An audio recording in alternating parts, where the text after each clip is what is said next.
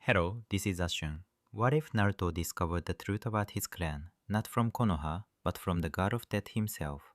After finding a hidden Uzumaki temple outside the village, Naruto accidentally summons the Shinigami and learns everything Konoha tried to hide from him: his parents, his bloodline, the Nine Tails, and the truth about how the village used him. But instead of breaking down, Naruto is offered a new path, a power beyond chakra, a power from another world, the power of a soul reaper, and a devil fruit capable of shaking the world itself. Now Naruto will no longer live as Konoha's weapon. He will rise as the heir of the Uzumaki clan, rebuild what was lost, and become someone the entire shinobi world will fear. Interesting? Well then, sit back, relax, and enjoy listening. Chapter 1. Sometimes Naruto can't help but believe that maybe he really is an idiot. Seriously, what kind of idiot goes into a scary abandoned temple by themselves without any form of protection? It all started earlier when the young 12-year-old blonde was wandering the outskirts of Konoha. He decided to take a break from his pranks for a bit. His original intention was to simply walk around for a little, however he ended up walking for a much longer amount of time. Not really paying all too much attention to exactly where he was going, when he did arrive in the outskirts, curiosity got the better of him and he ended up outside of Konoha. Apparently there was a secret opening to outside of the village. Naruto figured it was a breach in village security that nobody seemed to know about. He knew for a fact that if the man he kinda looks up to is a surrogate grandfather, the Sandaime Hokage, Sarutobi Hiruzen, knew about this, he would have had Anbu or someone secure this breach. Making his way outside of Konoha, Naruto traveled around for at least an hour before he ended up discovering the abandoned temple. It was weird, he could feel something odd about the temple. As if it were calling to him, he could feel something deep within him wanting to respond to the calling. Instead of brushing the feeling off as nothing, of course Naruto decided to explore more about it and went inside of the temple. After walking around he found out the name of the temple is the Uzumaki Clan Temple, much to his absolute shock seeing as his last name is Uzumaki. While the revelation of actually having a clan was mind-boggling, what made him push that to the side was a collection of 30 Oni masks. Now this isn't the first time Naruto has seen an Oni mask, however it was his first time looking at one and feeling something odd radiating from it. Again, letting his curiosity get the better of him, he took one mask off then placed it on his face. For 2 solid seconds nothing happened. What followed next, a certain sensation passed through Naruto's entire body. It was the coldest and darkest feeling that the young 12-year-old has ever felt. Not even the old Hokage's killing intent can compare. Surprisingly he wasn't in pain, no, in fact he felt better than ever. Whatever this strange feeling is, he can definitely tell it's much stronger than his chakra. And that's saying something considering how dense Naruto's chakra is itself. Suddenly he felt the urge to turn around. A presence, a very strong dark presence was behind him. When he turned around, Naruto's heart sunk to his stomach.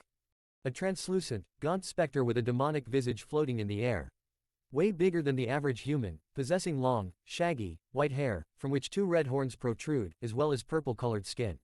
The being is draped in a large white kimono while carrying a set of prayer beads. Sharp, jagged teeth with a very long tongue of a serpentine. A tanto can be seen in its mouth. Only one word came out of his mouth, somehow he didn't even need to think about who this entity could possibly be. Shinigami. It removed the tanto from its mouth before smirking. Very good child, you're one of the few who immediately knew who I was without even being told. This situation is what leads Naruto to believe that he's truly an idiot. While most people would definitely be pissing themselves right now, Uzumaki Naruto isn't like most. While he did fear the being somewhat, he would be damned if he let it show. One doesn't grow up in the red light district without learning how to be tough. He took a deep breath before he steeled his resolve. Not to be disrespectful, Shinigami-sama, but what are you doing here? Usually Naruto isn't one using that kind of honorific with anybody. However, he needs to play his cards right if he wants to walk out of here with his life intact. Surprisingly, the Shinigami waved him off. No need for honorifics, just call me Yama, seeing as it is my actual name. Naruto nodded. As to answer your question, you see, you summoned me here once you put on the mask. These masks are able to summon me at the cost of the user's life. It watched the blonde's shocked reaction in amusement. But I didn't do anything. All I did was put it on. Naruto retorted. Yes, that is true, normally the user would have to perform a technique in order to summon me. However, when an Uzumaki of royal blood puts on one of the masks, I am automatically summoned without the user doing anything.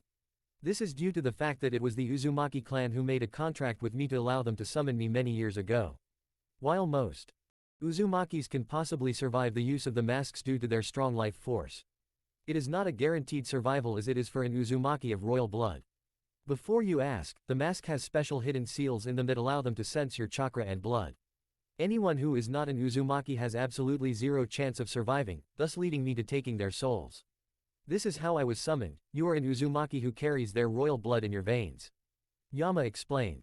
Safe to say the blonde was stunned. Not only was he from a clan but he's also royalty. If so, then why the hell has his life been as shitty as it is for as long as he can remember? Why would the villagers hate him when they always seem to suck up to those with higher social standings? As a matter of fact, why didn't the old man ever tell him about this? Okay, this is a lot of information to take in, but how can I be royalty when I'm an orphan? Naruto asked. Simple, your parents died 12 years ago during the Kyuubi attack. Your mother is a princess who was next in line to take the throne. Her name is Uzumaki Kushina. Your father is the Yondaime Hokage, Minato Namikaze. The same man who sealed the Kyuubi inside of you, making you a Jinchuriki. Yama answered the young Uzumaki. It took all of Naruto's willpower to not faint on sight. His father is the freaking Yondaime. His mother was a princess who was next in line for the throne. And the Kyuubi is sealed inside of him. What's next? Some kind of powerful ability is going to be passed down to him. Yama could see the inner turmoil that Naruto is going through. This is a lot to take in. You have questions, so ask them. His tone stayed impassive. Oh, Naruto had questions, all right. How did my parents die? Do you know if they loved me? The day you were born, a masked Uchiha going by the alias of Madara Uchiha infiltrated the barrier and security team that your parents set up in order to make sure nothing goes wrong with the delivery. You see, your mother was the holder of the Kyuubi prior to you. When pregnant, a female Jinchuriki seal weakens greatly. Your father, being a master in the arts of sealing, was able to prevent Kyuubi from escaping the seal. After you were born, moments later the masked Uchiha made his move and took you from your parents' arms. He demanded your father step away from your mother. Once he placed an explosive tag on the blanket around you, he escaped with your mother while your father saved you from dying. The masked man tied your mother up and was able to free Kyuubi from his seal. By using his Sharingan, the masked Uchiha placed Kyuubi in a genjutsu to control him. Your mother survived the extraction due to her being an Uzumaki. As I stated earlier, your clan has a very strong life force. Minato found her moments after Madara left with Kyuubi. He took her to one of his safe houses you were at. While your mother stayed with you, Minato left to confront the masked Uchiha. Minato had been able to defeat the Uchiha and broke his control over Kyuubi, though this led to Kyuubi raging in anger as he kept destroying the village.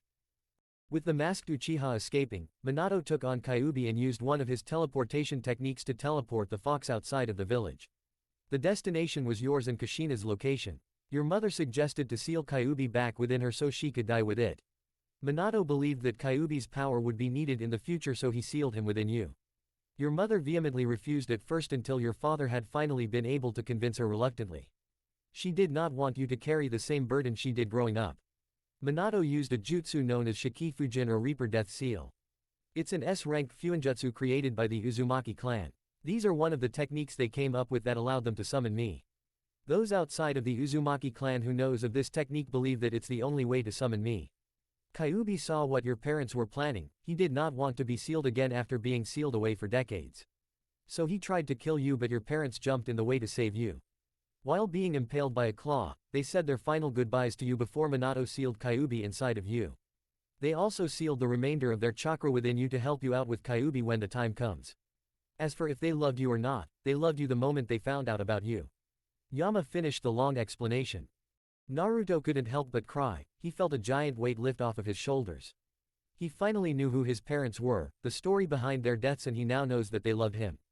Hell, apparently they've always been with him if what Yama said about their chakra being inside of him is true, which he has no reason to believe it's not the truth. Thank you. He wiped away his tears while smiling.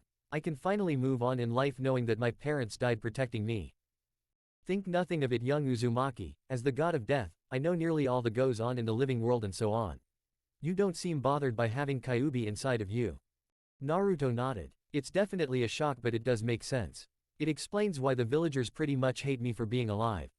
They see me as the fox even though they all know it's sealed inside of me. It's obvious I'm not Kyuubi himself. Sure, I have whiskers, but come on. I don't have any fur whatsoever. Mortals have a tendency of letting their hatred blind their judgment. I can say for a fact that deep down the people of Konoha who treated you poorly knew you weren't Kyuubi. They knew you weren't the reincarnation of him, yet they still treated you wrongly for years with different forms of abuse such as mental, emotional and physical abuse. The man you see as a surrogate grandfather may try to help you, but he does more harm than good. Did you know back when you were being physically abused a few years ago, he would let said abusers walk away essentially scotch-free, saying that he had no control since it was the job of the civilian council to handle civilian issues, when he's the Hokage and according to him his word is law. Yama told the boy. Naruto's eyes widened in shock. Why you don't mean? I'm not saying he doesn't care about you, but Sarutobi Hiruzen does see you as a military weapon due to what you have placing a loyalty seal on you like his advisors wanted him to. He settled for letting the villagers abuse you. This way he can be there in your corner while you are still being conditioned to be submissive to them and those in power. Sarutobi believed that by doing this and telling you to forgive the villagers for their actions, it will ensure the safety of Konoha from you ever wanting payback for their actions. The reason why you never learned about your clan until now is because Sarutobi and the elders did not want you to know of anything concerning your heritage unless it was something that they wanted you to know. Sarutobi never planned on telling you who your parents were until you were 21 years old. He believed that your loyalty to Konoha would be unbreakable by that time. He did plan on keeping nearly everything that belonged to you and your clan. For example, instead of letting you live in the Uzumaki compound, he placed you in a rundown apartment that constantly gets broken into by the villagers. You complain to him about it and he does nothing but tell you to forgive the villagers, when he has the power to stop it instantly. Yama wasn't a fan of the old monkey. The man is the reason why the Senju, Uzumaki and Uchiha clans are nearly non-existent. While Yama doesn't care much for mortals, it doesn't like when innocent souls cross over too early because of a fool's actions. Plus Hiruzen's treatment towards the child of prophecy is unforgivable. Yama personally has talked to 3 of the 4 Hokages in the afterlife. They were far from happy with the old monkey. Minato and Tobirama mess with Hiruzen sometimes by haunting his dreams. He couldn't believe it. Was it all a lie? Did the old man only get close to him in order for Naruto to easily let his guard down around him, so that he could manipulate Naruto to how Hiruzen sees fit? Anger coursed through his veins. Konoha thinks that his life is theirs to control today. Well, not anymore, it's not. From this moment forward Naruto is taking control of his life. Never again will he let anyone control the way he lives his life. Now it makes sense why the teacher is the academy always teaches him differently from everyone else. They were sabotaging him in order to keep him weak and controllable. Naruto may not be the brightest in the box, but he does know that he has a lot of chakra. More so than anybody in the academy. How could the teachers not notice this after 4 years? He's failed the graduation exams twice already and not one instructor has offered to help him at all. He's not even allowed in the village library unless he uses a henge to trick the librarian. As much as he wanted to get revenge on Konoha, destroying the village is not an option seeing as how not everybody in the village treated him wrong. Sure, most people glare with hatred nowadays or insult him verbally, but there are those few who haven't done anything wrong to Naruto. Still, after learning what he now knows, he'd rather not return to Konoha for a while. Plus, how can he get payback if he's not strong enough to even defend himself yet? Sure, he can beat up civilians, but that's really saying much. I don't even know what to do anymore. Who the hell can I trust in that village if the one person I trusted the most has been using me my entire life? Hell, I didn't even know I was from a damn clan. Everything is just too much to think about right now. Besides, I don't have the power to protect myself right now. If the old man notices a change in my attitude towards him, I don't know what he might try against me to put me under his control if what you say is true. Naruto replied. Yama looked at the boy with a smirk. Some classify it as an it because of the way it looks in the job title. However, what most don't know is that the Shinigami is actually a woman. She uses this form of herself to scare mortals for her amusement. This boy thinks he doesn't have power. Oh, if only he knew of the power he awakened when he placed the mask on his face. I wonder if he can feel his Raryoku flow through him yet. Yama thought to herself before she changed her form. It happened so fast. 1 second Naruto is looking at Yama, the next a cloud of smoke covers her. Once the smoke is gone, Naruto gasps. Most of her features were the same, however now she had the curvy body of a woman. Her face is that of a beautiful woman instead of a demonic creature. Instead of spiky white hair, her hair is completely straight going past her lower back. Her height shrunk down to 5 feet 6, standing several inches over the 4 feet 10 Naruto. It always annoyed him with how short he is. Also, Yama's teeth were no longer jagged, they looked normal except for the fangs, though the 2 white flames still hovered over her shoulders. Like what you see, Naruto-kun. Yama posed for him. Naruto blushed while saying, "Why, you're a woman. Not that I have a problem with it. It's just shocking to know you have an actual gender, no offense. None taken, Yama shrugged, it's been some time since I showed a mortal my true form. Sexy aren't I? She smirked. Why yeah, you're a very attractive woman Yama-chan. His blush is still visible. Uso it's Yama-chan now huh? Me and you are going to get along just fine Naruto-kun. Yama smiled happily. Not that I mind but was there any reason you changed your form? The blonde asked curiously. Other than wanting to see your reaction. No but I do have a question for you. If you had the chance to gain the power to protect yourself from the world, would you accept it? An offer like that is too good to be true, there's bound to be a catch. Naruto replied. Yama smirked. Good boy you're smarter than you give yourself credit for. But answer the question directly. My answer is yes, I had the chance I would accept it and work to make it mine. Naruto said. Then would you accept my help? Yama asked. Naruto was caught by surprise. Wait what? What are you talking about? If I were to offer you power beyond your imagination, to help you protect yourself and those you cherish against the cruel world. Konoha isn't the only one who wants you for Kyuubi. There are a few factions who wish to collect the power of a Biju. You see Naruto-kun, you're more special than you believe yourself to be. You are actually the reincarnation of one of the sons of the Sage of Six Paths. The one who created ninju which later became ninjutsu. He's essentially the father of chakra. The ones who created all 9 Biju. His son Ashura Otsutsuki, you are his reincarnation. However even with his power, you won't be strong enough and you won't even achieve it until years from now. Making it useless to you. However you did happen to unlock a different power, tell me did you feel a strange sensation in your body once you put the mask on? Seeing his eyes widen, she had her answer. I see so you did, you see Naruto when I sealed Kyuubi inside of you years ago. I accidentally left a good portion of my energy inside of you. Over the years that energy grew and became a part of you. Making it your own power. You know how chakra is made up of physical and spiritual energy right? Well the energy you're feeling is spiritual energy itself. However this spiritual energy is much more raw, potent and powerful than the spirit energy that it used to make chakra. I've been watching over you for some time to not only keep tabs on the child of prophecy who is also holder of Kyuubi no Yoko. But I really wanted to see how my power would affect you. Once I learned what it would do, I figured you would start seeing spirits by the time you were either 14 or 15 years old. Thanks to me being summoned, your spiritual powers were forced to awaken. Long story short you are what's known as a soul reaper. Death gods who are not a part of this world. Though I did have a good friend of mine who is a soul reaper come here once to build a bunker for me many years ago.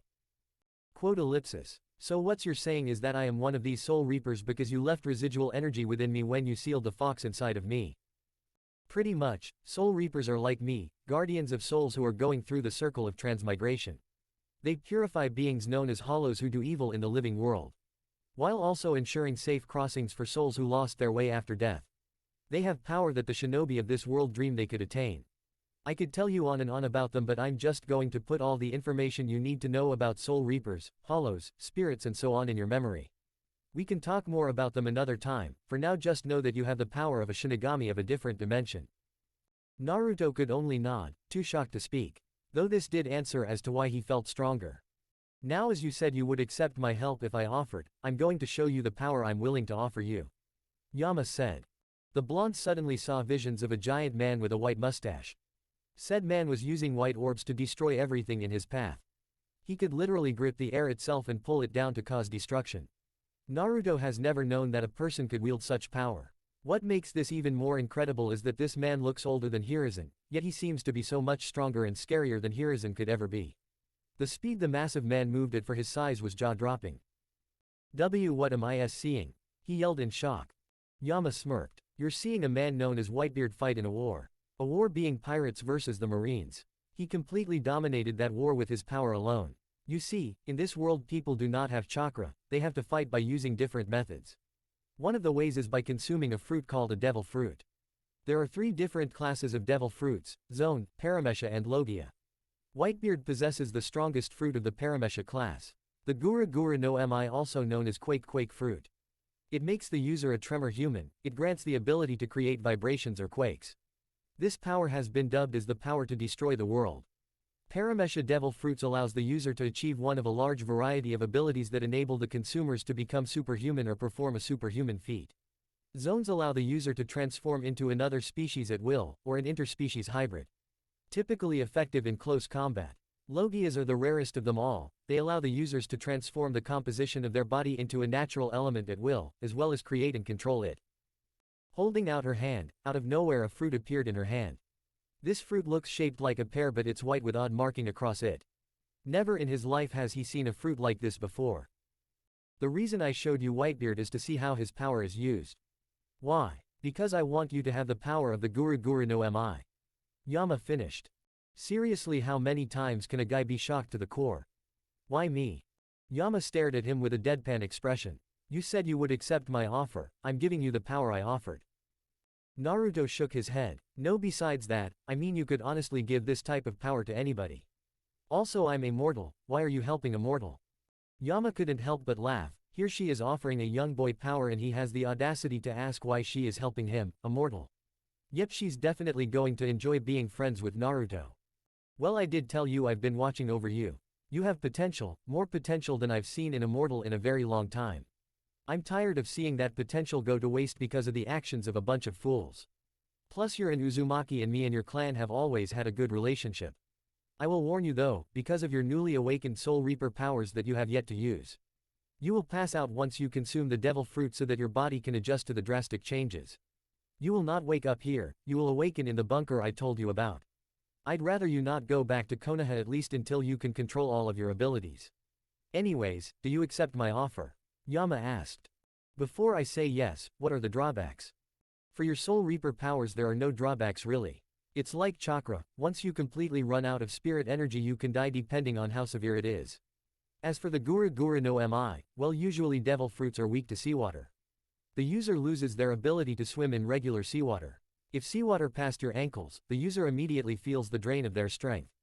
There's also a substance called sea stone that drains energy from devil fruit users to the point where they cannot consciously control their powers. However, luckily for you I took those weaknesses away from all of the devil fruits I have in my possession. Then what are you waiting for? I accept your offer, can you please hand me the fruit? Naruto accepted, then asked. Yama handed the Gura Gura no Mi to Naruto. Now before you eat it, I want you to listen to me for a moment. Naruto gave her his attention. You will not be alone, besides myself being around whenever I want. You will be accompanied by 2 other individuals who will also have devil fruit abilities. These 2 are connected to you in a couple ways. One being as they are linked to your soul as you are linked to theirs. I made you 3 soulmates with each other. Before you get upset and ask why I did this. The reason being is because I know these 2 can provide you with the most love and affection that you deserve but never received. Also they will help you revive your clan since they are Uzumakis themselves. While he would have preferred to handle his own love life, Yama has been very helpful to him so far, so he will continue to trust her judgment.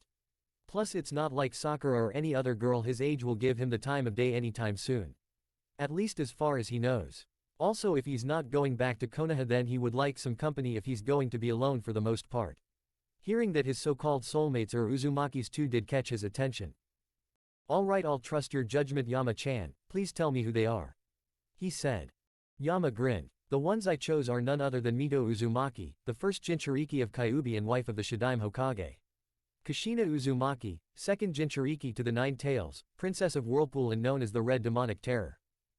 To say he was shocked is an understatement. Quote ellipsis. What? Why? You want me to be together romantically with my mother? Wouldn't the wife of the Shadaime Hokage be old? He yelled. I understand your reaction but think of it this way. What better love is better than a mother's love? And Mito will be the same age as your mother when she died. Both will be 24 years old. And I already know that both of them are okay with the situation. I've been talking to them while I've been here with you. Plus both already knew of what you were going through in Konoha. They are more than willing to shower you with all the love and affection you want. Polygamy is not uncommon in your world, neither is incest. Uzumaki healing factors negate any birth defects no matter how close the parents are in blood relation. Another thing is that your clan is known for living for a long time. It all falls in line with your clan having a very strong life force. Some even awaken bloodlines that can keep them young for however long they wish. Essentially granting themselves eternal youth. While neither Mito or Kushina had this ability, I did grant it to them. Being the Shinigami I can do things like that. For an example, if I wanted to I could give you the Sharingan easily or even Hashirama Senju's Mokuden bloodline. My sister Kami has similar abilities, though unlike me she doesn't visit the living world much. Yama answered.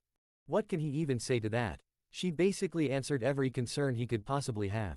Naruto never would have thought that being in Uzumaki can lead to situations like the one he's in now. I guess I have no qualms about it if they are okay with it. What devil fruits do they have? Kushina has the Mara Mara no Mi known as the Flame fruit. It's a Logia class devil fruit that allows the user to become fire. Mito has the Hihi no Mi, the Ice fruit. She's an ice woman. They will be able to assist you in your training as well since it's a few things that they've learned in the afterlife since being dead. You won't meet them until you wake up in the bunker. While you are unconscious, I will be flooding your mind with an influx of information. This is so you don't have explained everything to you and will make your training easier for all parties. So please just trust me to take care of you, Naruto-kun. Yama smiled at him softly. Feeling the sincerity from her, his trust in her increased, he nodded. Alright, I trust you. Will I see you when I wake up? Yama shrugged. Don't know, it depends on how long it takes for your body to adjust. I have other duties to take care of, but I might be there. If not, Kushina and Mito definitely will. Naruto sighed before nodding. He smirked. This was the first step to becoming a whole brand new version of himself. Taking a huge bite out of the Gura Gura no Mi, he gagged in disgust once he swallowed the portion in his mouth.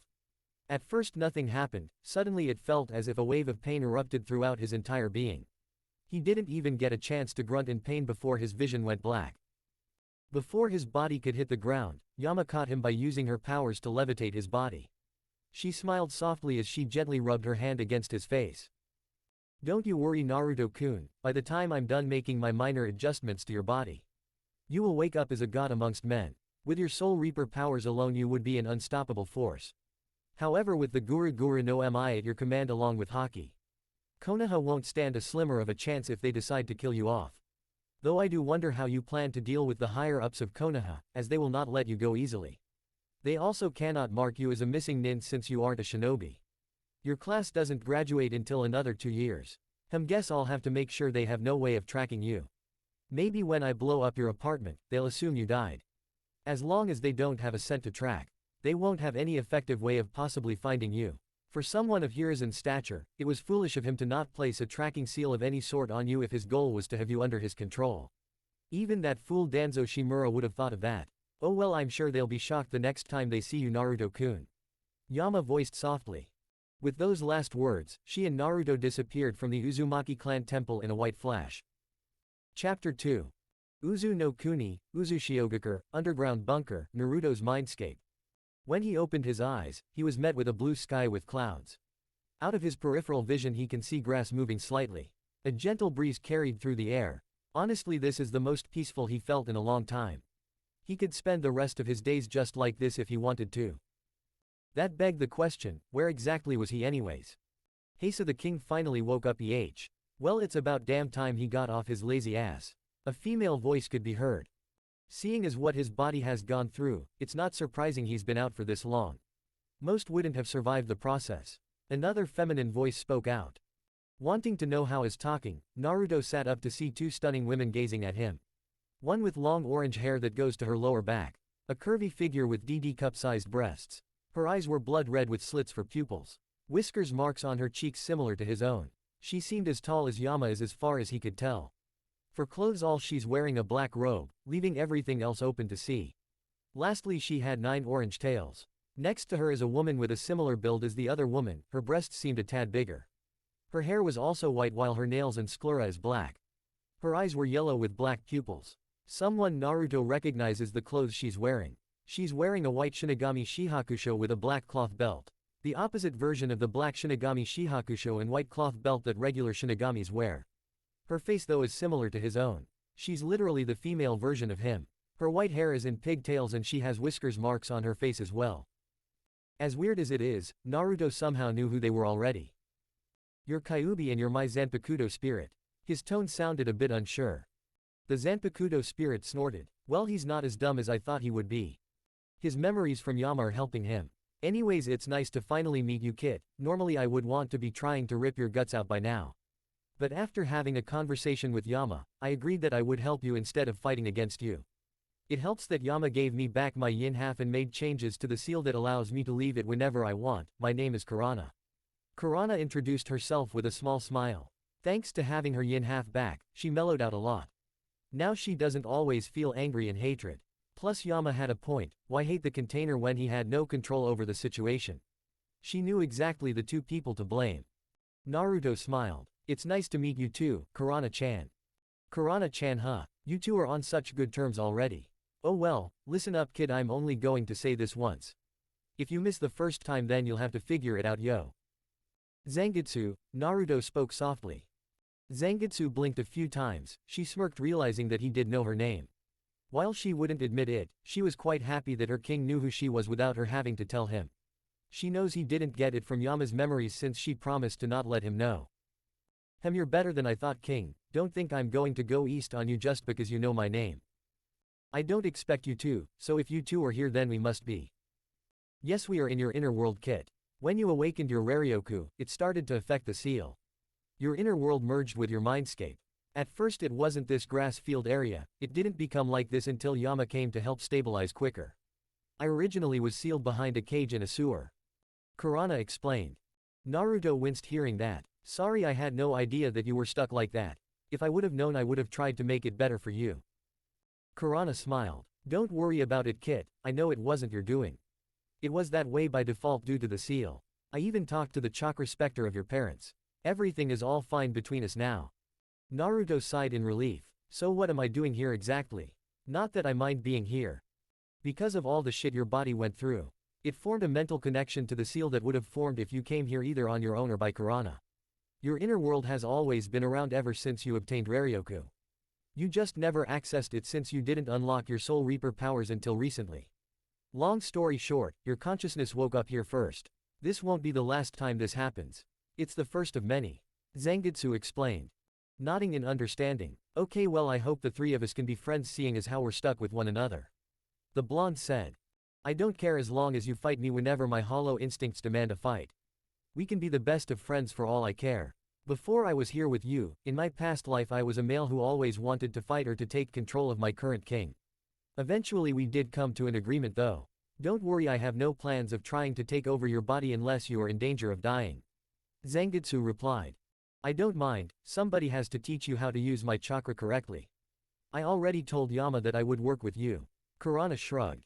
Before Naruto could respond, his body started to fade. What's going on? Sheesh relax king, you're just returning to the real world. Meaning you're waking up, you should see me and my sword form somewhere near you. Zangetsu informed him.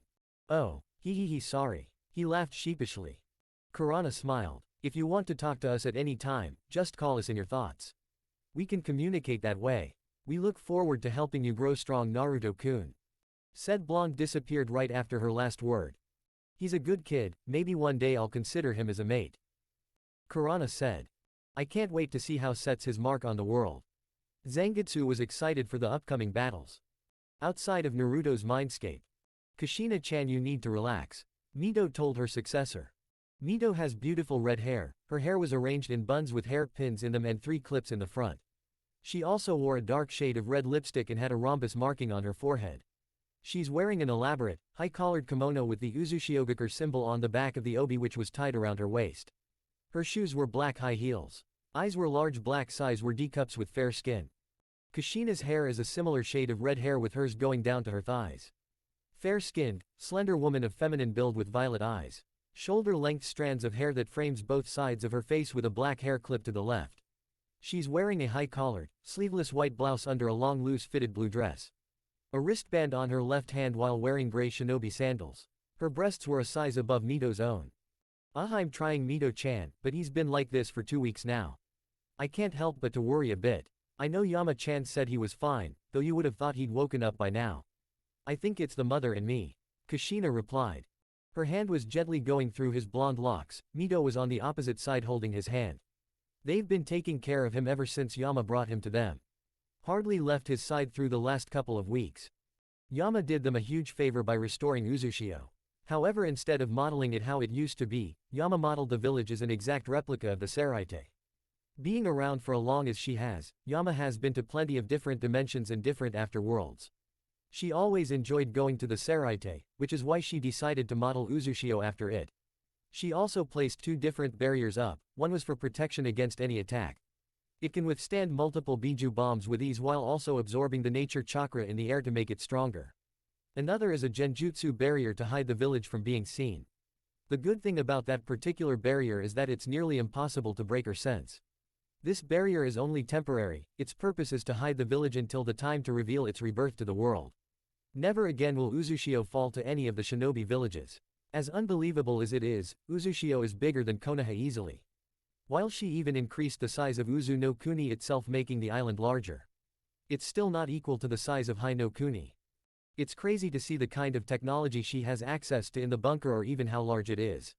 Kushina flipped out when she saw the training ground. Apparently Yama modeled it after a training ground that was made by a man named Kazuki Urahara. Kazuki is a Soul Reaper she met in the dimensions where Soul Reapers existed quite some time ago. Yama told them both that Naruto is actually the newest and only Soul Reaper to currently exist in any dimension at the moment. The ones who did exist died in a war, an all-out war where neither side survived in the end. It took place long before either of them were born. It amazes them to think of the kind of power that Naruto will be able to wield. Granted, they are major powerhouses themselves, but neither are death gods. And the scariest part is that he's not a regular Soul Reaper either. He's a Shinigami, hollow hybrid. If there was ever an example to describe overpowered, Naruto would be the perfect one. I understand where you are coming from, my dear, but you must be patient. After all, he is our soulmate, our new husband, so have some more faith in him. Mito smiled. Kushina blushed, she's still trying to wrap her head around that little fact. Her one true soulmate is actually her own son instead of Minato. Then hearing Minato being all for it really threw her for a loop until he explained that their son needed her more than he ever could. If he has to lose his wife, Minato rather it be to Naruto than anyone else. Just as he trusted him with Kurana, Minato trusts his son to take care and love his mother. What also took her by surprise is hearing Hashirama himself tell Mito to be with Naruto. Apparently Mito didn't find Hashirama's response nearly as shocking as Kushina did. Hashirama has always been an unselfish individual. Plus he was disappointed in how a good portion of Konoha treated Naruto growing up. He couldn't wait to get his hands on Hiruzen. Oh him, Tobirama and Minato all had something in store for him. Kushina loved her son dearly, she really did. Which is why she agreed to become his wife, his soulmate. Plus it'll be fun being alive again and taking down enemies with her Mera no Mi. Which is why once they get Naruto trained up, she plans to take him to Kiri so they can help out her cousin Mei Terumi and the rebels in the Kiri bloodline wars. Yeah, you're right, I think I'm going to go. Kushina stopped when she heard Mito gasps. Looking down, she gasped herself, then became happy seeing that Naruto had finally woken up. His eyes were no longer the cerulean blue color that he shared with his father. Now they are midnight blue, a vibrant midnight blue that looks so beautiful when gazing into them.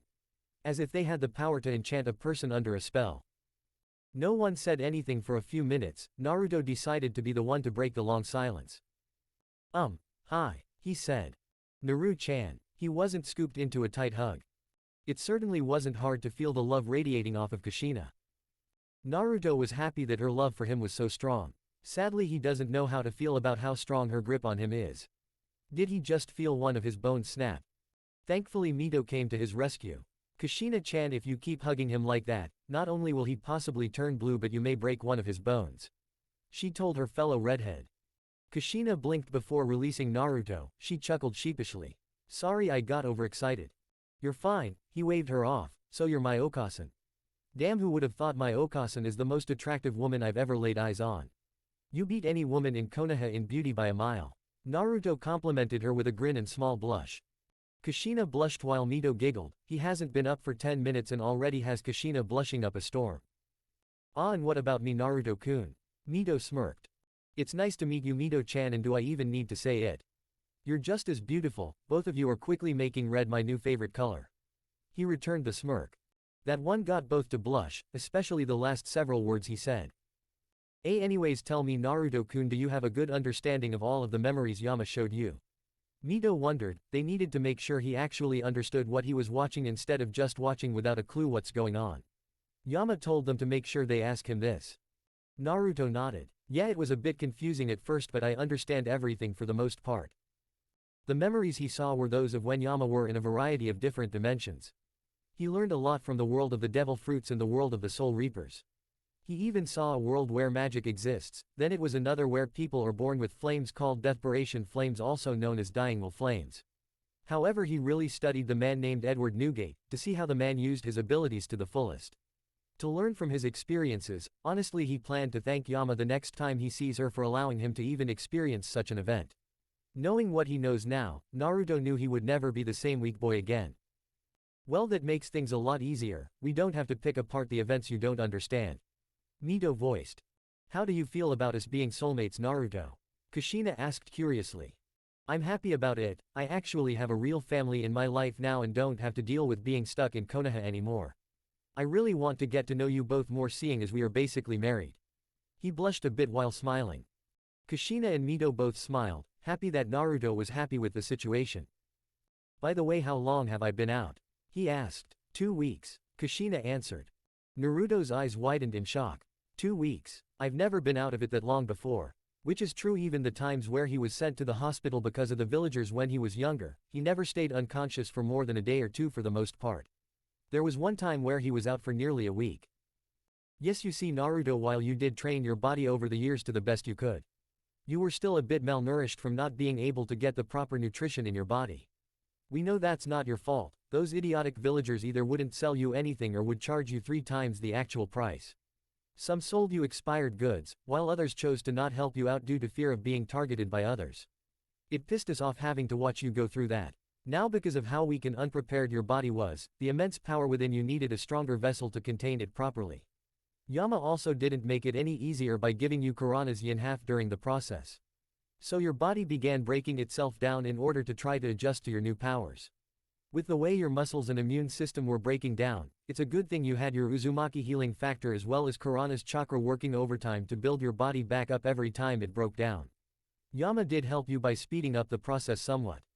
Apparently the whole breakdown and rebuild was taking longer than she thought and wanted it to.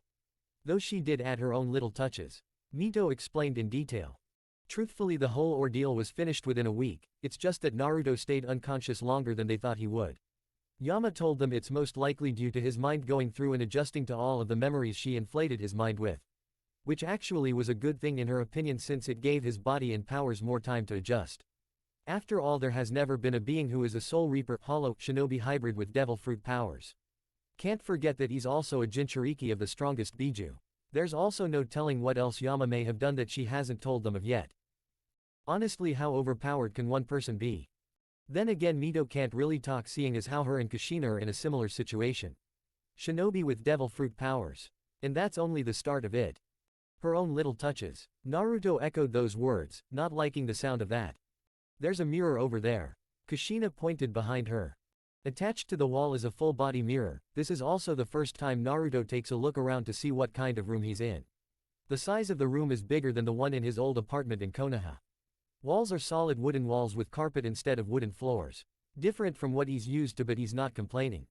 Especially since the bed he's in is twice the size the one back in his apartment. However, for the most part the room does seem pretty bland. Kushina and Mito gave him some room to stand up and move around. When he stood up, he instantly felt something was off. Staring at himself in the mirror, he realized what the problem is. He was taller. Holy shit, he was taller. What the hell? How am I this tall? I was the shortest person in my class, being only 4 feet 10. Naruto wondered out loud. Instead of standing at 4 feet 10 like he did 2 weeks ago, Naruto now stood at 5 feet 5 with a longer wingspan. He's surprised he didn't notice that he is basically naked, with his only piece of clothing being his boxers. Checking himself out, he's become more muscular than he last remembered being. Even muscles that he's sure he's never paid much attention to seem to stand out more. Instead of having a 6-pack like he used to, it's been replaced by his new 8-pack. His face seems to have lost a good majority of its baby fat, making him look older than he is. Whiskers were thicker along, hair is longer though still wild and spiky.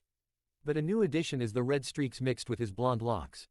What really caught him by surprise is the increased size of his dick and the new color of his eyes. He always had fangs, but they were sharper now.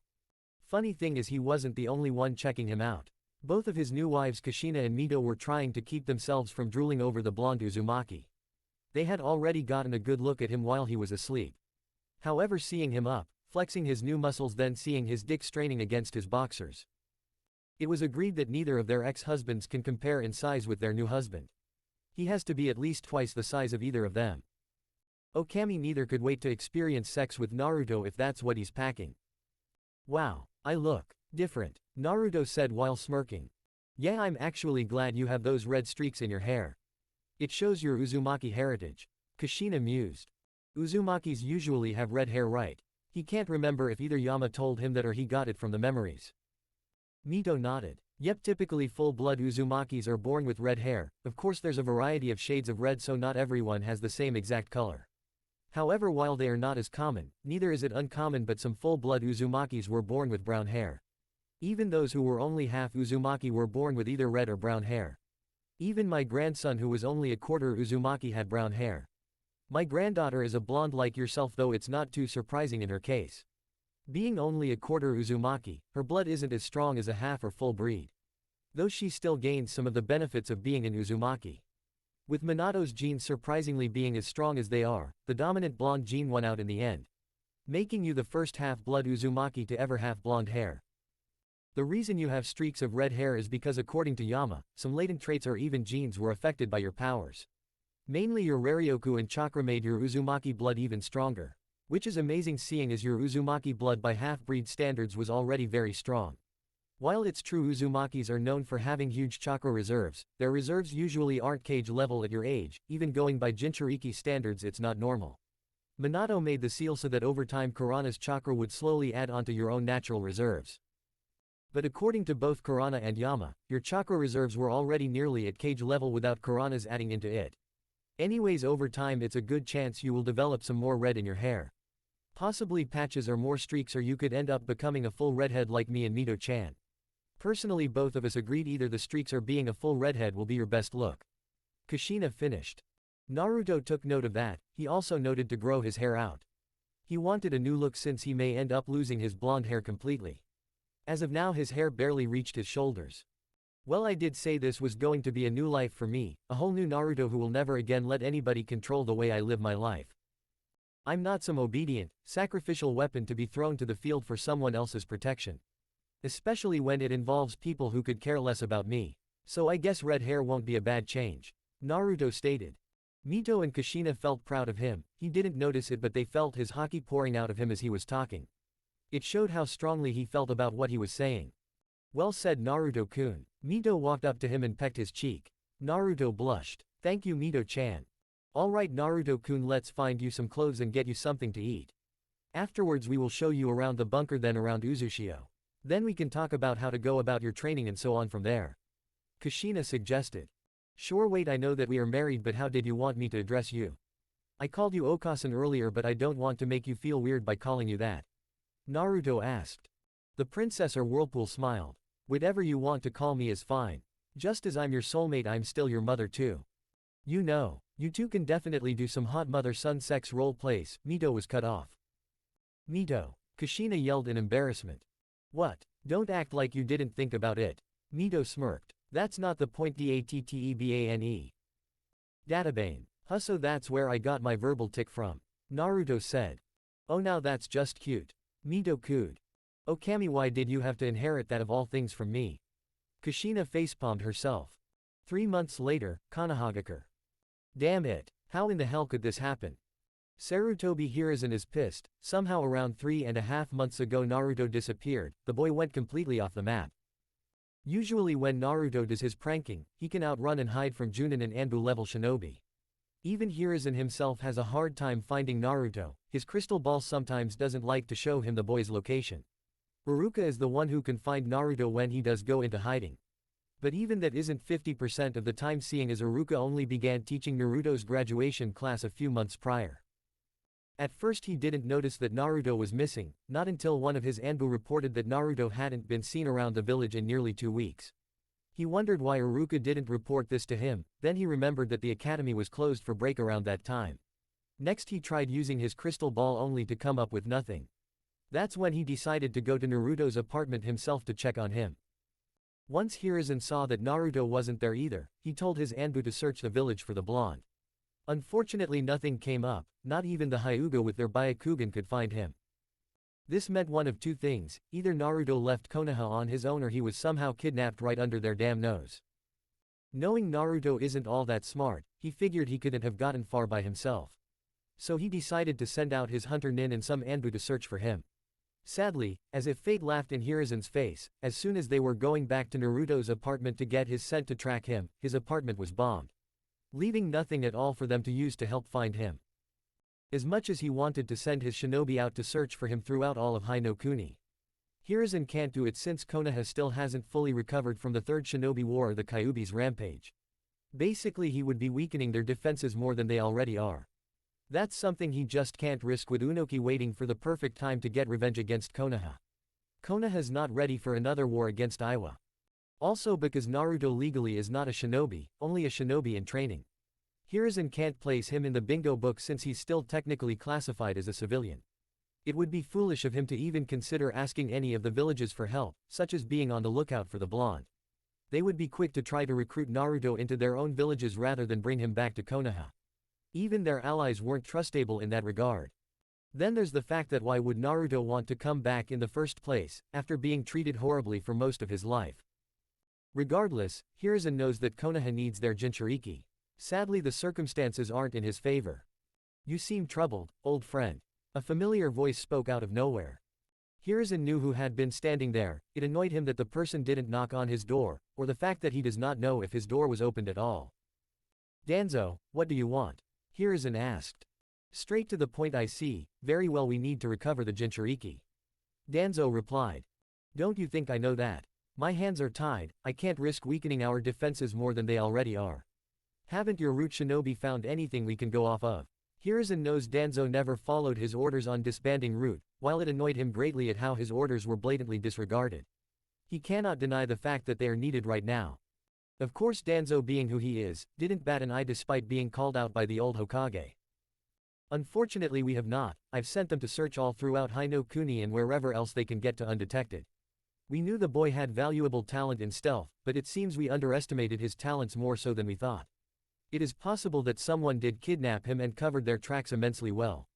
At this point I'm starting to believe that even if we did have his scent, we still would not be able to locate him. Danzo said. This is not the news I wanted to hear. Hiruzen voiced. Well you really have no one but yourself to blame Hiruzen. I told you to put a loyalty seal on the boy, but you said no you wanted to do things your way. I also told you to at the bare minimum put a tracker seal or kill switch seal that will fry his brain. At least you would have been able to kill him at any given moment with that particular seal linked to your chakra. This would have prevented him from falling into the hands of our enemies. However you chose to leave him at the mercy of those hateful civilians and shinobi to make him submissive to authority. You chose to tell them of his Jinchuriki status which effectively made him a pariah. You made it so he would have no close ties with no one with you but mainly you. In the academy only most of the clan heirs treated him friendly including the two at the small ramen stand. That was only a portion of Hiruzen's mistakes when it came to handling Naruto. Hiruzen nearly growled in anger. Are you here to throw actions in my face Danzo? I don't regret a single thing I did, my way is the best way to ensure his loyalty to the village. No, it is your way of ensuring his loyalty to you, not Konoha, but to answer your question, no I am not here to do that. I am curious as to what you are going to do about the Shinobi Council. If I remember correctly, none of them were happy with you once you were forced to tell them of the situation with the Jinchuriki. Hiruzen swore he could hear the mirth in Danzo's voice. If the old Warhawk wasn't needed, Hiruzen would kill him right now. How dare he come here to mock him? Thinking about Danzo's question, that's another problem that's going to cause him headaches. The clan head who made up the Shinobi Council were furious once he told them that Naruto is missing. To them it was already bad enough that Hiruzen forced them to not associate or help Naruto in any way. Even Fugaku was upset with this decision back when it was made. All of the clan heads were friends with Minato and Kushina, they knew that Naruto was their son. Only them and a few other higher-ranking personnel knew that Kushina was pregnant. Truthfully Hiruzen only made the law about Naruto to save face. He needed the clan heads to believe that he truly cared about the boy's safety. While none of them liked the idea of leaving Naruto in an orphanage, Hiruzen was able to convince them that it was to hide Naruto from potential Iwa spies.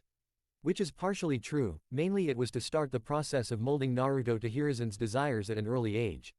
Sadly he couldn't prevent the boy from inheriting his Uzumaki spirit.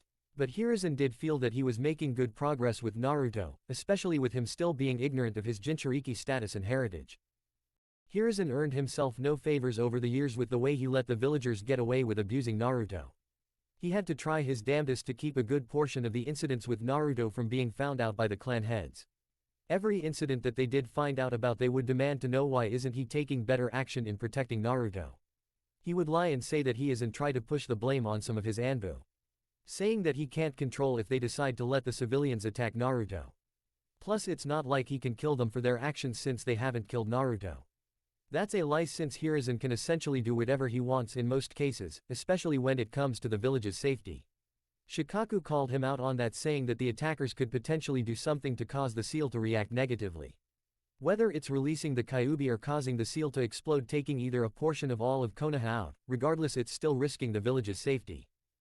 Over the past 12 years he's been on a hot seat with his council. So hearing that Naruto is no longer in Konoha and that Hiruzen has no way of finding him, they nearly lost it. His Anbu were forced to hold Tsume back from attacking him. Normally that would be considered treason, however it would only cause more harm than good if he took action then. To appease them he swore he would do all that he could to find Naruto, though he noticed that none of them truly believed his words any longer. Luckily he had a plan to get control of the situation with his council. It was the next phase of his grand scheme after he got rid of the Uchiha clan. If you must know, then I have a way of silencing them. You know how Iwa, Kumo and Kiri did us a favor by destroying the Uzumaki clan, and how we let the Senju clan die out. Hiruzen voiced. Go on, Danzo said. When we were planning to set Tachi up to kill off his clan, I decided that the method could be used to ensure 100% loyalty from everybody in Konoha. During some point in the next 2 years, either during or after the Chunin exams take place in Konoha, I plan on massacring most of the Hyuga clan. Danzo's lone eyes widened hearing this. He certainly didn't expect his old friend to go to such extremes.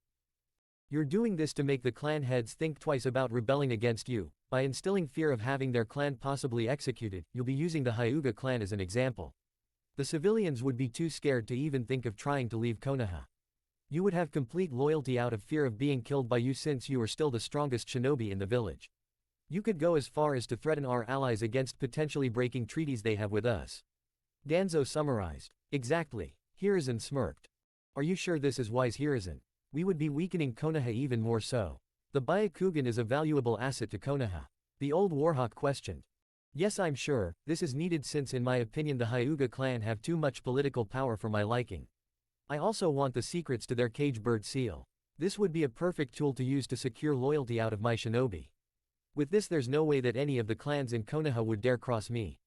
Hiruzen stated. I'm not so sure about that, Hiruzen. Danzo thought. He could see that his old friend changed. He's much darker than he realized. Whether this is a good thing or not has yet to be determined. For now Danzo will follow Hiruzen's idea to see where it leads. He can always take over as Hokage once Hiruzen dies. If that requires him to wait a few more years, then so be it. This gives him more time to work in the shadows, to develop more root shinobi to eventually take over Konoha. I see, then I look forward to seeing how it all plays out, Hiruzen. I'll take my leave now. Danzo replied. Yes, and next time knock before you enter. Hiruzen said. What neither of them knew is that a black butterfly with purple markings is in the corner of the office. This butterfly had a blue aura outlining its form.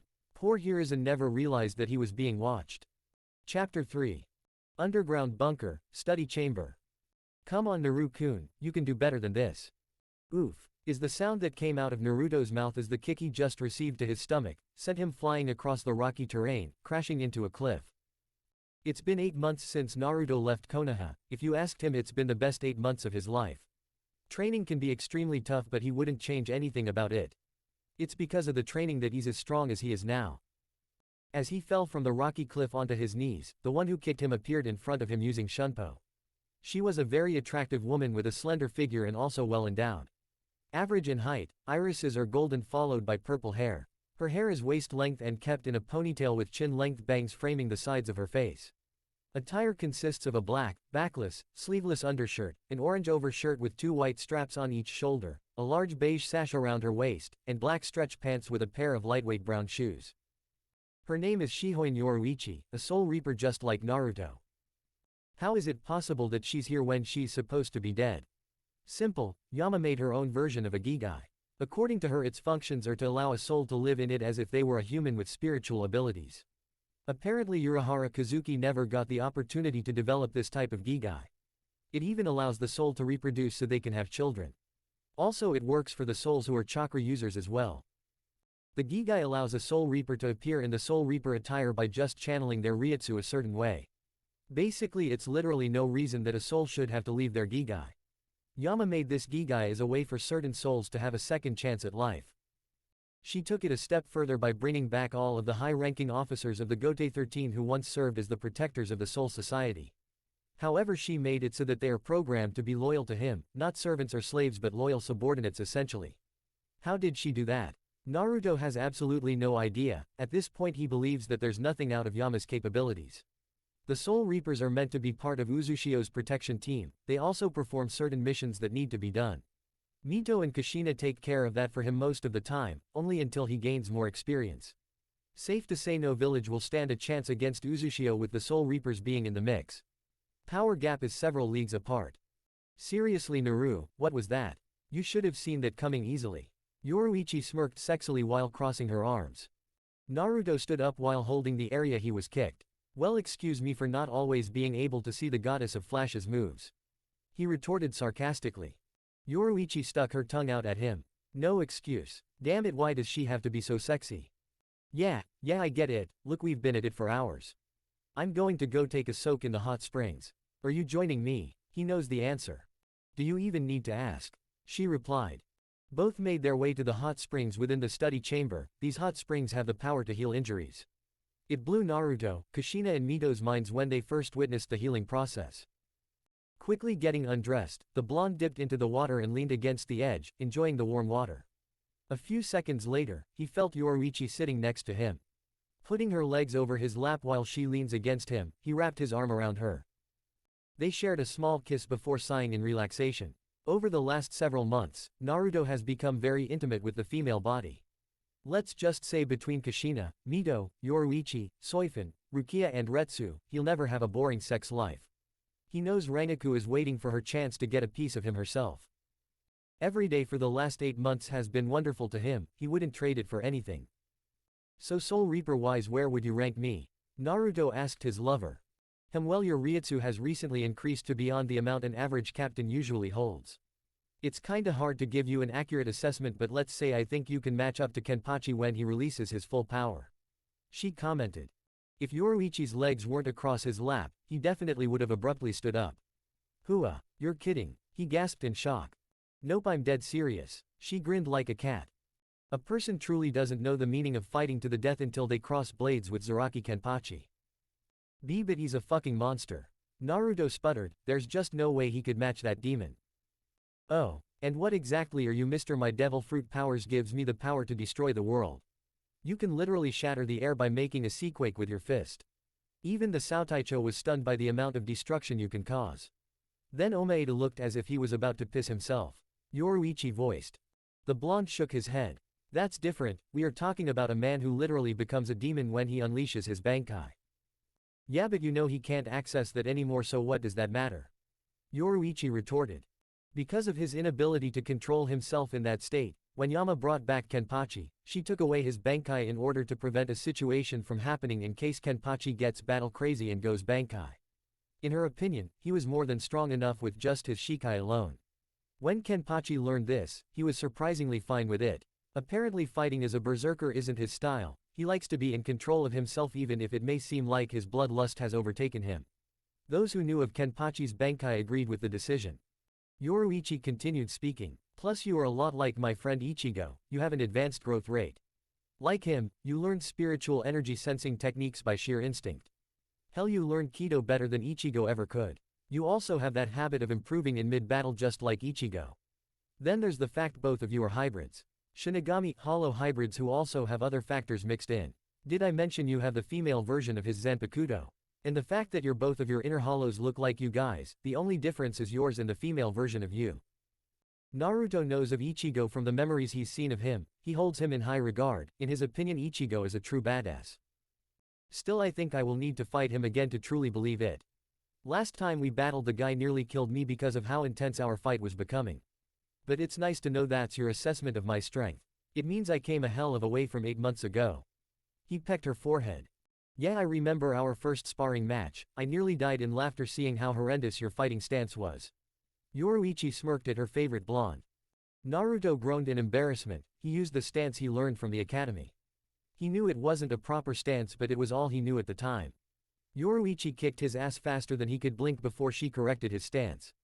Naruto swore the next time he sees Mizuki he's going to pay with his life since he's the one who sabotaged his taijutsu. He was grateful for Yoruichi and Soifun for teaching him Hakuda. Sometimes Kazuki spars with him, and every once in a while old man Yamamoto will show him a thing or two. Though mainly his two lovers take care of this in his ho-ho training. Can you please not bring that up? I had zero true fighting experience and didn't even know how to throw a punch properly. Neither was I used to fighting with my improved body. Come on, cut me some slack, Yuru. Naruto whined. She always has to tease him somehow. Now where's the fun in that if I do?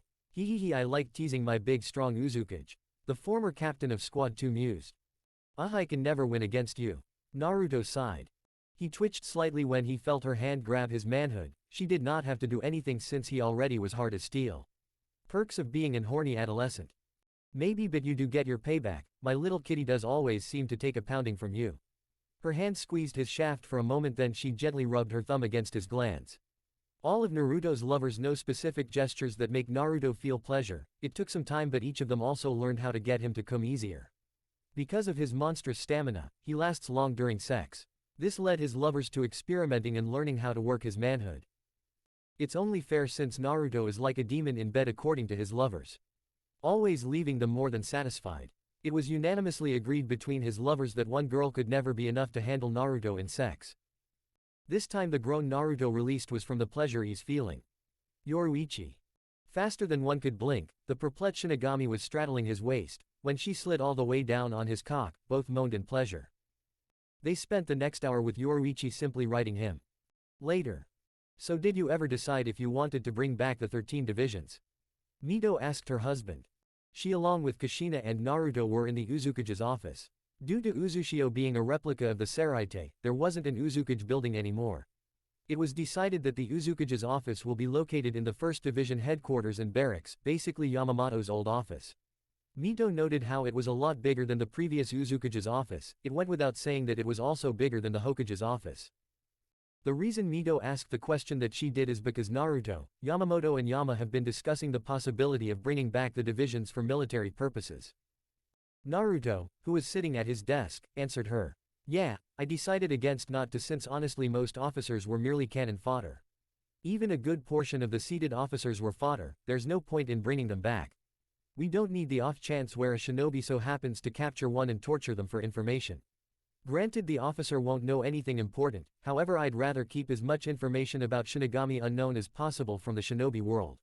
It'll be a headache trying to deal with power-hungry shinobi trying to gain a Zanpakuto. Imagine an unseated officer transferring their powers to a powerful shinobi out of fear. Hard to believe the shinobi wouldn't develop a god complex. Even the weakest of seated officers can cause some problems for strong shinobi regardless if they likely lose in the end. I'd imagine it'd be quite the power boost, considering how much more raw and potent Raryoku is compared to chakra. Kushina voiced with a thoughtful expression on her face. Exactly, Naruto nodded. Yama-chan and the old man agreed with me that bringing them back would do more harm than good, at least for now it will. Besides, considering all the captains and other high-ranking officers we have already. We have more than enough power to protect Uzushio from any threat our enemies can throw at us. Let's not forget about Kurana-chan either, she's the strongest Biju for a reason. Then I'm sure the three of us can level a village alone with our strength, and none of us has reached our full potential yet. Which is true, while Naruto has grown a lot stronger during the last several months, he's far from reaching his full potential. Yoruichi only mentioned a few of the similarities Naruto shares with Ichigo. Another one is the fact that Naruto's soul and body isn't ready to handle the true power of his Zanpakuto.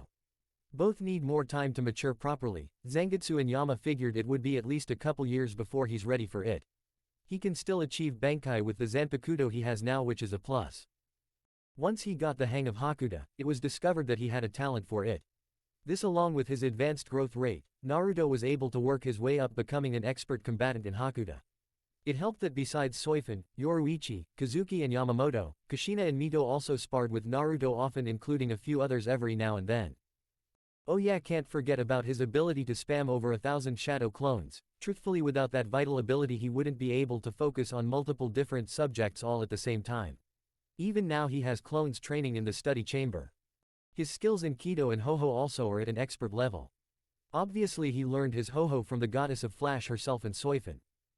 Although with Kido he had quite a number of instructors to train him in that art. Starting from Yoruichi, Soifin, Retsu, Yamamoto, Kazuki, Rukia, Rangaku, Toshiro, Yumichika, Momo, Shuhei, Tessai and even Byakuya. If he hadn't been a Kido expert by now with that many teachers training him, Naruto doesn't even want to think of the disappointment he would suffer through. Renji probably would laugh at him saying that he just likes him when it comes to Kido, leading to Naruto wanting to kick his ass. Besides a subordinate, Renji is a good friend of his. In Kenjutsu or Zanjutsu, while he's learning proper swordsmanship from Yamamoto, Shunsui, Retsu, Jashiro, Kazuki, Shinji, Kenpachi, Renji and Ikaku. Zangetsu fights him because of her hollow instincts plus to help train him and keep his instincts sharp. Because Naruto is now part hollow, his instincts are far greater than what they normally would be even by Jinchuriki standards. As a hollow, Zangetsu informed him to never suppress his instincts completely, they will save his life or keep him alive in battle. Not only that, but it will dull his blade if he constantly tries to reject his instincts for battle or to kill. Of course she's also teaching him how to not let his instincts control him. Though Naruto already had an idea on how to do that. It's been mentioned by many of his trainers that he fights deadlier in battle when he's relying on his instincts. Zangetsu was the one who mainly trained him in using his hollow powers. Shinji and the other wizards who were brought back helped in that regard as well. He needed to build up the amount of time he can stay hollow feet, as of now his limit is 40 minutes.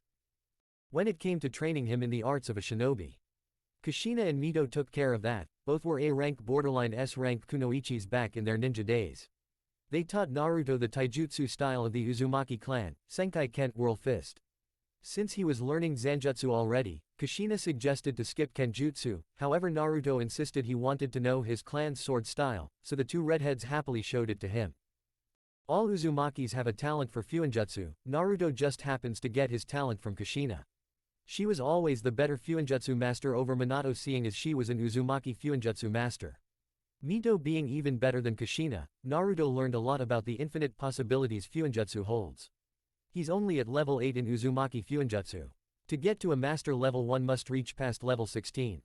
The absolute highest level 1 can achieve is level 20. Naruto still has a ways to go before he reaches that point. Kushina is at level 18 while Mito is at 19. When it came to his latent Uzumaki traits, they were right about them being affected. During one of his training sessions with Kushina, a golden chain shot out of his back when Kushina caught him off guard. With them he can only make around 8 of them so far. He didn't see much need to learn any elemental ninjutsu since in his opinion, Kido is better and stronger. Still Mito suggested that he at least learn a couple elemental jutsus just to have in his arsenal. Learning his chakra affinities brought an odd surprise, apparently he had all 5 affinities. Mito made him channel his chakra into the chakra paper 4 times just to make sure it was correct. How this happened is actually pretty easy to explain. Naruto's natural affinities are wind and water like Kushina's. He inherited lightning from Minato as his secondary affinity, his devil fruit is the cause of his earth affinity. Kurana is the reason for his fire affinity. He learned 2 jutsus for each element. Rasengan ended up being his favorite jutsu when Kushina taught it to him. Genjutsu, all he can do is dispel a genjutsu. He plans on learning actual genjutsu in the future. He did pick up the basics of medical ninjutsu. It helped that he was taught healing Kido by Retsu, Azane and Hanataro. Medical ninjutsu came easy to him. He planned to pick up on some other jutsu over time, it's no rush really. His devil fruit powers were probably his favorite to experiment with, for him it's hard to choose between them and his soul reaper powers. When it came to his Gura Gura no Mi, Naruto had a lot of fun destroying his surroundings. To see just how much destruction he can cause by pulling down the air is staggering. He remembers the first time he leveled the sea. It's one thing to experience it through memories, it's another to actually see it happen in real life or to even be the cause of it. Seriously, the memories don't do enough justice in showcasing the power of Whitebeard or the Gura Gura no Mi. Naruto's control over his devil fruit powers are very good. He discovered that stamina is needed in order to fully utilize his abilities, which he has in spades. Of course he's not at the level of Whitebeard when he had the Gura Gura no Mi, though he's certainly getting there at a fast rate. When it came to Haki, he struggled with it for a bit. Naruto had been stunned by how much trouble he was having with Haki. Though he knew it was impossible to excel in everything, still he welcomed the challenge and eventually made a breakthrough. Naruto can use all 3 types of Haki, the one he was the most proficient in is Conqueror's Haki. He assumed it had something to do with him being used to exerting his spiritual pressure. This is not to say that he's lacking in either his observation haki or armament haki. He wants to get his observation haki to the point where he can see in the future. Mito's skills as a shinobi are still at their peak. She's been focusing on improving her proficiency in using her devil fruit and haki. The redhead can only use armament and observation haki. With Mito, however, she can actually see into the future partially with her observation haki. She earned Naruto's playful envy when he found out. Mito has come to love using her devil fruit abilities over her chakra. She's so much more powerful with them. Kushina shared her sentiment since she's gotten to the point where she can turn her orange flames into blue flames now. Her favorite technique is between her Heiken or her flame adamantine chains. She also discovered how to make a fire clone of herself, and that's only the beginning of what she can do with her flames. Kushina is like Naruto in regards to having all three types of haki. She excels in armament haki, having her kind of fiery temper. It's somewhat to be expected. Naruto can count how many times he's been on the receiving end of her haki-powered fist. Both Kushina and Mito have access to their Raryoku, although they don't have Soul Reaper powers. Instead, they learned several useful Kido, picked up on Flash Step, and can use their Raryoku to stand on the air. Yama suggested to all three of them that they should take an opportunity to learn the Rokushiki style. Kushina and Mito took the offer while Naruto chose to decline it for now to focus more on his Hakuda and Senkai Ken. He did say he would like to learn them at a later date. Yama had no issue with it, seeing what all Naruto was training in, so she taught the Rokushiki to the two Uzumaki redheads. It's easy to see why Naruto stated that each of them could easily destroy a village. I see, that could cause unnecessary problems.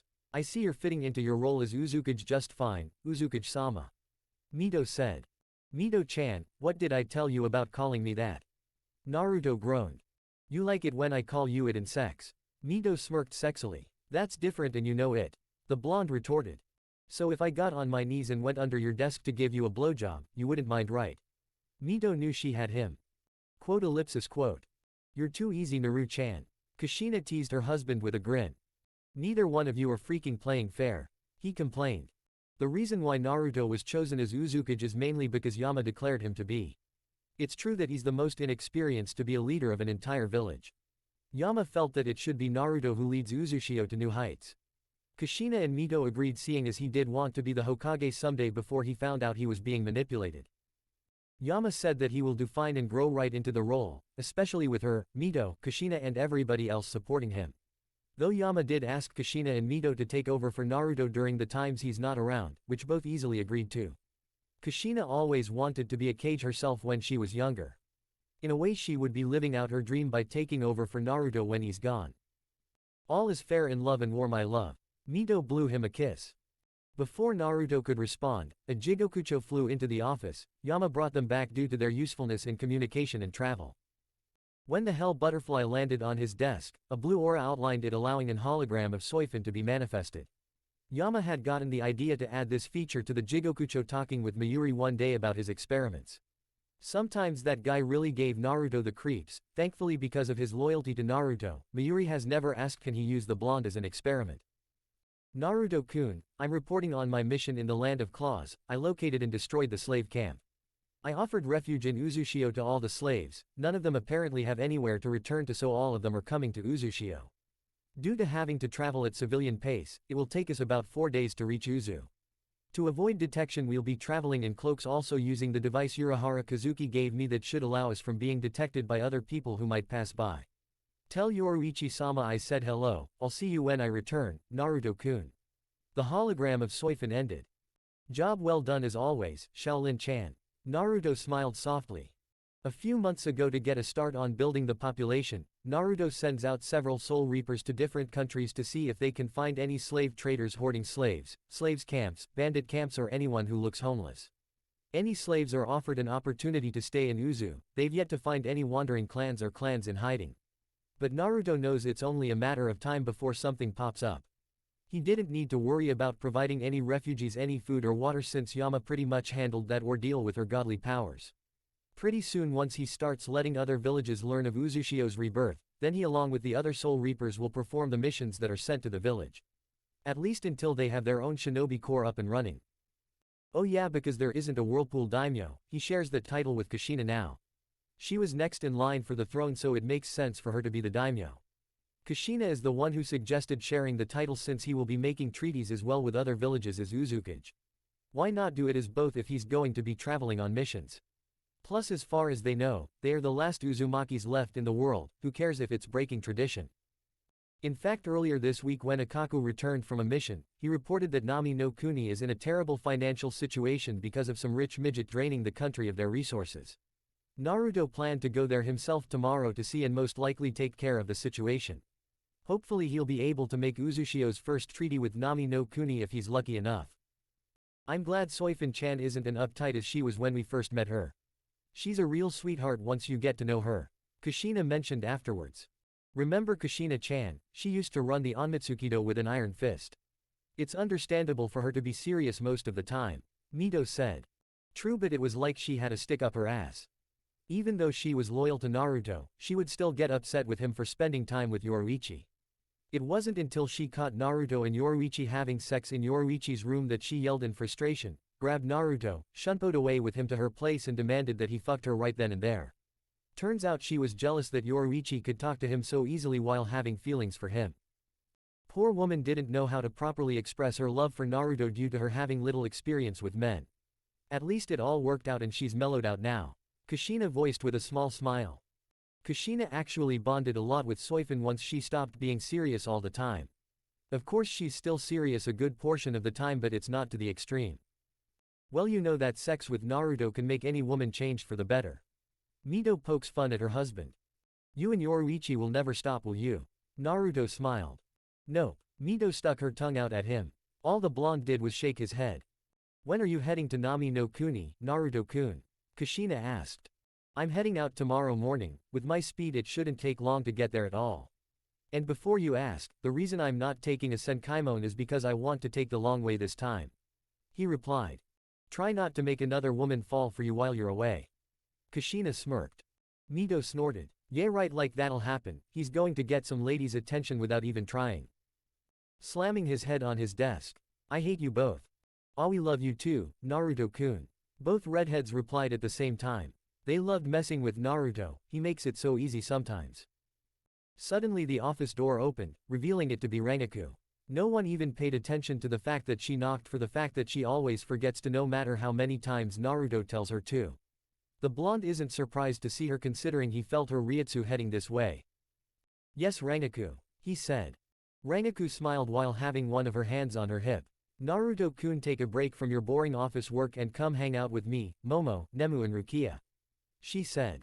Maybe later, Rangaku, I do have some paperwork to finish up. Naruto replied. Oh, well that's too bad. By the way, Yakiru-chan told me passing by that Kenpachi Taiko plans to come and play with you in about 5 minutes or so. Rangaku smirked. All she heard Naruto say is, sure, let's hang out, Rangaku-chan. Really fast before she felt herself being carried bridal style by Naruto while he's flash stepped very fast down the halls. She could definitely get used being in his arms like this. Mito and Kushina just watched as their husband left a dust trail. She tricked him, Mito voiced. And he fell for it so easily. I wonder how long until Naru-chan and her finally do the deed. It's clear Rangaku wants him to have his way with her. Kushina added. If not by some point tonight, then some point soon when he returns from the land of waves. Mito deducted. Think some lucky girl in wave might get him in bed with her? Kushina asked. Definitely, knowing the type of luck he possesses, wouldn't be surprised if we ended up with another harem sister. Mito smiled softly. Oh yeah, Mito-chan, when did you want to go search for Tsunade? I'm sure she will be happy to know that you're alive. Kushina wondered curiously. Mito couldn't help but feel happy at the thought of seeing her precious granddaughter again. She wants to help her Tsunade get over her grief. Probably sometime after Naruto-kun returns from wave. I want all three of us there when we go so she'll know she still has a family left. It'll be easier to locate her with the interface, or Yama-chan can find her. Mito can only hope that Tsunade isn't too loyal to Hiruzen. Chapter 4. Nami no Kuni. Zooming across the ocean using Shunpo, Naruto was already in the waters of Nami no Kuni. He left Uzushio this morning after he spent some time with some of his lovers. In the distance, the blonde could make out a bridge. After another 10 minutes of constantly using flash step, he finally arrived at his destination. Using his Ryutsu, he flew in the air to get on the bridge.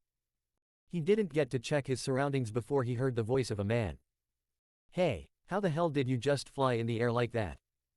Turning to the direction the voice was coming from, there is a gray-haired, bespectacled man with a large beard and dark eyes. Wearing a sleeveless versus neck shirt with an obi, pants and a pair of sandals. He also carried a towel around his neck and wore a pointed hat on his head. There was a traveling bag on his back. It's one of my abilities, you could say I'm a shinobi. Naruto answered, feeling no negative intentions from the man. Oh, so you're one of those ninja. Well, you look strong, I don't see a headband on you though. The man said. Naruto stood at 5 feet 7 in height now, his muscles were bigger and stronger than before due to his intense training.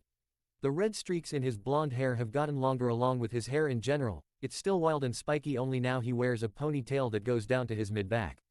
No red patches have shown up in his hair so far. His bangs were starting to frame around his face, the tips of his bangs were red. For clothes he's wearing a Shinigami Shihakusho outfit, his white belt tied around his pants, black Shihakusho open showing his muscular chest. As he grew more used to his Soul Reaper powers, Naruto developed black tattoo-like bands that cross over his chest, wrists and ankles. Similar bands with white ends around his neck as collars. He also has 4 black vertical lines on his hands. Naruto learned that while he can get rid of the bands around his neck and ankles easily, the rest of them are permanent though. Not that he minds since he likes his tattoos and so do his lovers. He wore white bandages around his stomach for show. Then there's a red rosary strap across his chest that holds his zanpakuto that's wrapped bandages on his back. Of course he has a storage seal on him that's holding his supplies and several other things. I'm not affiliated with any village nor am I a missing nin. I'm more of a wandering shinobi. Naruto answered, he did have an Uzu headband stored away. But he wasn't going to mention Uzushio to this guy. Well, I know you look strong, but are you really strong? The man asked with a questioning gaze. The old man did take note of the huge weapon on the blonde's back. I'd say so considering all the torturous-ass training I went through over the last several months. Naruto nonchalantly answered. Naruto watched as the man stared him down. He could tell the gray-haired man was heavily contemplating something, so he decided to wait until the old man spoke again. A couple minutes later the man asked, do you take jobs if offered compensation? Depends on the job. Naruto shrugged. Let's say I needed protection from bandits, would you take the job? Naruto can tell he's lying. One of the techniques he picked up from Yama when it comes to knowing when a person is lying is called seismic sense. It allows a user to detect vibrations in the ground to perceive objects, people, and other aspects of their environment, essentially acting as sonar, but through earth and metal. It also serves as an astonishing lie detector. According to Yama, she learned of the technique in a different dimension watching a blind woman named Toph Baifong compete in a fighting tournament. With this technique, even though she was blind, Toph won the tournament multiple times, being a multiple-time champion. Apparently people were able to bend the elements with an energy called Kai in that world. Plus, without needing to use seismic sense, he could feel all kinds of negative emotions on this island. So much despair from so many people including the old man in front of him, he's just hiding his well. He inherited this ability from Kurana, perks of being her Jinchuriki. Also he can sense more than one Junin level chakra signature on this island. Looks like there's more that's going on behind the scenes than Ikaku was able to find out. Well, first I would need to know your name. Naruto said. Tazuna the master bridge builder. Tazuna held out his right hand. Naruto reached out and shook his hand. Nice to meet you, Tazuna. I'm Naruto Uzumaki. Now why would you need protection, and please tell me the full story. I will know if you're holding out on me. Tazuna sighed then nodded. Right, you see, it all started a couple years ago when a man named Gato invaded our country with his men. Gato? You mean Gato, the owner Gato Shipping Company? Naruto asked with a raised eyebrow. He knew of the man and his shady dealings. But nothing other than that. He planned on dealing with Gato if he ever became too much of a problem. Seems like he'll be doing that a lot sooner than he thought. The very same, when he invaded this island he took control of our shipping routes and created a monopoly by isolating the country from the outside world, preventing free sea freighting, and turned our home into an impoverished, hunger-stricken country in the process. Many people have died either to public executions or were ruthlessly killed by either Gato or his men. Tazuna answered. Naruto narrowed his eyes. He was not liking what he was hearing whatsoever. What right did Gato have to perform such actions to the people of this country? How the hell is he getting away with this? Why hasn't the daimyo of this country done anything to help their people? Naruto questioned. He could think of several reasons why, but he doesn't want to jump to conclusions. Most of us believe either he was paid off to stay away and let Gato do whatever he wants, or Gato killed him when he first arrived here a couple years ago.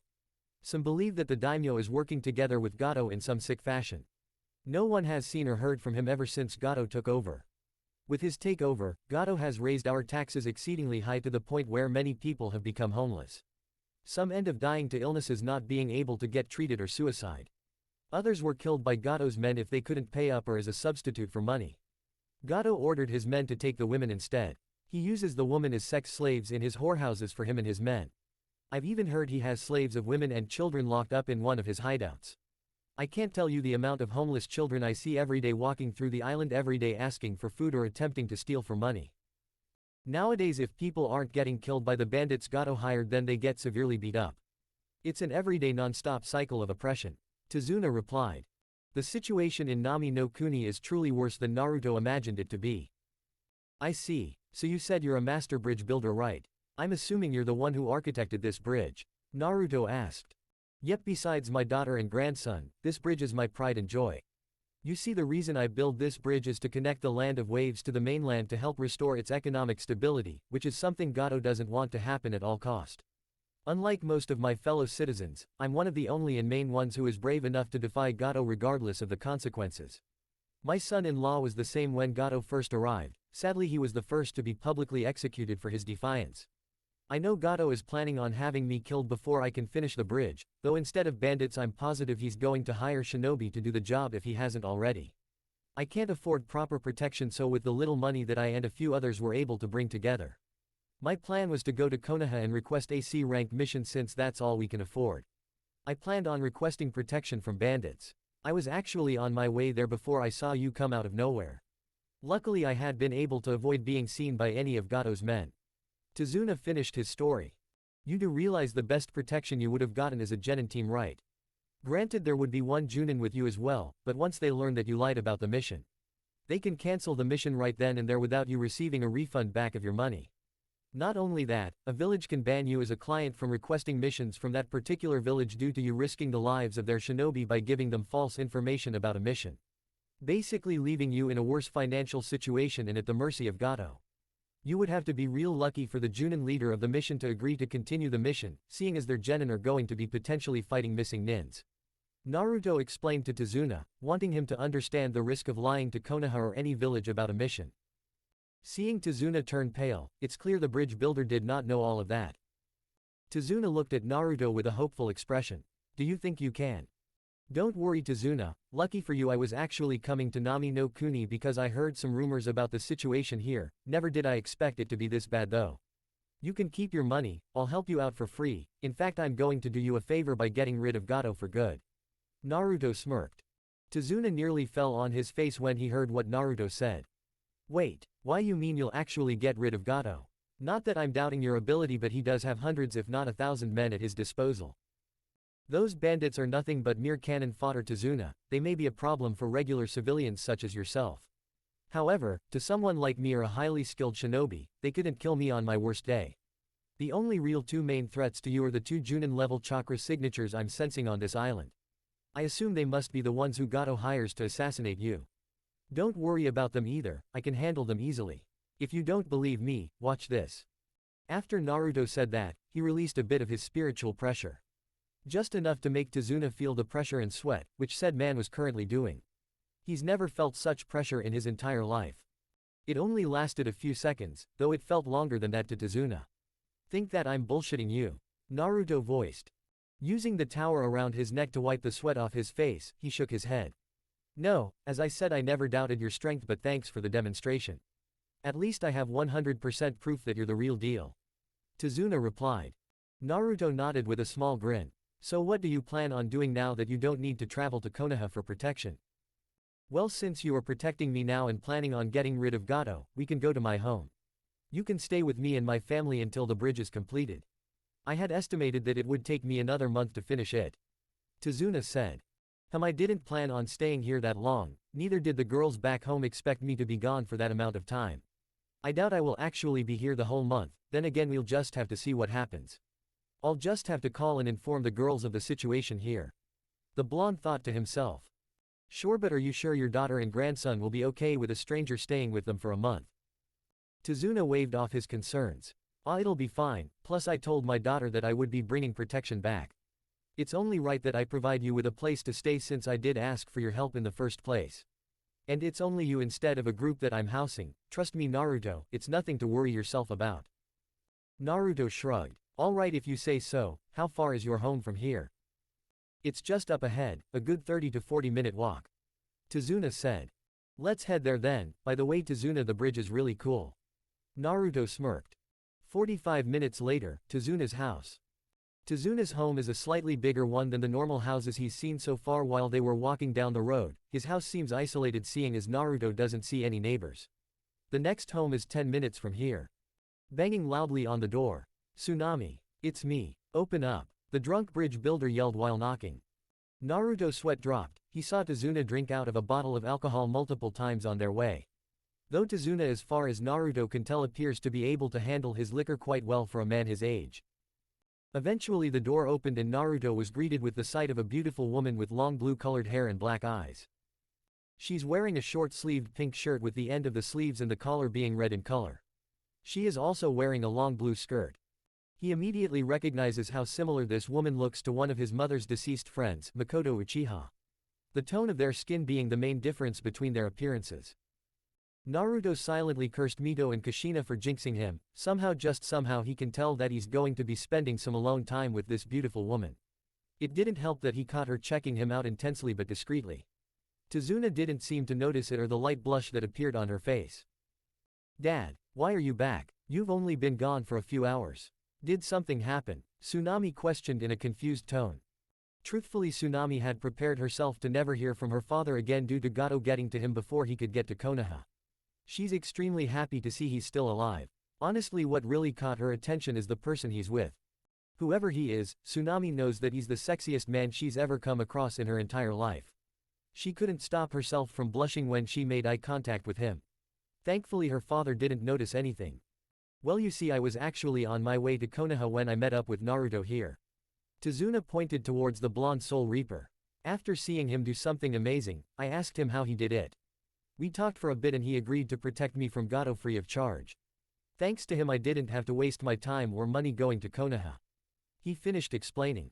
Tsunami raised an eyebrow when she heard her father say, free of charge, nothing is ever truly free. But for now she will let it go, especially when it makes life easier on her father. Oh okay then, hi I'm Tsunami, thank you for agreeing to help out my father. Tsunami introduced herself and bowed politely. Uzumaki Naruto, no need to bow I'm not one for all the formalities and your father is a good man with a good cause. It wouldn't sit right with me if I didn't help him after hearing all that's going on in this country. Naruto replied with a small grin. It took all of her willpower to not blush at his smile. Very well, please come in. Tsunami said. Following the blue-haired woman, Naruto gazed around, he saw that it was a nice home inside. It gave off a welcoming kind of atmosphere even though life in this country was bad. Though he noticed someone else in the house was brewing with negative emotions, most likely the grandson Tazuna mentioned. You have a nice home Tazuna. Naruto commented as he took a seat on the couch. Thanks so where are you from anyways? Tazuna asked as he sat in a chair across from Naruto. Tsunami sat down on the other side of the same couch Naruto is currently sitting on, looking at him with a curious expression. About a year ago I used to live in Konoha. Naruto answered. Really? What made you become a wandering shinobi then? And how aren't you a missing nin if you're a shinobi from Konoha? Tazuna questioned. The reason I'm not marked as a missing nin is because I never legally registered as a legal shinobi. I call myself a shinobi because I developed shinobi skills once I left Konoha. As for why I'm wandering around the continent instead of living in Konoha, I didn't have the best life there growing up. I knew if I ever wanted to be truly happy I had to get out of Konoha. I don't mean to intrude into your personal life, but I thought Konoha was a peaceful village to live in. What happened to make you so miserable there for a long time? Tsunami carefully asked. Naruto smiled softly at her. You're fine, I'm over my past so I don't mind talking about it. To answer your question, have either of you ever heard of the tailed beasts before? Yes, but we barely know anything about them other than they are incredibly strong, ferocious beasts who instill fear with no regard for human life. Tsunami replied, they only knew of that because of the rumors about tailed beasts. Such a basic and ignorant answer, stupid humans. Kurana spoke from Naruto's mindscape. Kurana-chan be nice, remember they don't live in a shinobi village. It wouldn't be surprising if they believed tailed beasts were nothing but myths. Naruto said to her. Yeah, Kurana grumbled. Well, while I can't say you are necessarily wrong, there are much more detailed beasts than that. One example is that they aren't mindless beings, each Biju is highly intelligent and not all of them feel that way about humans. Anyways, when the nine-tailed fox attacked Konoha, the Yondaime Hokage sealed it within a newborn since humans aren't capable of killing Biju. That infant was me, once the population found out that I contained the fox. Many of them weren't pleased about that, a lot of them calling for my death, saying I was the Kyuubi reincarnated when it was simply sealed inside of me strictly as a container. With their hatred and anger clouding their judgment, because they weren't allowed to outright kill me. They settled on making my life a hell by torturing me physically, mentally and emotionally. Stores wouldn't sell me anything unless it was spoiled, poisoned or 3 times the regular price. I was lucky to get the clothes that I did have for that period of time. Most of my peers didn't like me due to their parents telling them to hate me and don't associate with me. Some even told their children to bully me. Teachers constantly tried to sabotage my education. I can keep going on and on about all the shit I had to suffer through while living in Konoha. This is why I chose to be a wanderer. Naruto explained in detail. Tazuna and Tsunami were shocked beyond belief, to think that a person had to suffer such a life at a young age. The world truly wasn't fair to some people. Tsunami even had a couple tears in her eyes. Sorry for going into detail about it, I have a habit of doing that whenever someone asks me about my past. Naruto sheepishly rubbed the back of his head. Tsunami shook her head. No, I'm sorry for asking you to relive those memories. Her tears were gone. Never thought Konoha is actually like that, I'm glad I ended up not going there. Tazuna voiced with his arms crossed. I can't say that every person there is bad, there's definitely some good people. Naruto thinks of Ayame, Tsuki and most of the clan heirs in Konoha. Tazuna and Tsunami didn't know, but Naruto knew Inari was on the stairs listening to their conversation. His negative emotions are no longer as strong as they were when he first sensed them raging. A couple days later. It's been a real pleasure getting to know Tazuna and his family during the last couple of days. He's listened to stories from Tazuna on how the country used to be decades ago. Turns out Tazuna picked up carpeting when he was a kid from his grandfather. At first he hated it, however over time he found his passion for it. Tazuna said a lot of his family no longer lives in the country, everyone wanted a life outside of the country. His family is spread out all through the continent, some even further than that. It's been 20 years since Tazuna has heard from any of his family members. In his eyes all he has left is Tsunami and Inari. Inari is a good kid, stubborn but a good kid nonetheless. He tried to put up the tough act with Naruto, the blonde could see it a mile away that Inari was hiding how he truly felt.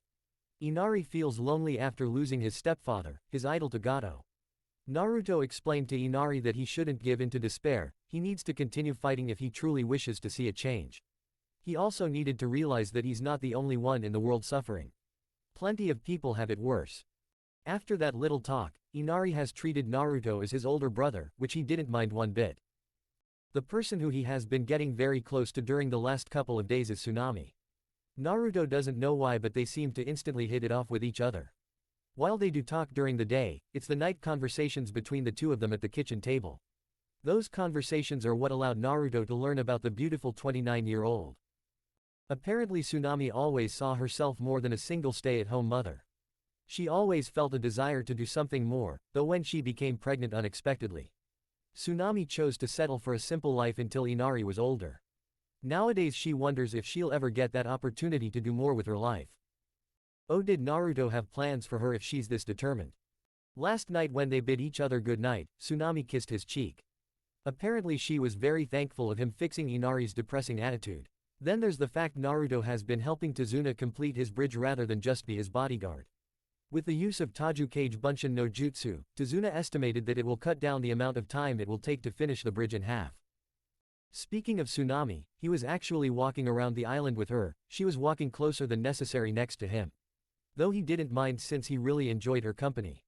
Just as he was about to respond to a question she asked him, Naruto sensed 2 Chunin-level chakra signatures that were filled with negative intentions. Using chakra and Raryoku to enhance his vision, he located where the signatures were coming from. He was very disappointed in the genjutsu they were using to conceal themselves. Tsunami-chan, Naruto said. Yes, Naruto-kun. Tsunami loves it when he calls her Tsunami-chan, it makes her heart skip a beat. She was falling hard for this young adolescent, which is shocking to her. The blue-haired woman did not even fall for her deceased husband Kaiza this easily. Sadly, Tsunami just can't stop herself, she really likes Naruto. When was the last time it rained here? Naruto asked. Tsunami gave him a confused look for a second before she answered. Almost 3 weeks now, why do you ask? It seems Gato is beginning to make his move. A few minutes up ahead there's a small puddle on the ground that shouldn't be there. That puddle is a genjutsu. If you do not know what that means, it's simply an illusion. I sensed 2 chakra signatures coming from that puddle. Naruto explained. Why would they use a puddle when it hasn't rained in weeks? I mean, I most likely wouldn't have paid attention to it if I was walking by myself. But it does seem odd and suspicious that a random puddle would be on the ground out of nowhere like wait, are you saying they are enemies? Tsunami felt slightly worried. You certainly do catch on fast, Tsunami-chan, such an intelligent woman you are. His words made her blush, he continued. Yes, they are enemies, however either I missed them somehow or they only came to this country today, because I didn't sense these 2 anywhere on this island when I first got here a couple days ago. As for their reasoning behind the genjutsu, I'll say either stupid, don't see me as a threat, or both. I'm going with the last option. Tsunami giggled lightly, while a bit scared he still somehow got her to laugh. Are they going to be a problem for you? Naruto snorted. Hell no, they are weaklings compared to me. That goes for the original 2 chakra signatures I sensed on my first day here too. They're definitely stronger than the 2 we are by as far as I can tell, but still weak to me. You seem very confident in your strength. Is it confidence or arrogance? You wouldn't be putting on hot airs just to impress me, would you, Naruto-kun? Tsunami teased him a bit. Maybe if that was my style, but I like being authentic about myself. Tell me, do I seem like the arrogant type, Tsunami-chan? Naruto asked. No, you literally ooze confidence out of your pores. Inari's newfound confidence is proof of that. Tsunami answered. Well, there's your answer, seeing as how I can sense your father is at the bridge and no larger than normal chakra signatures or anywhere near him. I'm assuming Gato wants to kill you first to cause Tazuna despair and grief, or to kidnap you for his own sexual desires. Naruto stated. She felt the urge to gag in disgust. The thought of being used as one of Gato's sex slaves makes her want to vomit.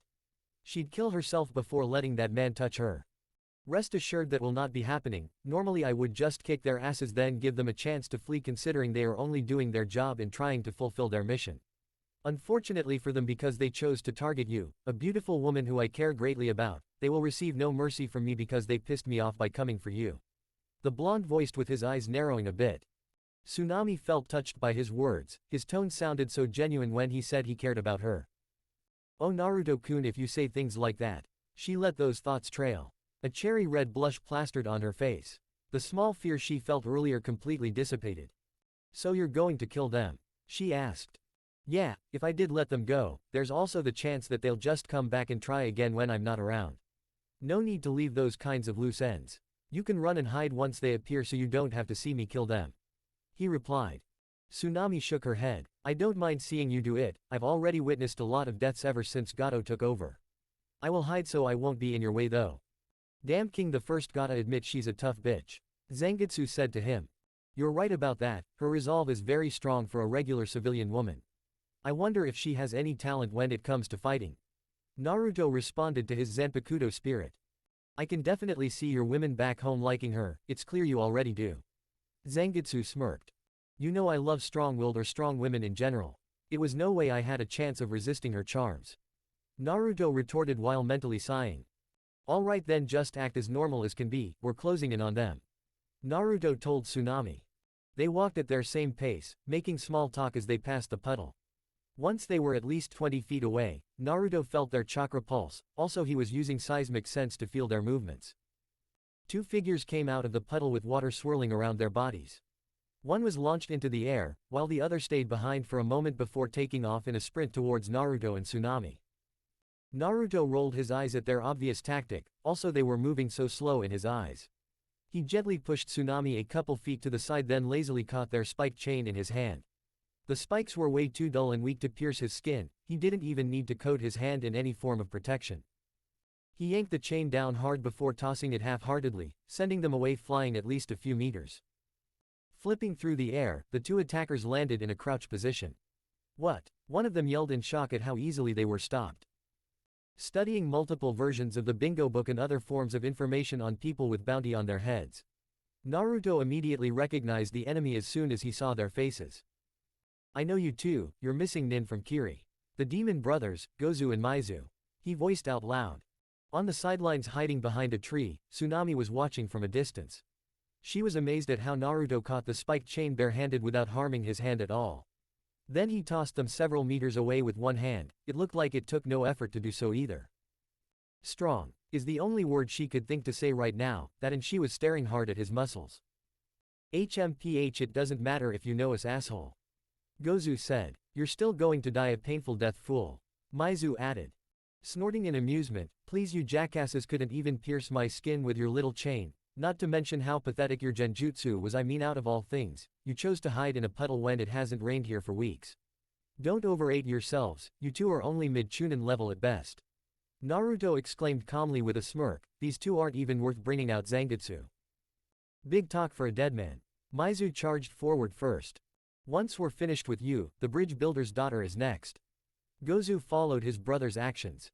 Naruto watched as the brothers attempted to attack him with their spiked chain against. Honestly, he couldn't believe that as Chunin level shinobi that they weren't trying to at least test his abilities from a distance with a different attacking method. Especially if they saw that close range didn't work the first time. Also, if the current speed that they're running at is their fastest, then they may as well be walking in Naruto's perspective because they were still moving very slow in his eyes. Deciding to just end it quickly, he performed a slow shunpo once they tried to trap him in their chain. He appeared in front of Gozu, clearly catching him off guard. Naruto punched him in the face right through his rebreather, sending him flying into a couple trees. Maizu watched in shock, it all happened so fast. One second he and his brother are about to kill the blonde, the next second he sees Gozu being sent through multiple trees. Shit, Gozu. Maizu cried out, his heart dropped when he heard their opponent's voice behind him. I would worry about yourself before worrying about others if I were you. Naruto said as he appeared behind Maizu using Shunpo. Before Maizu could even think of using Kawarimi, Naruto already had his index finger placed on the missing nin's back. Hado number 4. Byakurai. A large bolt of lightning pierced directly through Maizu's chest, with a large hole in his chest. Maizu fell, gone before his corpse hit the ground. Naruto held up one hand seal then spat out a small fireball to incinerate the corpse, no need to leave the body around. Maizu. Gozu yelled seeing his brother die then turned to ashes. He forced his injured body to stand up. You bastard. I'll kill you. Gozu didn't get 6 steps in his rage-filled sprint before Naruto appeared right in front of him in a flash step. A second later a giant blue sphere of chakra formed in his hand. Odama Rasengan. On impact the destructive force tore right through Gozu's body, causing a huge white explosion that ripped the ground and nearby trees apart, forming a large crater. Tsunami had to use her arms to block the intense wind blowing in her face. When the explosion died down, Naruto saw there was literally nothing left of Gozu's body. He took a look around the clearing to see the amount of damage his technique caused. Did you really have to use an Odama Rasengan? It seemed like too much overkill on that weak human.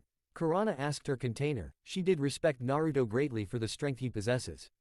As the strongest Biju, it's only appropriate that her Jinchuriki is the strongest Jinchuriki out of them all. No, but that guy is the one who mentioned killing Tsunami, should have kept his mouth shut and I would have given him an easier out. Naruto smirked mentally. Hopefully that didn't draw too much attention, though I'm sure the other two sensed the chakra spike. Turning around, the blonde smirked when he saw Tsunami's awestruck expression. He had the same expression when he created that version of the Rasengan. See Tsunami-chan, as long as I'm here, I won't let anything happen to you or your family, Gato's days are numbered. He smiled softly at her. She believed him wholeheartedly, never in her life did she believe that one person was capable of possessing such power. It's even more amazing seeing all the damage done, yet Naruto doesn't seem winded in the slightest. As if that was nothing to him. If only she knew how right she was on that. Wow, I mean, holy shit, Tsunami couldn't properly put it into words to describe how amazed she is. Naruto chuckled lightly at her reaction, even by shinobi standards Naruto is far from the norm. Then again, what Uzumaki is normal? Tsunami-chan, let's head back to the house. I'm sure we won't be having any unexpected company for the rest of the day. Naruto grinned while offering his arm out. Getting over her amazement, Tsunami returned his grin and hooked her arm around his. Leaning against him as they made their way back. Chapter 5. Nighttime, same day. Home would be a wonderful place to be right now. If he were at home he wouldn't have to hold back his urge to have sex as he's doing right now. Laying down on the bed in the guest room he was given to sleep in. Naruto was trying to think of anything else besides sex. Easier said than done since he's had sex nearly every day for almost a year so far. Sure, he could go a day or two without it, longer than that, however he's not used to going without. Maybe he's been a bit too spoiled ever since he left Konoha, though it's not his fault that he's usually surrounded by beautiful women who want him as much as he wants them. He wishes he could go sleep in the same bed as Tsunami, at least that way he'll have someone to hold while sleeping. Though he doesn't want to jump the gun with her, they already have a great friendship. He doesn't want to ruin that by overstepping his boundaries, even if Tsunami seems to like him as much as he likes her. He swore she was intentionally teasing him when they got back to the house earlier. She gave him a kiss on the cheek before walking towards the kitchen, swaying her hips in a tantalizing manner. Naruto knew that she knew he was staring at her the whole time. Not once did she make an attempt to stop her suggestive actions. Truthfully, the blonde didn't know how long he would be able to hold himself back with Tsunami. The chemistry between them is only going to lead to something more. Getting rid of his horny thoughts, he looked to see it was a little past midnight. He knows Inari went to bed around 9 while Tazuna passed out from drinking too much about an hour later. Tsunami he isn't sure about, but he assumes she is asleep as well. Deciding to get some fresh air, Naruto stood up and put on a pair of shorts and a white t-shirt that's tight around his chest. Usually when he's at home, he sleeps completely naked because of most of the time he has at least an hour or so of sex with his lovers. It became so much of a habit that he just decided to sleep naked as his nightly routine. Because he was a guest in Tazuna's home, the blonde kept on his underwear. This was the most he was going to sleep in, since anything else will just end up coming off in his sleep anyways. He still has yet to figure out why that happens to him in his sleep. Walking down the hall as quietly as possible, Naruto made his way outside and sat on the porch. After 30 minutes of watching the stars in the sky, he headed back in. Walking down the hall, he was surprised to see Tsunami walking out of the bathroom that was across from her room. He could have sworn she said she had her own bathroom in her room. Why would she use the one in the hallway? Tsunami was surprised and very happy to see Naruto. Naruto-kun, I didn't know you were up. I thought you were in your room. Seeing her in a thin, silk, lace, pink backless nightgown with 2 thin straps on her shoulder that stopped at her mid-thighs, no bra in sight whatsoever.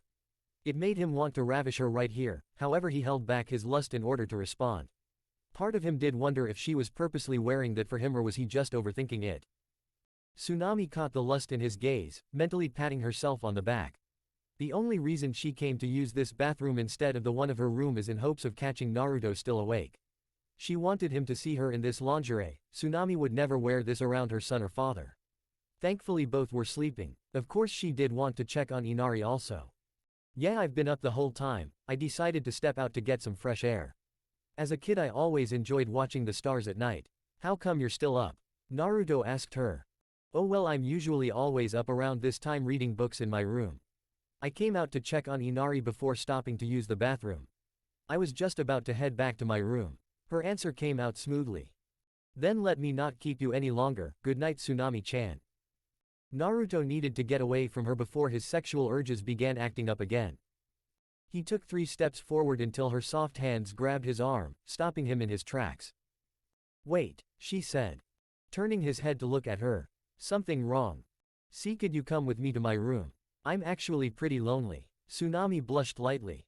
Naruto raised an eyebrow at her. While I do enjoy spending time with a beautiful woman such as yourself, Tsunami-chan. You do understand how suggestive your question sounds, right? Considering it is 1 in the morning and we are the only ones still up.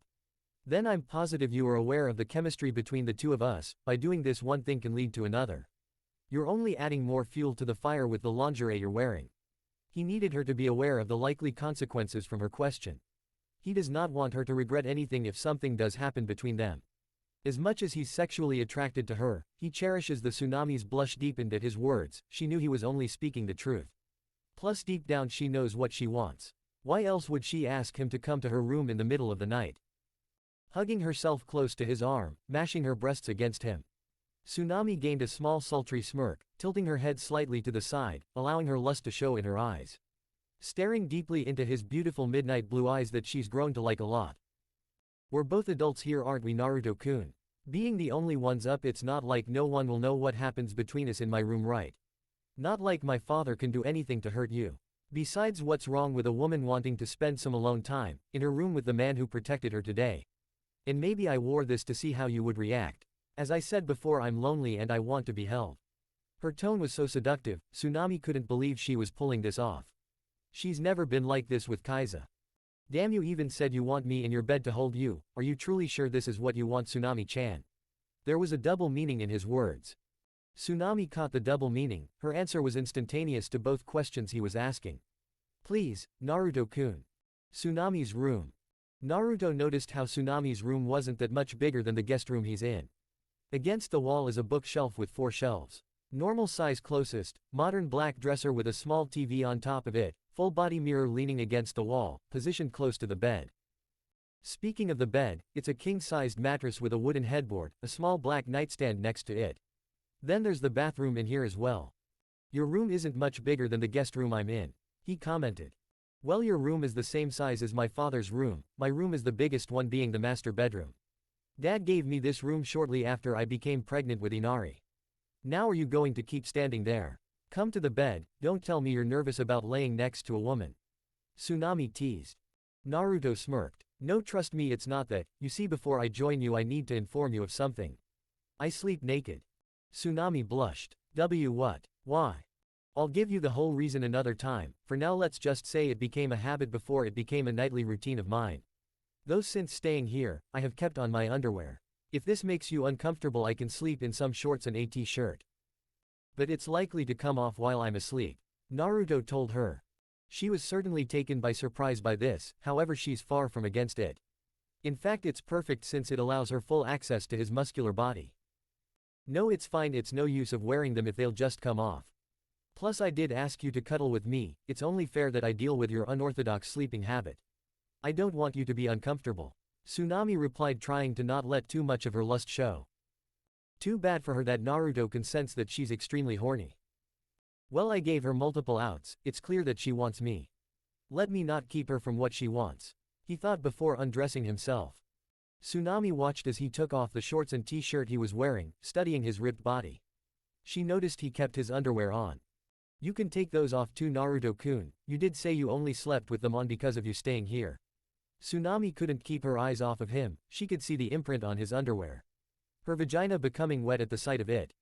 Naruto smirked. As you wish, Tsunami-chan. He took off his underwear and Tsunami's jaw dropped. Now she didn't expect him to be small or anything, but Kami neither did she think he would be this way big. She didn't even know men could get that size naturally. His massive confidence makes a lot more sense now if you don't include his strength. He was uncircumcised with a fat head. She could see the veins along his long, thick, curved shaft. His balls seemed big enough to overfill her whole palm. While Tsunami may not know his exact length, in her mind she's gazing at the perfect cock. She can feel herself growing wetter, imaging that beast inside of her. Although she did briefly wonder how Naruto fits all of that into other women. Sorry, but it's hard to control myself around sexy women, Naruto voiced nonchalantly. Oh, it's fine, it's just that, wow, you're a lot bigger than I expected, my ex-husband was nowhere near your size. Tsunami admitted.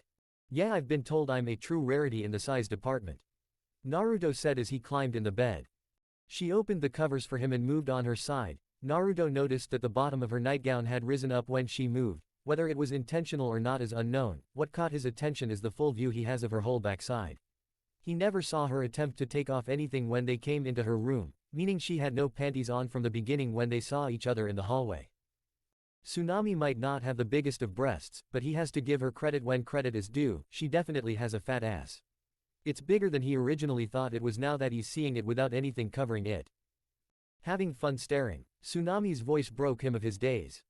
Sorry, I was taken by surprise that you weren't wearing any panties, Naruto admitted. Sometimes I forget to put them on when I'm getting ready for bed, tonight just happens to be one of those times. It's true, she really does forget about them sometimes. Well, I'm grateful for the view. Naruto laid down on his side facing Tsunami's back, knowing that she wanted to cuddle. He slid his arms around her stomach. She scooted herself back to get closer to him, pressing her back against his naked, muscular chest. Her feet were on his legs, her hands were on top of his and her ass cheeks were smothering his hard cock in between them. He didn't mind that her hair was in his face, he's used to this kind of thing by now with his girls back home. Sorry for poking you, in our current position there's no way I can force my boner to go away, Naruto apologized. Don't worry about it, this is actually very nice. It makes me feel wanted that a man like you is so hard for me. I can tell you're rock solid hard. It's been a long time since I last was with a man sexually. Sorry if it seemed that I was coming into too hard. Tsunami also apologized. Trust me, I like women who tell me what they want. It adds a different element into the mix. The blonde replied. Neither said anything for a while after that, they just laid there enjoying each other's company. He's gently rubbing her stomach, she's rubbing her thighs together. Clear fluids were leaking from her pussy, dripping down her legs, and with their current position being what it is, her fluids were getting on Naruto's balls. You're really wet, Naruto whispered in her ear. Good thing he discreetly put up a silencing seal to block sounds from being heard on the outside when Tsunami locked her door. She responded. Next she slowly started grinding herself against him. It felt nice having both her ass and pussy rubbing against his cock. You do realize you're soaking my balls, right? Naruto made no attempts to stop her movements. He looked forward to seeing where this was going. That's not a problem, is it, Naruto-kun? Tsunami's voice gained a seductiveness to it. No, I was only pointing out the obvious. It seems you are very horny right now, Tsunami-chan. Naruto's tone picked up a low pitch. Making Tsunami even wetter, she felt herself shudder in want. During the time she was grinding against him, her nightgown kept rising up, once it got to her past her nipples. She got annoyed with it and took it off in one swift motion. This allowed her to join Naruto in being fully blown naked. Maybe it's because I have this sexy, strong blonde guy with red streaks who is naked in my bed holding me. The blue-haired woman tried to sound so genuine with the lust in her voice. Her sensual movements became a little faster. I do have your big cock in between my ass cheeks, Naruto-kun.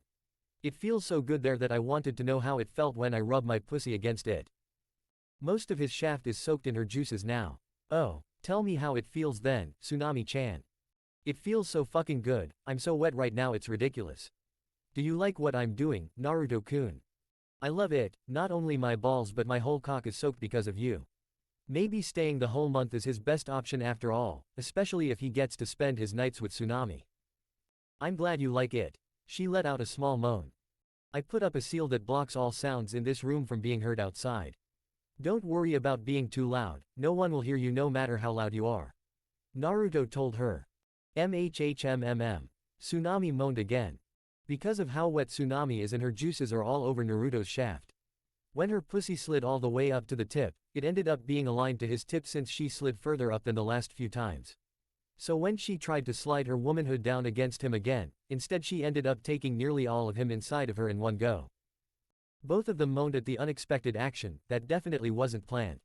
Tsunami felt herself have a small orgasm as he stretched her out wider than she's ever been stretched out. Her walls squeezed him for a moment before they loosened up. It didn't take her long to come back down, panting slightly. While it wasn't planned, she did want him like this inside of her. Deciding to go with it, she spoke to him. Say, Naruto-kun, I have this itch real deep inside the area your cock is inside of, can you please use it to take care of that for me? Don't be afraid to be rough, this kind of itch will take some time to get rid of. As she was talking, she took his hands and placed them on her boobs. She enjoyed how his hands felt on them, how callous they are. Naruto smirked and leaned towards her ear. How bad do you want me to take care of that itch, Tsunami-chan? Very bad, it'll feel so good having your cock do it. Don't worry if you end up coming inside of me, it's a safe day. She replied. It's a good thing I'm sterile, I can't get anyone pregnant unless I want to get them pregnant. Don't ask how, I'll explain it later on. I also know medical ninjutsu to heal you from soreness. I can scratch this itch of yours for a long time. Tsunami-chan, are you sure this is what you want? He nibbles on her ear. Tsunami gasped at him biting her ear, she whined while moving her hips up and down. Feeling pleasure from Naruto's cock. Yes, scratch it really good, Naruto-kun. Without wasting another second, Naruto pulled his cock out until only the tip was left inside and rammed it deep through her womb. She snapped her head back and moaned loudly. From the point on, the blonde started fucking Tsunami like no tomorrow. The sexual buildup between them was so potent that he had to be rough with her. She felt so warm, he swore by the time the night was over. Her walls will be perfectly shaped for his cock. His pace was unmatched, each stroke his touching all of her spots. Some spots Tsunami didn't even know about until now. He assumed that he would have to be gentle with her because of how weak a civilian's body is compared to his. She proved him wrong by being able to take what's his giving her now. Besides the obvious loud sound of skin clapping, the sounds of her wet pussy could also be heard with each thrust he gives her. Her walls were smothering him. Tsunami is so glad she decided to give Naruto a chance. Never in her wildest dreams did she believe she could experience this kind of pleasure. It felt as if her whole body was immersed in it, her nerves were on another level. All of the talking they were doing while she was grinding on him really got her in the mood, not that she wasn't in the mood prior to that taking place. Truthfully, she wanted to bring Naruto to her room when they got back earlier. He looked so hot fighting against those two shinobi earlier. He killed them just for her, how could she not reward him for that? At this rate he may reshape her walls all in this round alone. Her back arched as her head was leaning back against his shoulder. She did not even try to control the volume of her moans. Tsunami trusted Naruto when he said no one will be them, plus she doubted she would be able to control them if she tried.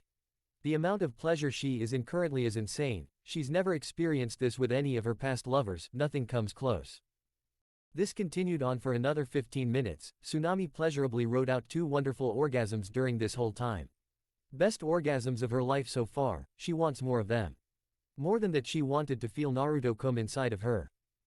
She got her wish a few minutes later when she heard Naruto say, "Tsunami Haim, I'm about to come." His tone sounded so husky, she loved how he called her princess. "Give it to me, Naruto-kun, I want to come with you." She moaned in response. A few more thrusts and Naruto shot his hot semen deep inside of her. Tsunami's toes curled when she felt herself come as well as Naruto's cum painting her womb. Scratch that, her previous orgasms don't match up to this one. "Oh fuck Naruto-kun," Tsunami moaned in delight. Eventually they came down from their sexual high. Tsunami was panting heavily while Naruto is fine. Having monstrous stamina has many perks. Lasting long in sex is one of them. He slowly rubbed her as she tried to regain her breath. Once she did, she spoke to him. That was heavenly. She sighed in blissfully. "I'll say, you really know how to work a guy up, Tsunami Haim." Naruto smirked then pecked her cheek. "Well, you played your part too, I had to play catch up. Honestly, I never felt that immersed into sex before, even our little dirty talking from earlier is new for me." Tsunami admitted. "I believe that the chemistry between us played a major component in that. I did tell you one thing would lead to another." Naruto said. Quote ellipsis. "I didn't even know I was multi-orgasmic until now." She voiced. Now this news surprised Naruto a bit. Then again, both Mito and Kushina said something similar to him during their first several times of having sex. Now that he thinks about it, the others had said similar things to him as well. He knew he was great at sex, maybe he's better than he thought. He's gotta start paying more attention to these kinds of things. "Sorry if this is too personal, but how often were you sexually active with your ex-husband?" "Not as much as I wanted to be. Kaizo was a good man, that goes without saying. But when it came to sex he always came too quickly, 2 to 3 minutes was his max. His size did me no favors since there were certain spots he could never reach. Because I didn't want to crush his pride as a man, the majority of my orgasms were faked. I loved him too much to do that to him, nor would I consider cheating on him. It sucked that he could only go 1 round most of the time before he was spent. Even when we did go more than the usual 1 round, Kaiza just couldn't give me what I wanted. We hardly had raw sex because neither of us wanted to risk the chance of me getting unexpectedly pregnant since he couldn't last long. When he would go to sleep afterwards, I would stay up and bring myself to an orgasm before I went to sleep. My sex life was terrible, to summarize it. I had a lot of time to fantasize on how I wanted to get fucked." Tsunami explained. Naruto felt bad that she had to go through that. Not even his father or Hashirama were that bad. Sure, Kushina and Mito said they were vastly lacking compared to Naruto, but Kaiza actually makes those two sound like decent sex partners. "Well, if you want, you can live out your sexual fantasies with me. I will be staying here for a while," Naruto offered. "I would love that, but from now on you're sleeping in my room with me at night. It's no point of you sleeping in the guest room when me and you are going to be very busy at night." To assert her point, she squeezed his cock with her walls. "I have no complaints about that. I do have to warn you that I'm so easy to tire out."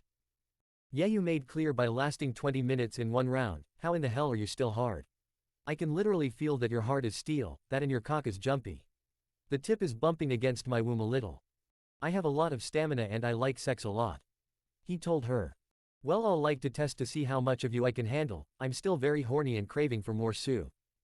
She trailed off her sentence, lifting her leg in the air, squeezing her pussy against Naruto's cock. He got the message, placing one of his hands under her leg while lifting up his own to match her position. The blonde moved his hips to start the next round of sex between them. His thrusts had Tsunami yelling her heart out. His head was over her shoulder as she had her hand reaching up, gripping his hair. The wet sounds of her pussy could be heard. She was getting her fluids all over him again. Each stroke reached so deep within her. Naruto used his free hand to rub her pussy while he was fucking her, bringing Tsunami to another level of pleasure. It was so intense that her orgasm approached quickly. For the first time ever she came by squirting, getting her cum all over Naruto's shaft and hand. "Oh Kami," she yelled in ecstasy. "That's it, cum for me Tsunami Hime," he whispered in her ear. She surprised him greatly when she suddenly flipped them over. He was laying on her back while she's on her stomach. Tsunami wrapped her ankles over his own as if she was locking him in place. Pushing herself up, she bent herself back in order to face him. Once again he was surprised when she gave him a deep kiss. They shared that kiss for a minute before she pulled away. Her eyes said it all. "Fuck me until you cum, I want to feel you're shooting your hot cum inside of my pussy again, Naruto-kun. So please don't stop until you do, okay? I don't care how many times you make me cum in the process. I'll take whatever you dish out to me." Her words held so much lust that it made Naruto's cock twitch inside of her. Somehow he's positive that his relationship with Tsunami is going to develop into something more. There's no way in hell he's going to let her go after his job in Nami no Kuni is done. Should I know the girls are all going to tease the hell out of me over this. They already were saying that they'll be expecting to meet Tsunami as a fellow harem sister, as soon as I told them about her over the phone. He thought to himself. Though he might not always enjoy their teasing ways, Naruto does appreciate the fact that none of them mind sharing him. With rebuilding his clan, he will need multiple wives since he's likely the last male Uzumaki alive. However, Naruto doesn't just go for any woman. Only those that he's really feeling interested in. In the end all he wants is one big happy family. So far he's got that and it's only going to keep growing. He hopes Tsunami understands his situation once he tells her more about himself. Back to the matter at hand, Naruto smirked before smashing their lips together once more. He started out with slow, long, deep strokes. He wanted her to feel everything before he really gave it to her. Tsunami loved the pace Naruto was going. It felt like he was going deeper than the other times. She can feel him stretching her walls out even more. Out of nowhere he changed his pace. He was more rough, relentless in his movements as he was giving her the pounding she craved. All she could do in response was moan loudly into the pillow. Skin clapping sounds louder than the previous time. Her mind was in such a blissful state that she lost track of time. She doesn't know how, but Naruto was able to keep up his assault on her womanhood. It made her toes curl just how much pleasure she's currently in.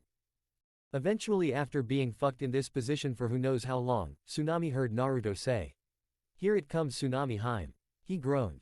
Tsunami came along with him as she squirted again, blissfully sighing at the feeling of hot semen shooting inside of her. She supposed she could get used to this. Though she needs to talk to Naruto to see if this is some kind of fling, she'll understand if it is only until he leaves. Though she has a strong feeling that it's not a fling. It's more than that. It has to be, otherwise Tsunami wouldn't have let him have sex with her raw only after knowing each other for a few days. "Soon you see," she voiced. Naruto pulled out of her and laid on his back. Tsunami rolled over to where she ended up laying on his arm. He chuckled and brought her in closer to where she's laying on his chest. Idly he ran his fingers through her hair. "How do you keep giving me better sex after each round?" Her hand moving along his abs. "I don't mean to brag, but I'm not exactly inexperienced. I know several tricks to make women go crazy in bed," he answered. Tsunami looked at him with a curious expression. "How many women have you been with?" 6, 7 if I'm including you," Naruto answered. "I never asked, but how old are you?" 13. I turned 14 in a few months." His answer left Tsunami shocked. Wait, you're 13, but you seem like you're at least 18. "Puberty hit me hard at an early age. I only hit my first big growth spurt about a year ago. Training is what got me to develop my body the way it is. Yes, I know most men don't get my kind of figure at my age or at all for that matter. But remember, I'm not exactly normal. I hope learning my age doesn't change things between us." Naruto replied. He had no reason to lie to her. "Of course it doesn't change anything, I was only surprised. It helps that you don't look like a kid or act like a kid. You come off as an 18 to 19-year-old young adult. There's no way anyone would think you were only 13 if they saw you, unless you told them your age. Also, how can I think of you as a kid with the kind of power I saw you wield at your fingertips?" Tsunami said. She's also surprised that he's already slept with 6 other women besides her at a young age. It makes her wonder if she's the oldest he's been with. He was glad to hear her response. It would have disappointed him if she did feel differently. "Good, it kinda would have been awkward being around you if you did feel some kind of way about my age. You've given me the best orgasms of my life. Fuck your age, there's no way I'm ending this over something as petty as that." Tsunami scoffed. Her attention was drawn towards Naruto's shaft. He was still hard there, standing tall and proud. She could see the thick veins on the shaft. His cock was twitching as if it was aching in pain or in need of being pleasured. Tsunami figured it was the latter, seeing he had precum leaking out of his urethra. She herself is still wet. But the sight of his dripping cock is making her wetter. Without realizing what she was doing, the blue-haired woman reached her hand out and grabbed his hard shaft, then slowly began pumping him up and down. "You have such a nice cock, Naruto-kun," she commented.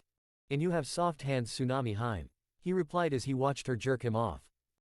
She pumped his cock faster, deciding she wanted to get close up. Tsunami did something that both of them would enjoy. Sitting up, she moved her leg over Naruto, angling her lower half over his whiskered face.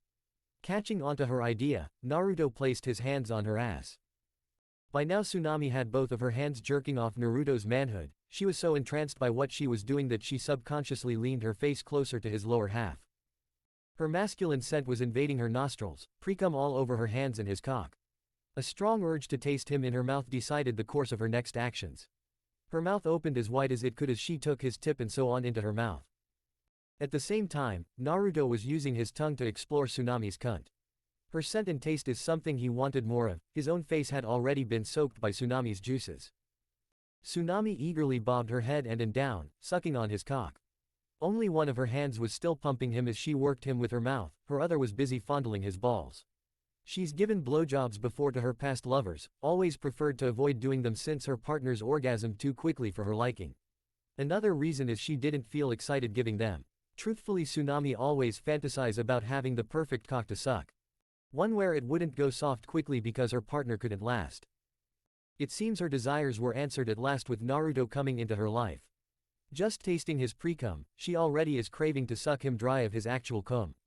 For a while she was only able to get about half of him inside of her mouth, eventually she half about 3/4 of him in. This seemed to be her limit, though all this means is she needed practice. Luckily she had every day for the next few weeks to get a lot of practice in. Tsunami did have to moan on Naruto's shaft because of what his tongue is doing to her pussy. She's already experienced an orgasm once from it. The blonde Uzumaki at this point is pretty much fond of her taste. His tongue was inside of her womanhood, trying to get in as far as it could. He knew Tsunami is loving what he's doing since she's grinding herself on his face. This shared oral sex round continued on for about a little over 20 minutes before Tsunami received what she desperately wanted. When he unleashed his cum down her throat, Tsunami happily sucked up every load that shot out. His taste wasn't salty like she'd been expecting, it was more on the tangy side. A taste that she sees herself potentially growing addicted to. The amount of semen became too much for her, it was already overflowing from the corners of her mouth. She pulled her head and coughed a bit. Looking down, Tsunami saw Naruto spurt out one last glob of cum. It was a mess all over his cock, cum everywhere down to his balls and the sheets. Not wanting it to go to waste, she leaned down and used her tongue to lick all over his shaft, briefly reaching his balls with her tongue. She moved her way up and took him in her mouth again. Tsunami happily sucked him off for another 10 minutes before pulling away for good. She laid back down next to Naruto, her head on his chest again. Noticing that he was still hard. "You're insatiable, Naruto-kun. No matter how many times you come, you still stay hard. It's impressive and a bit intimidating to be honest," Tsunami said. "Hey, I told you I have monstrous stamina, I can go on for hours if I wanted to." Naruto leaned down and kissed her deeply. Tsunami wrapped her arms around his neck and kissed him back. Their tongues danced against one another. It's been a long time since she's shared a kiss like this one. She missed this type of intimacy. Pulling away, Tsunami said, "Well, we can keep going if you want. My dad will take something to eat for the road before leaving for work if he sees that I'm still not up. Inari will find himself something then go on about his business. He knows I like to sleep in sometimes. That works for me, I already have clones guarding the bridge and one patrolling the house. They'll guard Tazuna in my place while I can spend the whole day with you. If you're up to it, I would love to see that wonderful ass of yours bouncing on my cock." Naruto smirked. Tsunami returned his smirk. "I'd be honored too, I need to learn how to work your cock anyways." It was 4:30 in the morning already, but neither of them cared. Tsunami sat up to position herself. Once she was straddling Naruto, she aligned her womanhood with his hardened member. Slamming herself down on that monster of his, Tsunami immediately went to work. She wanted to show Naruto that she had a couple tricks of her own. This led to many more rounds that took place between them. Elsewhere. "Haku, tomorrow we make our move on the one who took out Gozu and Maizu. With him around here, completing the mission will be more difficult than necessary. We might not know his full strength, but I doubt he's a match for us. After he's out the way, the bridge builder is next. A gruff voice spoke. Hi, Zabuza-sama, Haku replied to her master. Chapter 6. Next day, late afternoon. A happy humming tune can be heard by a certain midnight blue-eyed blonde. It isn't hard to guess what he was happy about. His night with Tsunami went extremely well. When she got on top to ride him, they went at it like rabbits in the heat until it almost 9 in the morning. From the cowgirl, to reverse cowgirl, on all fours, standing up with Tsunami in his arms, taking her against the wall or oral sex. Various different positions were put to use during their sexual intercourse. He had a clone with Tazuna the whole time. The old bridge builder thought the real Naruto had been with him the whole time. He woke a little after 1, cuddled with Tsunami for some time before they got ready for the day. As much as they both were eager to have sex, they decided to wait until it was night time to continue their fun. However, in the shower they took together, a lot of kissing and touching took place in there. Arriving at the bridge, Naruto easily switched places with one of his clones, making it seem he'd been there the whole time. After hanging around there for 2 hours, he told Tazuna he was going to walk around. If anything happens, one of his clones will dispel itself to inform him of the situation. Tazuna didn't mind since Naruto's clones are very useful. Without them, Tazuna and the others working wouldn't be able to progress to where they are today. As he was walking lost in his thoughts, Naruto knew he was being followed by the 2 Junin-level chakra signatures. With one he could sense bloodlust and a misty feeling in their chakra, the other feels a bit similar to how his wife Mito's signature feels, cold, ice cold. Only Mito's cold feels a lot stronger than this person's. It seems that the ice signature is staying some distance from the misty one, meaning they will either attack from a distance or watch from a distance. Honestly, Naruto could have found out the identities of the 2 signatures a few days ago, but he wanted to be surprised by his potential opponent. This is why he didn't interrogate the bandits around the island for any information yet. Plus he figured he could gain more information from his opponent rather than a bunch of dumb bandits who only think with their dicks. Until they decided to make their move, Naruto kept walking as if he didn't notice them. He didn't have to wait long. After 5 minutes of aimless walking, he heard something flying through the wind. Not bothering to turn around because he already sensed the incoming attack with his observation haki, the blonde lazily moved to the side to avoid being bisected. A loud thud was heard. Naruto saw that his opponent sent his sword at him. Seeing as it was stuck in the tree. Looking at the sword, suddenly his eyes lit up in recognition. That's the Kubikiribocho, he muttered to himself. A few seconds later, a man appeared on the hilt of the blade. A tall and noticeably muscular man with light grayish skin, short spiky black hair, dark brown eyes, and small eyebrows. Wearing bandages like a mask over the bottom half of his face. Under his mask, he had a relatively narrow jawline and jagged teeth. Appearance-wise he was shirtless with only a belt covering his chest, baggy pants with the striped pattern typical of Kurigakure and mimetic wrist warmers extending up to his elbows, with matching leg warmers. To finish he had his headband on his forehead sideways. Catching a glimpse of the man's face, Naruto immediately recognized him. Zabuza Momochi. Kurigakure no Kijin, what the hell are you doing here? Naruto asked with a raised eyebrow. Truthfully he was somewhat confused. Why would someone of Zabuza's stature work for Gato when it's much easier to kill the rich midget? So the Gaki actually knows of me. I didn't expect anyone of your generation to know about me. Zabuza commented as he looked down at the blonde. Naruto snorted. I'd be an ignorant fool to not recognize you or the Kubikiribocho. Tell me, what does one of the legendary Kiri no Shinobigatana Shichinen Shu want with little old me? He decided to feign ignorance. You're the one who killed Gozu and Maizu when they were sent to kill that woman, am I right? Zabuza voiced. Yeah, they were way too overconfident in their ability to kill me, don't tell me you're here for revenge. Naruto wondered with narrowed eyes. Zabuza scoffed. As if I cared about those idiots, they were bound to end up getting themselves killed someday. No, you're protecting the bridge builder and he's my target, unless you're going to let me complete my mission in killing him. I'm killing you to get rid of the only obstacle preventing me from doing that. I see, so you're the real hired help Gato bought in order to assassinate Tazuna. Well, I'd hate to bust your bubble Zabuza, but I'm not that easy to kill. Naruto replied. Don't think highly of yourself because you killed the demon brothers Gaki, I'm on another level from those weaklings. Zabuza said as the mist began to pick up. Naruto's senses picked up that the mist was laced with a good amount of chakra. It was quickly becoming thicker as the seconds passed. Well, it's true you are stronger than them, at least I would hope so, or I would start to believe that the 7 ninja swordsmen of the mist is highly overrated. Mirth was laced in his tone. Zabuza growled in annoyance. He did not like how lightly he was being taken. Reading his target's body language, Zabuza can tell that Naruto isn't worried in the slightest. He doesn't know whether the blonde is that confident in his skills or too cocky for his own good. Likely the latter, seeing that he's still young. Though he did pay attention to that weapon on his back, he found it a bit odd to see a weapon that big wrapped in bandages. Whatever, it's your funeral. Zabuza bent down to grip his blade, then pushed off to quickly appear on the surface of the sea. Using a seal of confrontation, mist swirled around Zabuza's body. Kurigakur no jutsu, he called out. Naruto watched as the mist grew thicker and thicker. He sensed that more chakra was being put into this technique. Soon he could hardly see anything but the mist. He was impressed by the density of the jutsu, making a mental note to learn this at a later time. He could certainly see the usefulness of it. Too bad for Zabuza, this mist won't give him the advantage he's expecting to have. I know what you're planning, Zabuza. I'm telling you right now that this mist or the silent killing technique won't work on me.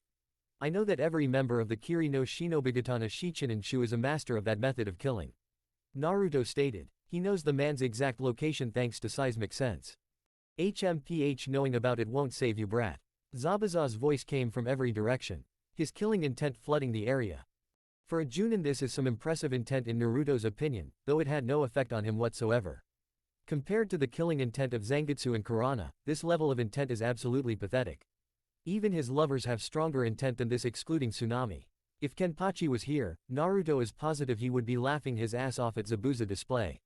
Yamamoto wouldn't even acknowledge it, probably wouldn't feel it because of how weak the intent is. Deciding to prove his point, he flexed his chakra in order to get rid of the mist. Most of the mist roaming in the air dispersed when Naruto's dense chakra came into contact with it. Zabuza appeared behind him, ready to strike with the Kubikiribocho. Naruto did one better by disappearing, then reappearing behind Zabuza using Shunpo. Before Zabuza knew what happened, he was sent flying by a kick to his back. Said man flipped himself to land on his feet. Not only did his opponent get rid of most of his mist with a strong burst of chakra, but he also moved faster than Zabuza could keep up with. 1 second he's about to cut Naruto down, the next Zabuza is being kicked from behind. He couldn't help but feel shocked by the blonde so far. Such speed, I didn't even see him move. Then to be able to disperse most of the mist with chakra alone. This kid might not be all talk like I thought. Zabuza thought to himself. Told you it wouldn't work, I don't need my eyes to follow your movements. Though I'll admit it was a much better tactic than the ones the demon brothers used. Those idiots used a genjutsu-based puddle to hide when it hasn't rained here in weeks. Then they just kept charging at me with their spiked chain as if that didn't fail the first time. Honestly, I was disappointed in their level of skill. Naruto commented. Zabuza couldn't help but sweat drop. He always knew Gozu and Maizu were stupid, but not that stupid. Anyways, how about we kick things up a notch? I'd be honored to cross blades with a member of the Seven Mist Swordsmen. Are you up for it? Naruto asked the man. This guy, he's not taking me seriously even knowing who I am. I am curious about the weapon on his back. Zabuza thought. Alright, I am interested to see the weapon on your back, so why not? He said. Maybe I can sell it after I kill him. Seeing his blonde opponent smirk caused an odd feeling in Zabuza's gut. Thanks, I appreciate it. Naruto reaches back to grab the hilt of his blade. As he drawed it from his back and brought it forward, the bandages covering his blade unraveled on their own. The 10-foot loose cloth flowed as it swirled around the blonde before shortening. Only a small amount of it remained, then disappeared. An oversized kyber knife with no tsuba, a silver hilt with dark gray wrappings. The sword is around the same height as Naruto, if not a bit shorter. A short-length chain hung at its base, curved inwards at the back side of the tip, similar to a trench knife. Color of the blade is half black and half silver. Naruto's Zanpakuto Zangetsu has made her appearance. Smirking at his opponent, he spoke up. Zabuza, feast your eyes on one of my beloved partners, my Zanpakuto, Zangetsu. Zangetsu hummed in his hand. The former mist swordsman is amazed at the sight of Naruto's sword. Never in his life has he ever seen such a sword before. Just by staring at it from a distance, Zabuza can feel a strong presence radiating from it. This sword might be on par with or even beyond the 7 swords of the Bloody Mist. He wasn't the only one stunned by his opponent's blade. Watching from a distance in the trees is Haku. Her role is to stay behind and observe in case she needs to get Zabuza out of a tight spot. Like Zabuza, she's also never seen a sword like Zangetsu before. This is only increasing her worries about her master. Ever since they arrived, she's had a bad feeling about this particular battle. She paid close attention to how relaxed Naruto's body language was during the whole time talking to Zabuza. Even though he knew exactly who Zabuza was, Naruto didn't seem bothered by it in the slightest. It made her curious about him. Okay, she admits she finds him sexy as fuck. If only they didn't have to kill him. I gotta admit kid, that's a fine blade you have there. Let's see if you know how to use it. Zabuza charged at Junin speeds with the Kubikiribocho gripped tightly in his hand. While Zabuza was faster than the last two, unfortunately for him he was still very slow to Naruto's eyes. Sparks were created when blades met. Pulling back, Zabuza swung his blade down again in an attempt to cut down the blonde. However, he was blocked once more by Naruto. He was surprised that his opponent had been able to block two of his attacks with ease. In a burst of speed, Zabuza appeared behind Naruto ready to strike, only for Naruto to swiftly turn around to counter his attack. Again the former mist swordsman pulled back, then swung his sword just to have it parried by the blonde Soul Reaper. Trying to overpower Naruto with his superior physical strength, being the older swordsman, Zabuza tried to press down his might. He made the foolish mistake of assuming that just because he's older, he had the advantage over his opponent in overall physical strength. That notion was stomped to pieces when Zabuza noticed that the young blonde isn't struggling against his strength. In fact, he hadn't made Naruto budge an inch. The blonde didn't even look like he was trying to hold Zabuza back. What made it all the more apparent is the fact that Zabuza is using both of his arms to press down against Naruto, while Naruto is only using one arm to hold him back. Several more times Zabuza tried to cut down Naruto, but he was countered every time with little effort on Naruto's part. Both charged directly to meet at the middle. The clash of blades caused shockwaves throughout the surrounding area. Sparks were made whenever the metal grinded upon each other. Zabuza saw the calm look in his opponent's eyes. It's been a long time since he's had a battle like this one. He was caught off guard when Naruto suddenly pushed him and his blade back with one arm. The former mist swordsman skidded back several feet. How is he able to defend against all of my attacks with one arm? I should have the advantage in strength. Then there's his sword. Every time our swords meet I can feel the bloodlust radiating from his blade. One time it sounded like it was actually humming. This guy, who the fuck is he? Zabuza's thoughts were racing by the second as he kept his eyes on Naruto. I'm impressed, Zabuza. I gotta say your skills with the Kubikiribocho are admirable.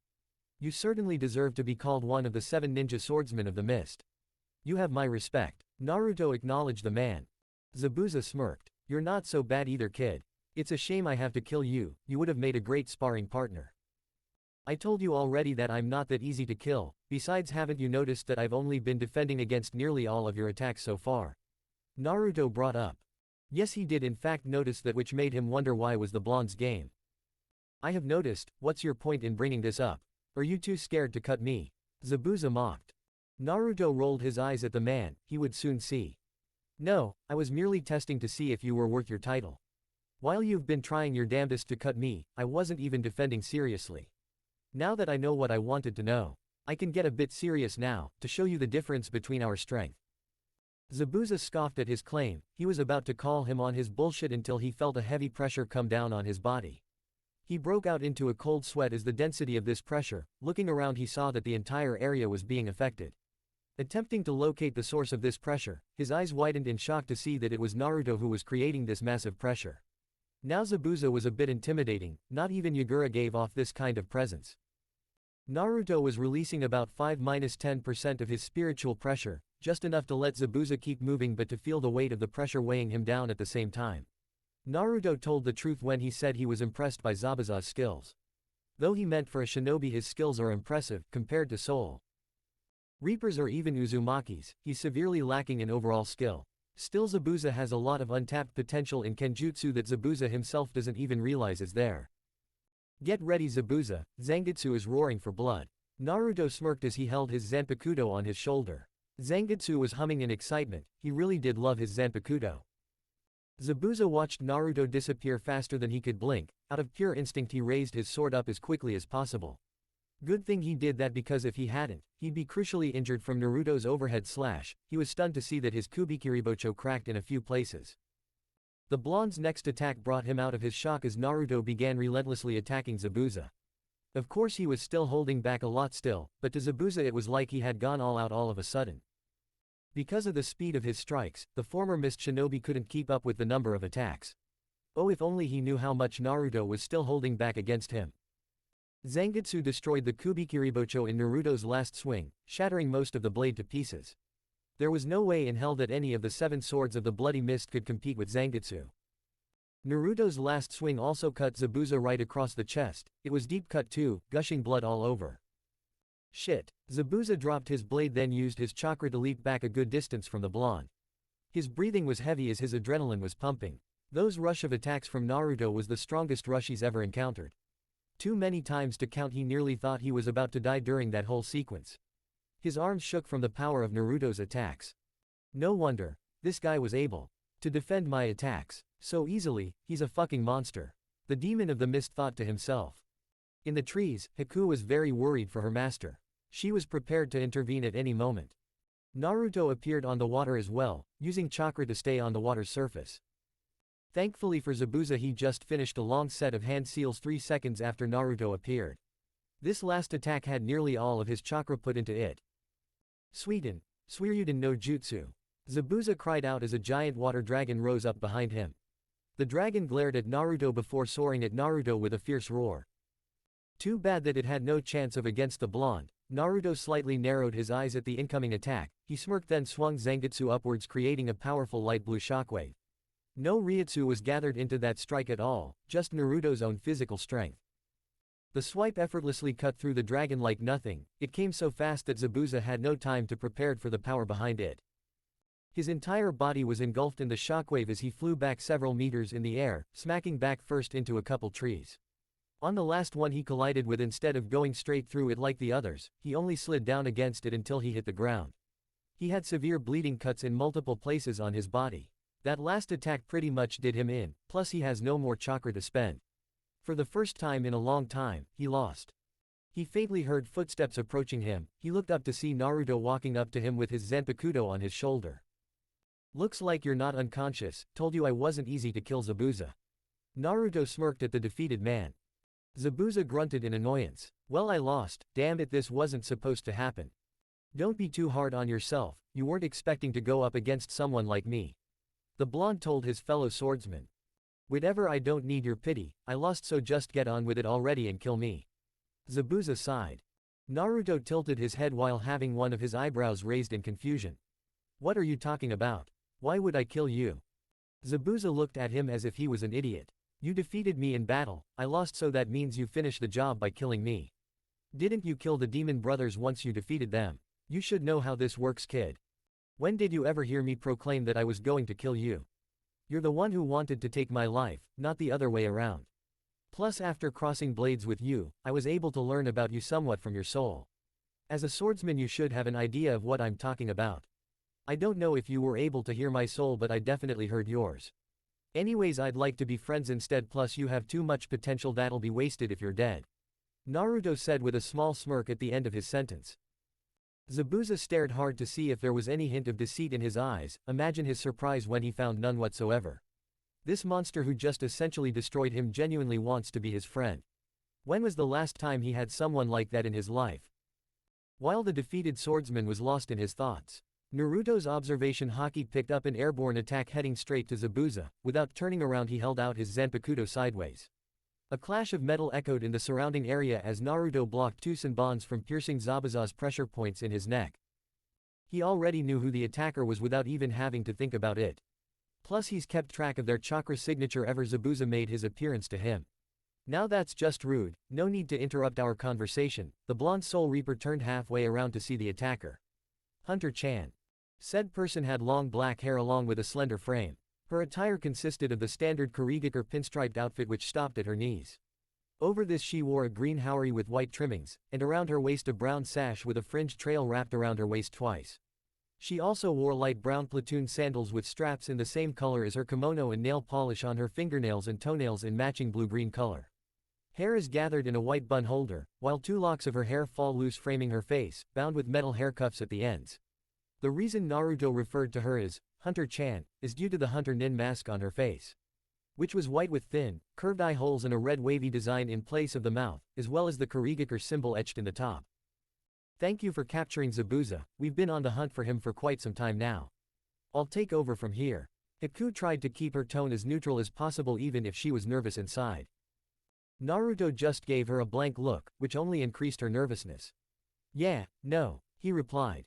Pointing his index finger at her, the blonde uttered, "Bakudo Hashikoro." A spark of yellow energy generated at the tip of his finger, which summoned 6 thin, white beams of light that slammed into Haku's midsection faster than she could react. She immediately realized that she was immobilized, no parts of her body would move when she commanded them to. Sorry Hunter-chan, but judging from where you were aiming, your senbons were meant to put Zabuza in a near-death-like state for a period of time. While you can claim they were meant to kill him, my senses are telling me otherwise. Anyways, I can't let you escape with Zabuza since I still have questions to ask him. Naruto said while casually walking up to her. I'm not a girl, nor will I let you harm Zabuza-sama. Haku retorted. Naruto rolled his eyes and scoffed at her claim. Please, as if I were stupid enough to believe that lie. You may be able to fool everyone else into believing you're a guy. But there's a distinctive trait in every male and female's chakra signature that allows a sensor to deduce their gender. Nothing you can do to mask it either. Though only a highly skilled or extremely rare sensor is able to actually detect the trait to tell the difference in genders. Too bad for you, Hunter-chan, that I happen to be just that. He lifted his hand up to her face and took off her mask. Damn, you're one hell of a beautiful woman, Hunter-chan. Naruto complimented her with a grin. Haku tried her hardest but ultimately failed to repress her blush. Anyways, no need to worry, like I said before, I have no intentions of killing Zabuza. Just gonna ask him a couple questions and whatnot. He continued, then made his way over back to Zabuza. Haku was confused by his actions. Why wouldn't he want to kill Zabuza when Zabuza tried to kill him? Zabuza watched as the man who defeated him easily restrained Haku. He was grateful that the blonde didn't seem to harm her in any way, just paralyzed her from moving. So Zabuza wanna be friends? Naruto asked him. Why in the fuck would you want to be friends with the guy who just tried to kill you? Zabuza had to ask. Well, if I'm being honest, you had absolutely no chance of killing me. If I wanted to, I could have ended your whole existence in one move before you even realized what happened. You could have cut me with your blade and it wouldn't have made a scratch on me. And no, it still wouldn't have mattered if your partner had helped you. You both would have lost to me regardless. As for why I want to be friends, why wouldn't I want to be friends with the legendary demon of the mist? I wasn't lying when I said I was impressed with your skills. You have too much untapped potential in you, Zabuza. It'll be foolish to let it go to waste by killing you. I can help you improve by sparring with you sometimes. Based on what I felt from your soul, you're not a bad guy like the rumors say you are. I mean, sure, you killed your entire graduation class and all. But there's definitely more to you than just some bloodlusted killer. That begs the question, why the hell is someone of your stature working for Gato of all people? Naruto questioned. Haku and Zabuza were surprised to hear that even if they worked together, they still wouldn't have defeated Naruto. It made them wonder just how strong is he. Then his reasoning for wanting to be friends is also surprising and kinda odd at the same time. Though Zabuza admits that he was a bit interested in the blonde. Haku, well, yeah, she's definitely interested in him. For money, kid, I'm only working for him because we needed the money. Being a missing nin doesn't provide income unless I steal or do jobs for whoever is paying. I haven't even bothered anyone in this country, I was only tasked to kill the bridge builder. Gato wanted me to capture the bridge builder's daughter once I completed my mission. I had no intention of doing that, so I was going to lie and say I couldn't find her. I'm not fond of slavery, that's why I wasn't going to bring Gato the bridge builder's daughter. He's already ruined enough lives and I planned on killing him after he paid us. Zabuza explained. Naruto was grateful that he had no intentions of going after Tsunami or harming the people of this country. His respect for Zabuza increased even more learning of that. Although this made him look at Zabuza as if he were an idiot. You know you're a real idiot, Zabuza. Naruto told him. Zabuza growled in anger. What the hell did you call me, you fucking asshole? He raged. Ignoring Zabuza's angered response, Naruto confused speaking. Why would you work for Gato when you could have just forced him to give you all of the money you needed then kill him afterwards? Or you could have killed him from the start then steal his money. You're a shinobi and he's a little greedy, fat ass, rich midget, what can he do to harm you? All of his bodyguards are literally cannon fodder. So again, Zabuza, why the hell are you wasting your time working for Gato? The former Mist Shinobi was about to retort the blonde's words until he realized he had no response. Why was he working for Gato anyways? It's not like it would have been difficult to kill him and take what they needed. Haku also tried to convince him into not taking the job, saying how Gato couldn't be trusted to fulfill his end of the deal. Yet he disregarded her warnings, thinking that this mission will be a breeze, then he'll deal with Gato after he pays up. Listening to Naruto break it all down to him the way he did, Zabuza cannot help but feel like the biggest idiot when he realizes how foolish he's been. This whole ordeal could have been handled much easier if he had killed Gato from the beginning or forced him to give up his money before killing him. It would have also saved him from getting his ass handed to him by the odd blonde in front of him. I don't know, he admitted embarrassingly. Well, for future references, try to use that brain on yours more often. If things were different, it's very possible you would have unnecessarily lost your life against me. Plus, don't you think your partner over there would be sad if you died over something that could have been avoided? Naruto pointed his thumb towards Haku. Looking over at the direction he was pointing, Zabuza winced at the expression Haku was giving him. She was always too soft-hearted for her own good. The expression on her face showed how worried she was for him. He can also see it in her eyes that she's relieved Naruto truly isn't going to kill him. Great, now he's really feeling bad for making her worry. As much as he tried to treat her as a tool while she was younger. The damn girl ended up growing on him. He cares about Haku a lot. Honestly, it's not a lot of people Zabuza cares about, but Haku, Suigetsu and Mei Terumi are the only exceptions to that. Haku definitely is a more special case than the other two. He's come to accept that over the last 2 years. Lost his thoughts again, the former mist swordsman didn't see Naruto move closer to him. The blonde began using his specialized version of medical ninjutsu. In reality, all he did was use the same concepts used for Kaido, which is also known as healing Kido. With regular medical ninjutsu, the user uses medical chakra to manipulate their own or another's body. Usually requires very advanced chakra control to perform. Kaido, the user performs Ryutsu restoration first to restore their patient's Ryutsu. By doing so, one can attempt to recover the physical body using the patient's restored Ryutsu as well as the healer's external Ryutsu. This makes it much easier to restore Ryutsu when the physical body is in a fully healed state. Essentially, all Naruto is doing the same thing but using chakra instead of Ryutsu. This way Zabuza's wounds can heal while his chakra reserves are being restored at the same time. His ever-so-loving Retsu helped him with this technique of his. This method also cuts down the amount of time it would usually take to heal one's wounds and restore their chakra reserves. From what Naruto learned of medical ninjutsu, each act is normally done separately instead of simultaneously. When Zabuza felt his wounds being healed with his chakra being restored, he looked up at Naruto with a shocked expression. It took Naruto no time at all to heal up Zabuza. Once he was done, he stood up and offered Zabuza a hand. The former Kiri shinobi took it, allowing the blonde to help him up. Naruto then turned around facing Haku. He snapped his fingers and the beams of light restraining her dissipated into the air. After a long internal debate, Zabuza made up his mind. Gaki, what's your name? Naruto turned back to face the man he easily defeated. He flipped Zangetsu back on his shoulder. Naruto Uzumaki. Zabuza's eyes widened in shock. Uzumaki. I thought the last one left was Mei after her cousin died. Wait, he can't be. Oi, tell me, who is your mother? Zabuza practically demanded to know. He prays to Kami it's not who he thinks it is. Naruto looked at him curiously with a raised eyebrow.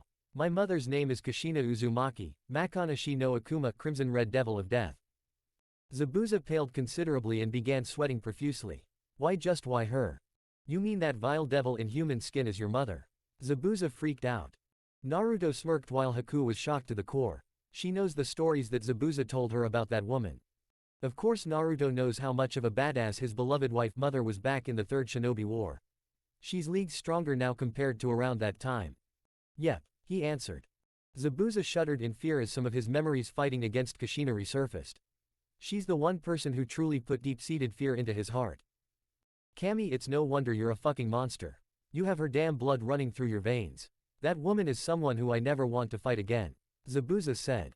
I don't blame you. Naruto really didn't. Once he got over that, Zabuza got back to what he originally wanted to say. Anyways, if you want to be friends then we can be friends. Just don't go being all weird about it. I don't have many friends for a reason. Zabuza voiced. Naruto nodded with a small grin. He turned around to face Haku once more. So beautiful, do you want to be friends as well? I'm sure we can get to know each other really well. Haku blushed slightly before nodding. I would like to be friends if that's okay with you, Naruto-san. Oh great, she's really crushing on him. Zabuza mentally sighed. No need to be formal, just call me Naruto or Naruto-kun if you want. The blonde winked at her.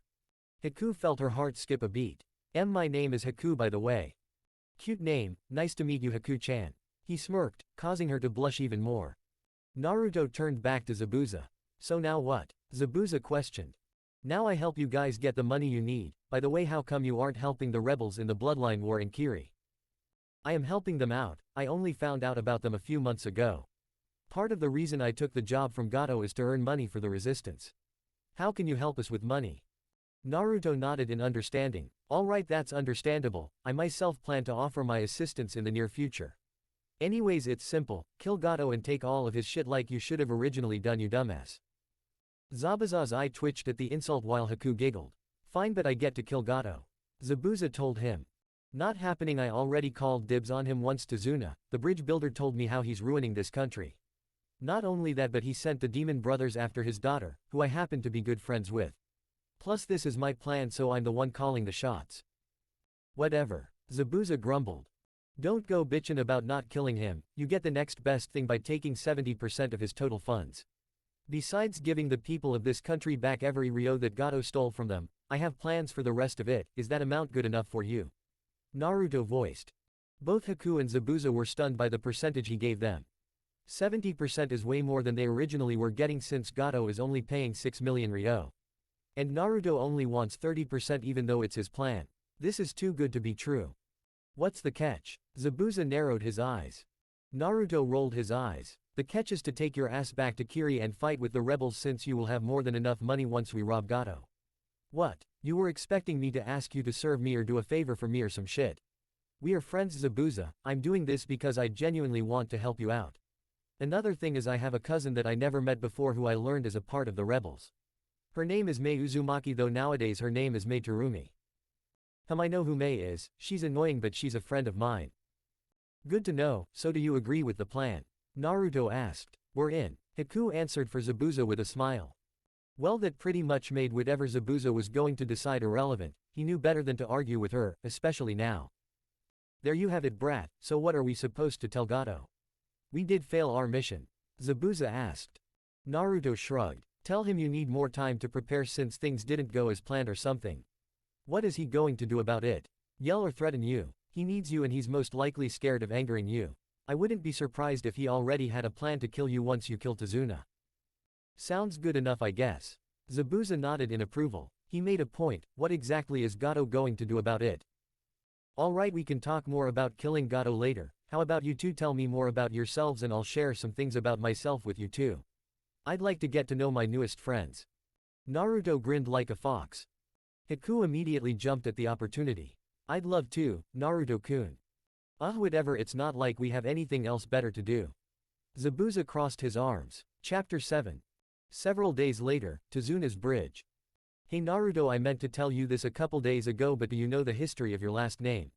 Tazuna asked as he and the blonde Soul Reaper were working on a certain part of the bridge together. The bridge itself is practically done, now what's left is double-checking everything and adding on the finishing touches. Tazuna was proud of his work and very grateful for Naruto showing up in his life. The old drunk has to admit that over the last couple weeks, the blonde has really grown on him. He has his suspicions that Naruto and Tsunami are very intimate with each other, but he's staying out of it. 1. It's not his business. 2. Tsunami is a grown woman, she can make her own decisions. 3. He knows Naruto is a good man. You mean the Uzumaki clan? Yeah, of course I do, I'm the clan head after all. Naruto said as if it was an everyday thing. Tazuna nearly fell on his face when he heard that. Wait, you're the clan head? But I thought the Uzumaki clan was extinct. Just because they are extinct doesn't mean the clan can't be rebuilt. Also, I'm positive there's some lost Uzumakis left in the world besides me. How do I know? I already met some, plus I know for a fact that I have a cousin fighting with the Kiri rebels in the bloodline war going on in Kiri. The reason I'm the clan head is because I'm the last of the royal blood of the Uzumaki clan. Basically, I'm the prince of Uzu no Kuni. Naruto explained. Tazuna quickly got over his shock, then asked, well, since you're the clan head, have you thought of rebuilding your homeland? Naruto smirked. Already done, nobody knows because it's been well hidden, but Uzushio has been rebuilt for almost a year now. We're a friendly village, offering a home to whoever needs one or wants to live in Uzushio. Traveling refugees and many former slaves were brought to Uzushio for a fresh start in life. Our population is growing at a quicker rate than I thought it would. But that's no issue, in fact I'm glad since this means Uzushio is prospering. Screw returning to our former glory, we will go beyond that and take the top spot as the strongest village. Which won't be hard to do at all. By the way, sorry for keeping this from you for this long, but I needed time to make sure I could really trust you with this information, Tazuna. This is something I don't want to get out yet. Uzushio is strong enough to withstand any enemy attacks no matter how strong they are. Not only the barrier protecting it is impenetrable. Then there's the outer wall protecting the village itself is extremely hard to break through. They are seals placed on the walls that negate any types of chakra-based attacks. Other seals are also placed on the walls for safety measures in case it does get to the point where the citizens need to evacuate their homes. No, the key reason Naruto wants to keep Uzushio unknown from the world is to gain more alliances.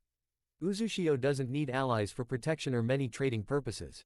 It's really for politics. Both Mito and Kushina said that it'll be less of a hassle if every other country saw them as a potential threat. Yama pointed that out as well. Also, the potential trades between villages or countries will benefit Uzushio in the long run. Uzumakis were always good at politics, always making every treaty or contract benefit them in some form. Mito told him that it was known all throughout the elemental nations to never negotiate with an Uzumaki, you can never beat them. Too bad the fools still ended up negotiating with the Uzumaki clans in the end. Damn kid, you really are something else. Don't worry, I understand your reasons. I promise I won't say a word, especially after everything you've done for me and my family. Tazuna promised. Thanks Tazuna, I really appreciate it. By the way, where are the other workers today? I gave them the day off seeing as the bridge is practically finished. Plus I can tell some of them really needed it. Tazuna shrugged. I see, well they have been working hard for a long time. They deserve it in my opinion. The blonde replied. Tazuna nodded. Yeah, but anyways, since you do know of your clan, did you know that Nami no Kuni and Uzu no Kuni used to be allies? Yep, our countries had a really good relationship from what I know. Naruto said. Those were the days where many Uzumakis used to travel to this land. My father's best friend was an Uzumaki who was a carpenter like him. I can remember the times where I would go with my father to visit Uzushio, because he had clients who lived there. Such a beautiful village it was. Honestly, I was quite sad when I heard of their tragic fate. It was quite the shock to the people of Wave. Tazuna reminisced. You know, you can always visit again if you want. Like I said, Uzushio is back and better than ever. It's not the same small village it once was. I'm sure you'll be shocked once you see it. Naruto suggested to him. That sounds like a good idea. I'll have to take you up on the offer sometime, kid. Tazuna grinned, then took a swig out of his bottle of alcohol. You never get tired of that stuff, do you, Tazuna? The blonde Uzumaki knew the answer. Hell no. It helped me deal with stress for over 40 years. It helps me drown out Tsunami whenever she starts nagging me about something. Tazuna exclaimed. 40 years. I see why you drink it like water. Still, you should be mindful of the amount of alcohol you consume, Tazuna. You're not getting any younger. Naruto said. Tazuna waved him off. Ah, you worry too much, this stuff has never turned its back on me. He took another sip out of his bottle. All Naruto did was shake his head before they started talking about a different topic. 2 days later, Tazuna's home. That's it, Tsunami-chan, suck my cock like you mean it. Naruto groaned as he held a fistful of her hair. Right now Naruto was on the couch in the living room receiving a wonderful blowjob from the blue-haired woman. Both completely naked, with it only being them in the house. Tazuna went out earlier and said he wasn't returning until late in the night. Inari is out hanging with a couple new friends he made. Due to Naruto going around town to get rid of any of Gato's men he comes across, the people of Wave slowly have been feeling it's safer to be out more often now, considering that less and less of Gato's men are coming around or even causing problems. Not only that, but he's had a few clones go around and offer medical attention to those injured or ill. When he came to Wave Country, he originally stored stocks of food and water in case he came across a situation where Wave Country needs food supplies. Truthfully, it was Yama's idea for him to do it. Knowing her, he wouldn't be surprised if she already knew about the situation here, prior to him coming here. She does things like that sometimes.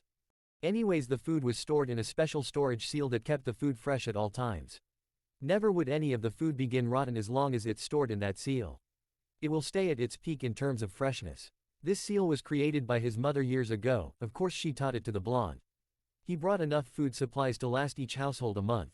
The people of Wave Country were very thankful of his kind acts. They practically started to worship him when he promised them that he would kill Gato. All in all, he's positive that the people of Nami no Kuni will see him as some kind of hero. Truthfully, he can do without the hero title. All Naruto did was do what he thought was a good thing to do. He really wasn't looking for any sort of reward for his actions. That's not the type of guy he is. He does things because he wants to, it's as simple as that. Sure, he wants an alliance, but he doesn't need an alliance with them. Regardless, the alliance is a done deal already. Turns out his actions also made Tsunami's growing love for him skyrocket. He told her the full story of who he was, what his goals in life are, his other lovers, and how he wants to rebuild his clan. He pretty much told her nearly everything. The reason he did this is because it's clear to both of them that they want something more with each other. Tsunami accepted everything he told her, including the fact that he has a growing harem essentially. She just wanted to be with him on the same level as the others in his harem. Technically she can't be on the level of Mito or Kushina considering they are his soulmates. But she didn't mind, she understood the circumstances. So Tsunami is now one of Naruto's lovers. Because of their new relationship, Tsunami began acting bolder in sex. One prime example is the blowjob she's currently giving him in the living room. It was only a couple days ago where she first suggested to him the idea of having sex in other rooms of the house. Tsunami moaned as she deep-throated Naruto's big cock. This has surprisingly become her favorite activity, she just can't get enough of his cum. What made her even more happy is the fact that Kushina and her other harem sisters told Naruto to stay the entire month to spend it with her. Tsunami knew she would get along with her new sisters just fine. Bringing her head back up, she released his cock from her mouth. Then licked from his tip all the way down to his balls. Once she had one of them in her mouth, Tsunami sucked on them eagerly. Her hands were used to jerk off her lover's shaft. Loud sucking and slurping sounds can be heard all in the living room. Naruto loves when she does this, all he can do is lean his head back, close his eyes and enjoy the show. After 10 minutes of alternating between sucking each of his balls, Naruto felt his release coming quickly. Tsunami Heim, he warned her. Tsunami heard him and kept up her motions, soon she had him coming multiple spurts of thick semen. His scent was filling her nostrils, all of his cum got over some of the couch, the floor and her face. She didn't care about any of that since Naruto had a trick to easily get rid of the evidence, leaving no stains whatsoever. So the blue-haired woman moved her mouth back on his tips to get the last 2 shots of cum in her mouth. She swallowed it then kept sucking on his tip eagerly, with one of her hands pumping his shaft and the other playing with her balls. Tsunami's efforts was rewarded when she made Naruto come again only a minute after he finished his last orgasm. She was happy to hear him moan louder than he usually does. This means she's really doing a good job of pleasuring him. Once Tsunami finished milking his cock for cum, she straddled his lap and slammed herself right down on his dick, moaning at the feeling of all of him entering her at once.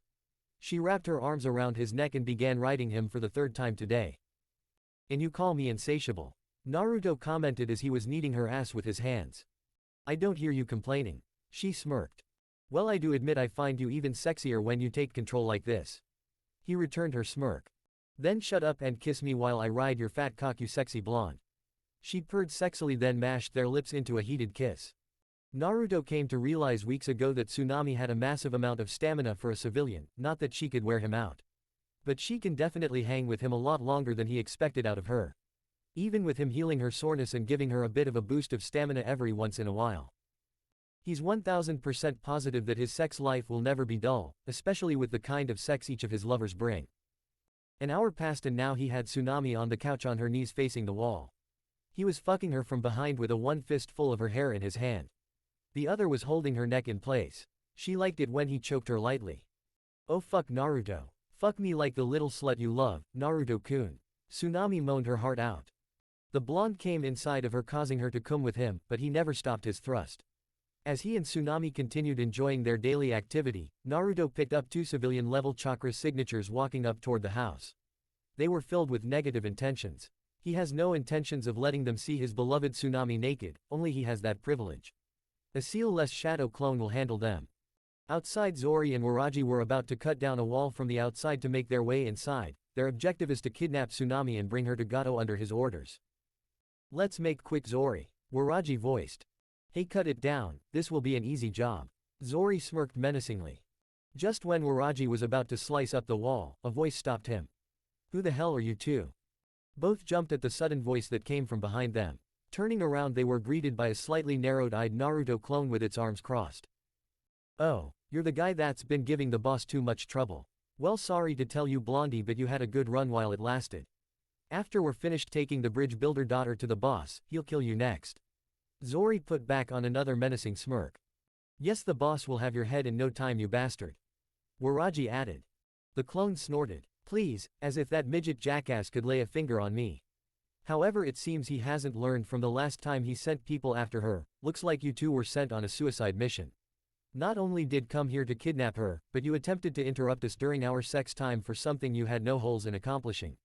You two earned yourself a free one-way trip to the afterlife, see you."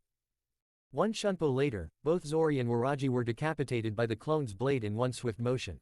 Neither samurai ever saw it coming.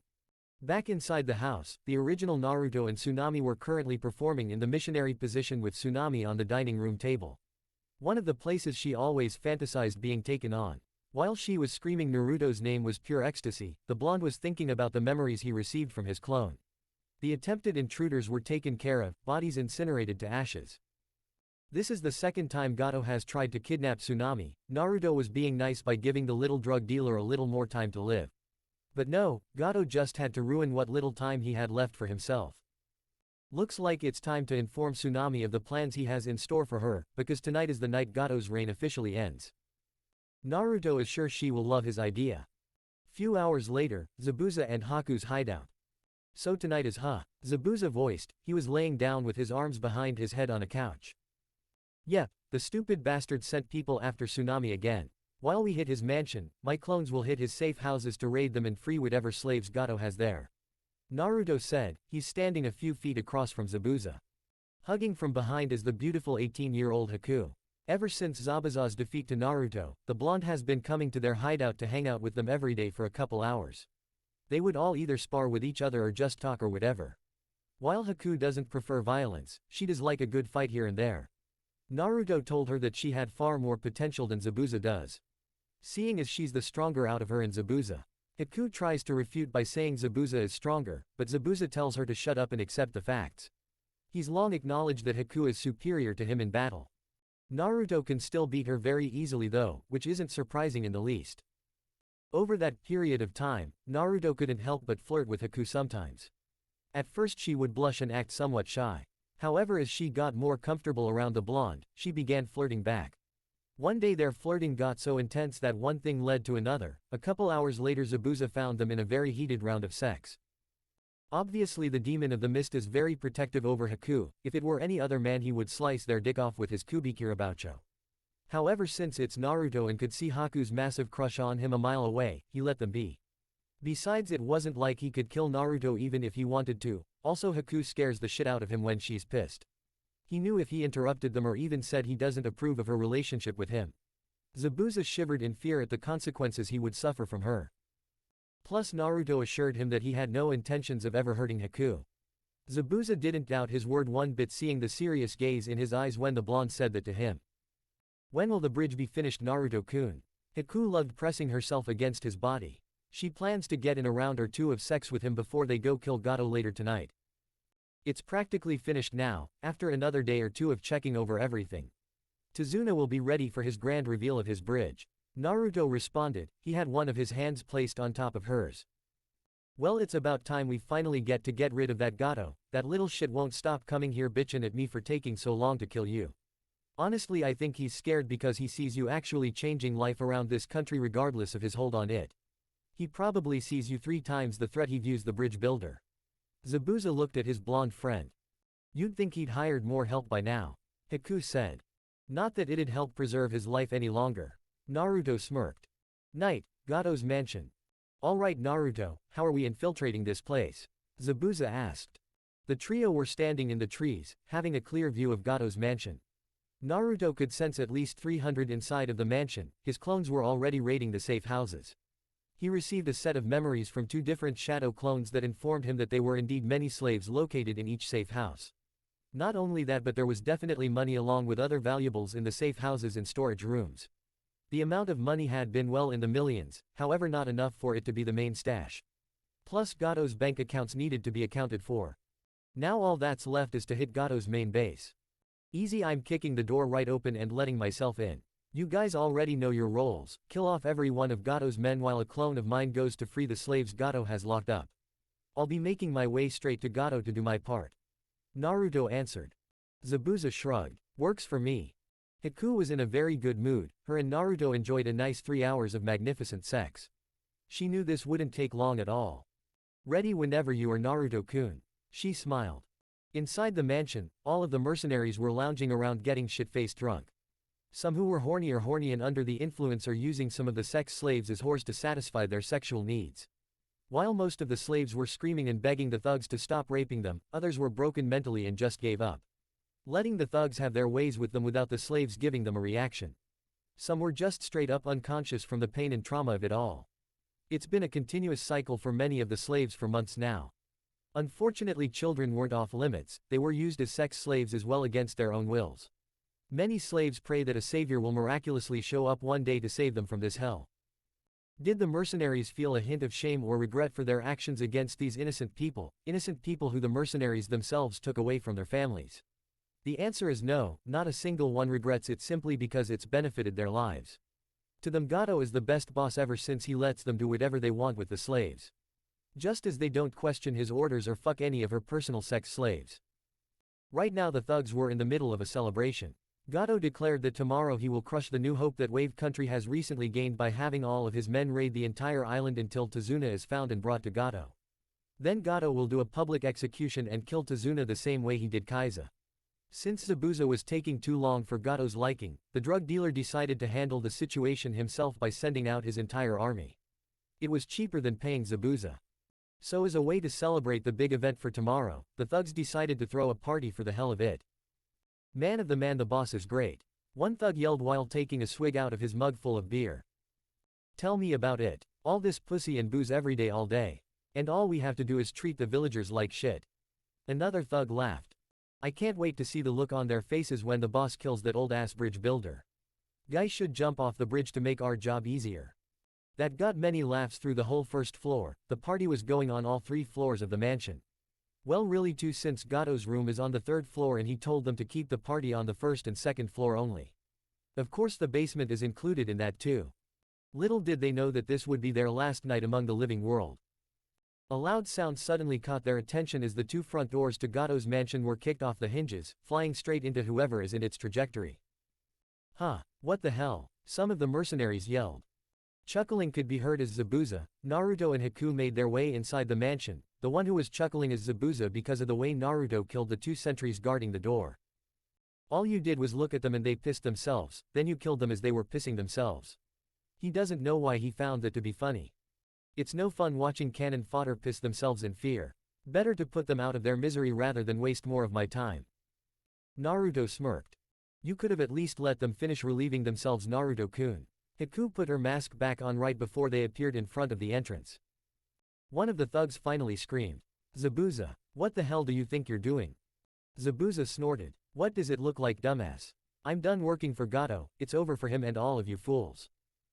Ha, get real. You may be strong but you can't take this many of us on, Zabuza. Another dumb thug spewed foolishly. Hearing Zabuza's genuine laugh made a good portion of the mercenaries lose confidence in themselves, while others grew angry. All Zabuza did was grip his Kubikiribocho, leapt into the air, then began the massacre. And there he goes. Well, I guess I better get started as well, this won't take long, Naruto-kun. Haku stated before she sent a barrage of ice and bonds to a group of thugs, killing them by striking vital areas. With Zabuza and Haku handling their parts, Naruto made his way through the carnage. Each thug who would try to attack him, either Zabuza or Haku would handle them. The blonde didn't stop his walk one time during, so, as he got to the stairs he made a shadow clone to go locate and free all of the slaves here. Naruto didn't bother wasting time on the 2nd floor, he had no interest in dealing with the thus, plus he already told Zabuza that he can kill all of them here. So he used Shunpo to get through the 2nd level within seconds. Appearing on the 3rd floor, the blonde sees that it's mainly empty for the most part. Only 4 chakra signatures on this floor with all of them in the same area. Continuing on, he made his way down the hall at a leisure pace. Gato is currently in his room fucking his newest sex slave. She was a 20-year-old black-haired woman that the boys brought in for him yesterday. He decided to break her in tonight instead of last night due to he wasn't in the mood for sex last night. Zabuza has been pissing him off by taking too long to kill the protection Tazuna supposedly hired. What Gato cannot is where did this guy protecting Tazuna come from? Gato knew that Tazuna couldn't have left the island to meet him, his men would have reported to him that Tazuna left. Giving him the perfect chance to kill the pathetic bridge builder without any trouble. But no, some random blonde shows up and causes all kind of problems for Gato. It doesn't help that the demon brothers were soon after they arrived. Then apparently Zabuza had been defeated by the same blonde. However, he suspects Zabuza to be lying to him about something, only because Zabuza didn't look like he had been defeated. In fact, the swordsman seemed to be in good health as far as Gato could tell. Which is why he can't understand what could possibly be taking Zabuza so long to come up with a plan to kill the blonde. It's been over a week since then. Gato complains to Zabuza about him procrastinating, yet all the swordsmen do is brush Gato off. telling him that he will handle the blonde when he feels the time is right. Unfortunately, Gato fears angering Zabuza, so it's impossible for the businessman to force Zabuza to do essentially anything when Gato wants it done. This is why he plans to handle the whole ordeal on his own by sending all of his men on a search for Tazuna tomorrow. The entire island will be raided in search for the old bridge builder, once Tazuna is found and killed. Gato can call off the deal with Zabuza and have his men kill the swordsman next. The blonde will come afterwards, seeing as he will be a tougher threat to get rid of. The woman who is currently being raped by Gato is screaming for him to stop. She can't fight him off due to Gato having her limbs restrained by ropes. All she wanted was to go back home to her mother when out of nowhere 2 mercenaries randomly kidnapped her against her will. Then she was brought her and beaten all night and most of the morning. When she woke up, she found herself tied down in Gato's bed. "Please, please, stop this," she cried. "Shut up, you dirty slut. This pussy is mine now. You're lucky I didn't fuck you last night until you passed out, you whore. Be grateful that I'm even giving you the time of day. Now be a good slave and take this cock." Gato laughed wickedly. The woman grit her teeth in frustration. "Please, I beg of you, someone please save me from this hell." Her and many other slaves' prayers were answered as the door to the room was suddenly destroyed to pieces. Gato stopped his thrust to look to see what happened. "What the fuck? Who the hell has the nerve to interrupt me while I'm trying to get my release?" he yelled angrily. "That would be me." Naruto calmly walked into the room. He may appear calm on the outside, but he's fuming internally. If there's one thing he hates to the core, it is rape. However, he can't allow his anger to show itself at the moment. Good chance his Ryutsu will rise along with it, resulting in accidentally killing the poor woman. For now he kept his cool. Gato will be dead any moment now anyway. Gato's eyes widened. "You." He pulled his dick out of his sex slaves to face Naruto. "You're the one who has been ruining everything," he yelled in anger. "By ruining everything, if you mean by ruining your reign of oppression over the people of Nami no Kuni, then you're right, I'm the sexy badass who's been a thorn in your side for the last couple weeks." Naruto answered calmly. "Why? What the hell have I ever done to you?" Gato questioned. "Me personally. But besides terrorizing this country, you've sent your goons after someone I care about twice. Not just once either, you had the audacity to send people after her twice. That is an unforgivable act. The consequences for your actions is a free trip to the Shinigami itself." Naruto stared right into Gato's weak soul. He wasn't going to refer to Yama as a woman in front of the businessman. For one, he didn't need to know. 2, he promised Yama that he would never reveal her true identity to those Naruto himself doesn't find worthy of knowing. "Ha, good luck, asshole. My guards are on their way up here right now coming to kill you." Gato smirked. Quote ellipsis. "Did you forget about the guards you had guarding your room?" Naruto looked at him like he was an idiot. Gato was about to retort until he realized what the blonde just said.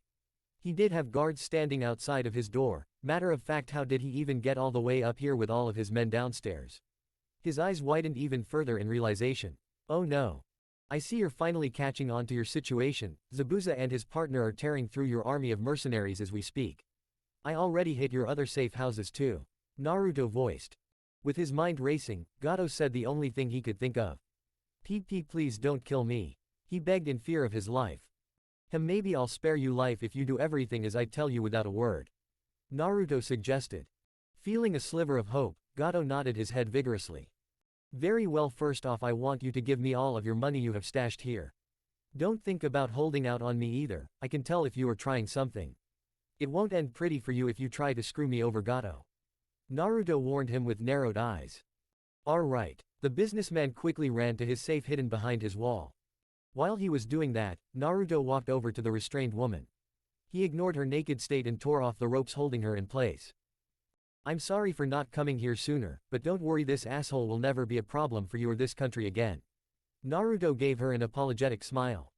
All the woman did was cry and hug Naruto tightly, saying thank you over and over again. Creating a seal-less clone, he substituted himself with it without the woman noticing, then had his clone carry the woman out from the room. By the time that was done, Gato just opened his safe. Walking up, the blonde did see that it was definitely way more money in this safe than the ones in the safe houses. He made a couple clones to seal up every last Ryo in the safe into S storage scroll. Is that all?" Gato asked. Naruto snorted. "Fuck no, I want you to sign over your ownership of all of your businesses over to me. And don't try anything where it's your ass. I can get access to all of your bank accounts easily." "What? You can't do that," Gato yelled in anger, forgetting his position in the situation for a moment. Not bothering to unleash his Ryutsu, Naruto unleashed a glimmer of his killing intent into the room. His end result was as expected. Gato was pale white, shaking as if he was shivering in negative-degree weather.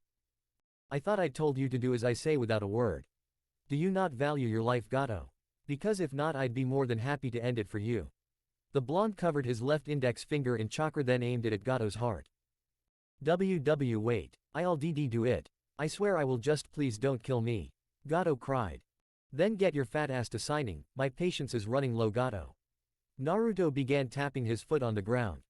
Gato stumbled to his desk and took out the ownership to his business. Hell, he was going to sign off everything in order to save his ass. By the way, my name is Naruto Uzumaki, that's who you are signing it over to. 5 minutes and Gato had signed over his shipping business and whatever else he owned to Naruto. The blonde had all the documents sealed away. He planned to make copies of each document at a later time. For now though, he officially owned Gato's shipping business. I did everything you asked, now please leave this place. Gato practically demanded. No, you still haven't paid up something yet. Naruto said. Pay yo what? I literally signed over everything I own to you. Gato replied. Yes you have, however you haven't paid. With your life yet. He gave Gato a savage grin, one that made Zangetsu proud. But you said you wouldn't kill me if I did everything you said to do without a word. Gato yelled. Naruto shook his head. Actually I said maybe I won't kill you, never said that I wouldn't do it. Besides, you certainly had something to say when I told you to sign over your company to me. Before Gato could even think of saying or doing anything, Naruto lazily swiped his hand across Gato's neck without ever touching his neck. To Naruto he moved in a very slow motion, to Gato he moved faster than the businessman could blink. Gato never knew what hit him as his head rolled off of his shoulders onto the ground. I'd never let Zangetsu taste the blood of such a worthless fool. Gato's blood doesn't deserve to be nowhere near her. Naruto said to himself while seeing Gato's head and body up. After all, he needed to show the country proof that Gato is truly no more.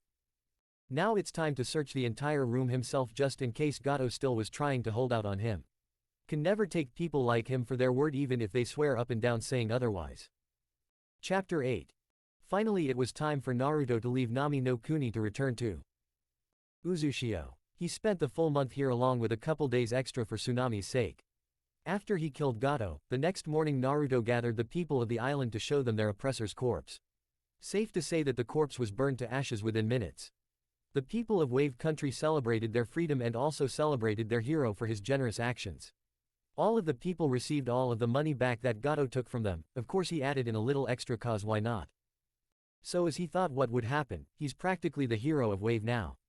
At the grand opening of his bridge, Tazuna even named the bridge after him, the Great Naruto Uzumaki Bridge. Kinda over the top if you ask him, but hey, how many people can say that they have a bridge named after them? Surprisingly and thankfully most of the slaves had a home to go back to. Naruto did offer refuge in Uzushio to those who had nowhere to go, however they declined, saying they either wanted to stay in Nami no Kuni or go elsewhere. He made sure to wipe their memories of him ever speaking with them about Uzushio at all. He did not need the risk of somebody accidentally mentioning Uzu to whoever they may be speaking to at the time. With life in Nami no Kuni looking up, Naruto knew it was only going to get better because of his genius idea. Well, not genius though, it was a really good idea. He remembers Tsunami telling him how she always felt that she was meant to be more than a housewife.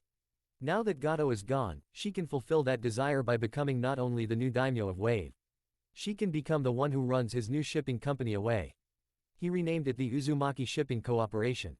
With Wave and Uzushio having a good history together, Naruto felt that by naming it Uzumaki instead of Wave, it would be symbolizing the relationship between the two countries somewhat. At least that's what Naruto thought. It didn't take much convincing at all to get Tsunami okay board. She felt that she could really thrive in this position of power. Being the daimyo of her country while running a shipping business at the same time. Of course she won't be completely alone doing this. Naruto is leaving a clone behind with her to help out behind the scenes. It helps that he went to the palace where the former daimyo resided. Turns out that Gato did kill him before taking over the country. Naruto with the help of several clones cleaned the place out until it was spotless.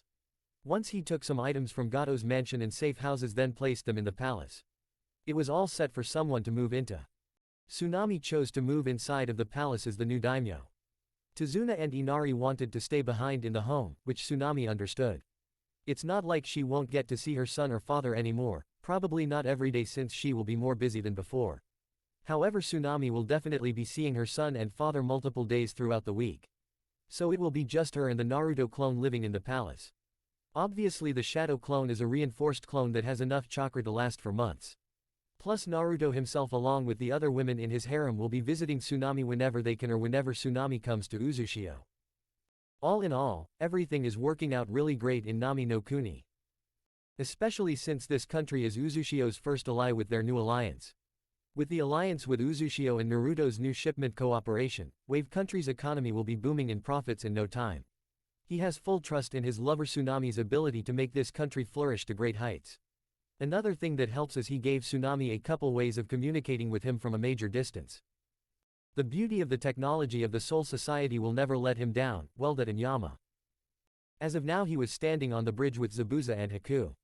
Naruto's relationship with Haku is a friends with benefits type of relationship. Haku did have feelings for Naruto and he developed some for her as they spent more time together. But she didn't want to be in a relationship with him until after the whole situation in Kiri is taken care of. She knew of his harem. Haku had no issues with fully joining in the war future, so for now she's a partial member of his growing harem. He had no issues with her choice, they were still going to be in a relationship when it's all said and done. And yes, his other lovers know about Haku just as they know about Tsunami. So much teasing he's not looking forward to experiencing. Though he's very happy to have both Tsunami and Haku in his life romantically. Are you guys sure you don't want me to take you to Kiri? I can get you there in no time at all. Naruto asked his friends. It's fine Naruto, I'd rather take the long way to Kiri, not really in a rush to get there seeing as they weren't expecting me to gather enough funds so quickly. Zabuza answered. Due to sparring against Naruto often during the last couple weeks, Zabuza has gotten a bit stronger than he was when he arrived. Haku learned a thing or two herself. He's right Naruto-kun, it's best for Zabuza-sama's sake that we take the long way. Someone in the rebels is bound to annoy him once we get there. You know how he can get when he's pissed. Haku pointed out. It's not my fault that people piss me off by being stupid. Zabuza grumbled while crossing his arms. Naruto snorted. Yeah, he's too quick to slaughter someone when he's pissed, it's funny seeing him rage sometimes. But if you guys are sure then I'll leave it be. Don't forget I'll be coming to Kiri myself to help you guys out soon. Well that's if you guys don't somehow win the war by then.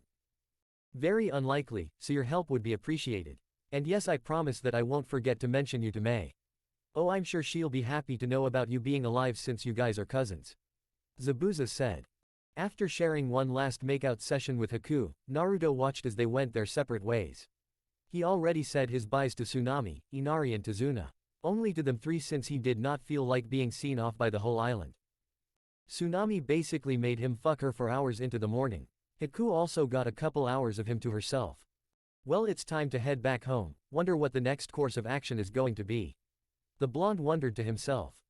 Taking Zangetsu off his back, he placed it in front of him to insert it inside a spatial area. Twisting his Zanpakuto as if he was unlocking something, a click sound was heard as a red crease in the air appeared before it turned into a red shoji. Once the door opened, a white light was revealed with a Jigokucho flying out of it. This gate is known as a Senkaimon which once served as a pathway between the Soul Society and the world of the living. It served as the pathway for Soul Reapers for thousands of years until the Shinigami were wiped out in their dimension. Now it serves as a gateway between this dimension and other dimensions, although for now it mainly serves as a quick travel method between locations of this world. Naruto doesn't have a reason to travel between dimensions yet, so it's best used for travel purposes of this world until he finds a reason to go to another dimension. Obviously the other Soul Reapers back in Uzushio can also open a Senkaimon like they could before. Although none of them ever use it for dimensional travel purposes. Just travel purposes to the locations of this world. It was agreed that until Naruto gave the okay, they will not use the Senkaimon for dimensional travels. It was actually Naruto's idea to set it up like this. Kazuki and Mayuri worked together to make it happen in no time. Placing his Zanpakuto back on his back, the Uzumaki clan head walked through the gate then stepped out another door to end up in his office. No one was in here except for him. Naruto noticed how there wasn't any paperwork on his desk. Meaning that his wonderful wives kept on top of it while he was away. Though he knew they would so he isn't really surprised. Grateful, but not surprised. Walking over to the balcony rail, while he couldn't see the whole village. Most of it was in his field of view, he missed his village dearly while he was away. Now Naruto can definitely tell the increase in population, sure he's far up in the air to really tell, however using Raryoku to enhance his vision lets him see his people just fine. He picked up the ryutsu of both of his wives heading towards him, sure he talked to them every day on the phone or by video call. But nothing can compare to seeing them in person. Soon his door was opened and the first one in his arms was Mito. Kushina came to his other side and hugged him too. He had one arm wrapped around both of them, sharing a long kiss with each redhead. "I missed you both a lot," Naruto said once he was done kissing his wives. "We know, you told us too many times to count on how you missed us." Kushina grinned while pecking his lips one more time. "We missed you too, Naruto-kun, we certainly weren't the only ones missing you either." Mito kissed her husband on his whiskered cheek. The Uzumaki trio moved their three-way hug to the couch, Kushina and Mito leaning against their husband with Naruto keeping his arms around them.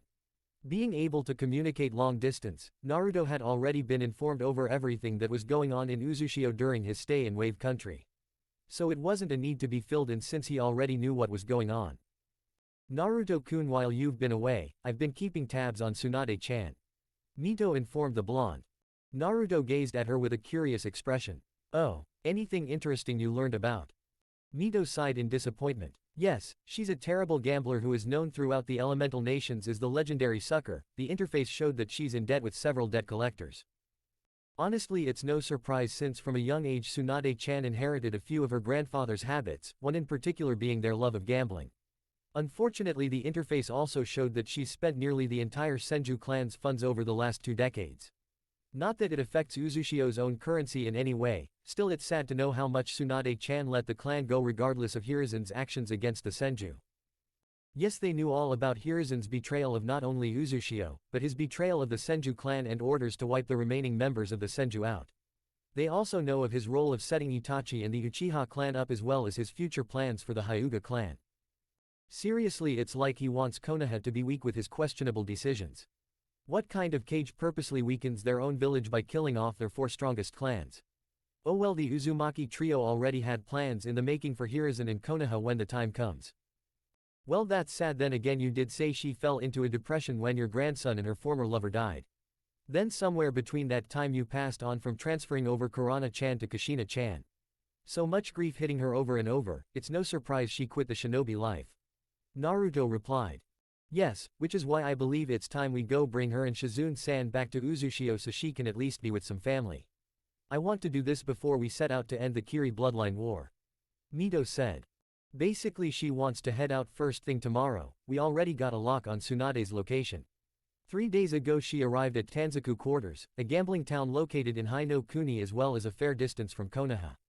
It's a festival going on that's going to continue for the rest of the week. Kushina added. I know the plan was to stay away from Hi-no-Kuni as much as possible for the time being, Naruto-kun, but Mito trailed off her words. Naruto smiled. It's fine, Mito-chan, we were going to go after Tsunade at some point anyway. Plus it's not like we're going to be traveling through Hi-no-Kuni by foot, so it's unlikely that any Konoha shinobi will see us. Even if they do, we can easily kill them, so there's no way for them to report us back to Konoha. Kushina pointed out. Mito beamed happily at her husband. Thank you, Naruto-kin. She mashed their lips together into a heated kiss. This led to the 3 Uzumakis teleporting to their shared bedroom to catch up on some good old-fashioned, I missed you, sex. A threesome that each of them needed badly. Later on that day, Naruto met up with the rest of his lovers and friends. Yoruichi and Soifun pounced on him the first chance they got. Next day, Tanzaku Gai. Stepping out of the Senkaimon was Kushina, Mito and Naruto. Filling in as Uzukage is a reinforced shadow clone of Naruto's. They exited the gate only 5 minutes away from town. This was to avoid the possibility of a random person seeing a Senkaimon open up. A few flash steps later and the Uzumaki trio were standing in front of the main entrance to the gambling town. No form of security guards guarding the entrance, making it easy for them to walk straight in.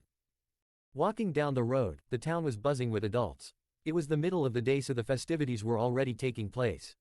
Now the original plan was to find Tsunade and head back to Uzushio the same day. However, it was easy for Naruto to tell that the original plan is not going to be followed through, judging by the expressions on both of his wives' faces. Say, Naruto-kun, Mito started off. Can we? Kushina picked up her harem sister's sentence. Naruto rolled his eyes. You two are so obvious, it's a good thing we packed several outfits just in case something came up that forced us to stay here longer.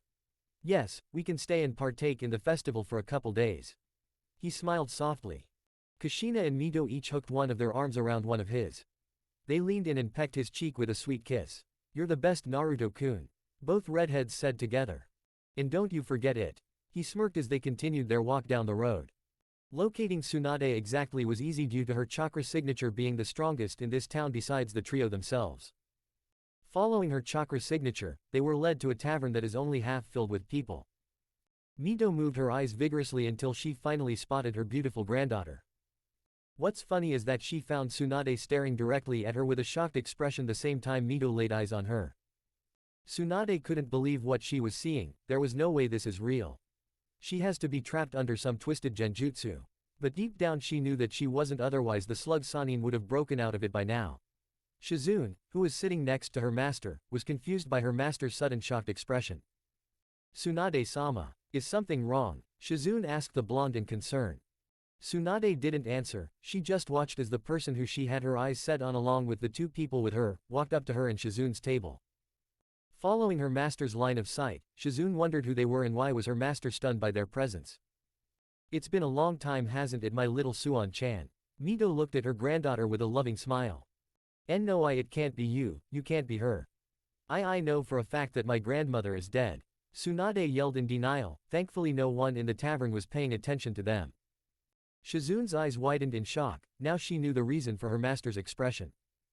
Correction, I was dead but now I'm back in the living world. Mito replied. Prove it. Prove that you're my grandmother. Tell me something that only she would know. Tsunade demanded in anger, she was trying so hard to hold her tears back. Mito could see the anguish in her granddaughter's eyes as it broke her heart to see Tsunade like this. Very well, I remember when you came running back home from the academy telling me all about the boy you were crushing on. I believe his name was Saku, Mito began saying until she was cut off. Okay, I believe you, please don't bring up that embarrassing moment anymore, grandmother. Tsunade whined like a child being teased by their parents. The slug Sanin knew this woman was truly her grandmother because only her grandmother knew of that old secret of hers. Hell, not even Shizune knows about that and she tells Shizune everything. Mito grinned, just as she was about to say something else, she was brought into a tight hug by her granddaughter. She could feel Tsunade's tears soaking her shoulder. I miss you so much, Grandma Mito, she sobbed quietly into her grandmother's shoulder. Mito smiled with a few tears of her own leaking from her eyes. She returned her granddaughter's hug in full. Oh, she looked so forward to this wonderful reunion. I'm surprised we didn't draw any attention to ourselves from anybody here. Naruto spoke in a low tone to his mother. He noticed how not a single person even looked in their direction when Tsunade yelled loud enough for all to hear. At least they seemed to know how to mind their business. Kushina voiced. Once the tearful reunion was over, Mito, Kushina and Naruto took a seat in the same booth, sitting across from Tsunade, Shizune and Tonton. Okay Mito Obachan, can you please explain to me how in the world are you alive again? Tsunade asked. Tsunade-chan, what have I told you about not greeting people who are in front of you? Mito gave her granddaughter a raised eyebrow. Tsunade had the nerve to look sheepish, she did completely disregard the two other people with her grandmother. Sorry. It's fine, I was going to introduce them myself anyways, though I'll answer your question first. However, try to remember your manners, Tsunade-chan. To answer your question, I'm going to give you the most straightforward answer. I was revived by the Shinigami itself. Mito answered with a serious expression. During any other circumstances Tsunade would have busted out laughing before calling whoever told her that crazy. But since this was her grandmother, the same loving grandmother who raised her, who also had the most serious expression on her face as she said that, Tsunade had no choice other than to believe her. She remembers seeing her grandmother's corpse along with being at the funeral held for Mito. Can't forget that her grandmother is an Uzumaki and Uzumaki are known for pulling off the impossible. It's a reason why only the Uzumaki clan is the only clan with techniques to summon the Shinigami from the afterlife. The Shinigami? Are you serious? Tsunade asked with a raised eyebrow. Yes, seeing as the only other way I could come back completely to life is only if someone used the forbidden Edo Tensai jutsu your uncle created. However, that didn't happen. I was brought back from the afterlife by the Shinigami in order to have another chance at life. Mito explained. I see, but why you? No offense Obachan, I'm more than happy to have you back alive, but why would the Shinigami choose you of all people to give a second chance at life? Tsunade questioned. To spend the rest of my new life with my soulmate and revive the fallen Uzumaki clan. Mito replied. Tsunade's eyes widened in shock. Soulmate? You mean grandfather is alive again too? Mito giggled. Heavens no, your grandfather prefers his life in the afterlife seeing as he gets to be with the rest of the Senju clan.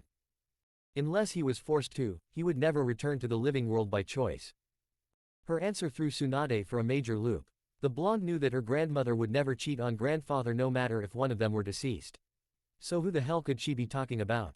Wait, getting a closer look at the other redhead, Tsunade can't help but notice how familiar she looks to another redhead she once knew of. Seeing your confusion, this is the perfect time to introduce you to the two others with me. The other red-haired woman besides myself is my harem sister Kushina Uzumaki, the blonde man is our soulmate Naruto Uzumaki. I'm sure you've heard of him. Mito introduced Naruto and Kushina. Both Shizune and Tsunade were mind-blown hearing those names. I knew you looked familiar. Tsunade exclaimed. You're the girl that became the successor to Mito Obachan in being the Jinchuriki. Yes, she is, and I do also remember telling you to look after her for me, did I not, Tsunade-chan? Mito gave Tsunade a stern look. Oh, Tsunade remembered all right, she was just too far into her grief to want to be bothered by anyone other than Shizune at the time. Part of her always did regret not being there for Kushina, though Tsunade was happy to learn that the red-haired woman did become a living legend during the Third Shinobi World War. Jiraiya also did inform her on how Kushina married Minato in secret and how both she and Minato died protecting their son during the Kyuubi attack, resulting in Minato making their son the newest Jinchuriki of the Fox. Another small part of her felt guilty for not even going to at least look after Kushina's child, knowing that her child would be alone. Especially seeing as both are family due to the relations between the Uzumaki and Senju clans. Plus Tsunade being part Uzumaki herself. She had the decency to look very guilty. She looked at Kushina. I'm very sorry for leaving you on your own, Kushina-san. Tsunade bowed her head apologetically. Kushina waved her off. Don't worry about it, I already told Mito-chan I didn't hold it against you. I wouldn't have wanted to look after a kid either after going through what you did. But I will admit it was lonely at times knowing that I was the last of my clan besides you and my cousin Mei, neither of you being around. But luckily I had Minato and Makoto to look after me throughout the years. It's nice to finally meet you, Tsunade. Kushina smiled. Relief flooded through her body. Tsunade didn't know how to take it if Kushina said she hated her. Thankfully she will never have to know. I thought you died during the Kyuubi attack. Shizune had been the one to ask. Of course she admired Kushina for her prowess as a kunoichi. Well, that was the case, however, like Mito-chan I was also brought back by the Shinigami for the same reasons as her. Kushina answered. Seeing as Tsunade believed her grandmother's words no matter how ridiculous her claim may sound, Shizune found no reason to believe that Kushina was lying to her. Wait, Naruto Uzumaki, shouldn't he be an academy student in Konoha? That's what I last heard about him according to Jiraiya. Tsunade voiced. Well, that was the case for me until about a year ago. Naruto spoke up. Both Tsunade and Shizune had to do a double take. This couldn't be him, could it? You're the Kyuubi Gaki, you can't be no older than 14. How do you look like a 20-year-old man with that kind of physique? Tsunade couldn't wrap her head around it. How can a boy so young look so damn sexy? Were the thoughts that rung through the heads of both master and apprentice. What can I say? I hit a massive growth spurt over the last year. Naruto shrugged. He didn't feel like explaining the details of his body. Tsunade took a deep breath. Okay, so let me get this straight. The Shinigami brought both my grandmother and Kushina back from the dead. Now both of you are soulmates with this guy who is also, correct me if I'm wrong, Kushina's son. From what we told you so far, pretty much. Mito answered. What did your husband say? I mean, if you were in the afterlife, I assume you had to be with them, right? How did they react? Shizune asked out of curiosity. Minato was all for it. He wanted me to be there for our son and shower him with all the love and affection he was denied growing up. After seeing how Konoha treated Naruto growing up, we wished we had a way to help him through his troubles. Eventually the Shinigami showed up and asked me if I wanted the chance to return to life. The catch is I had to be my son's soulmate for all eternity, always staying by his side as both his mother and wife. Minato is the one who told me I should accept the offer.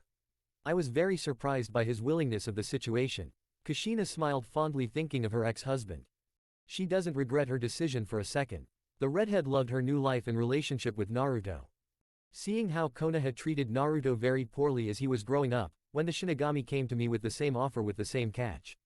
Hashirama, like Minato, also said I should go for it. Knowing your grandfather the way I do, I wasn't surprised in the least as his suggestion.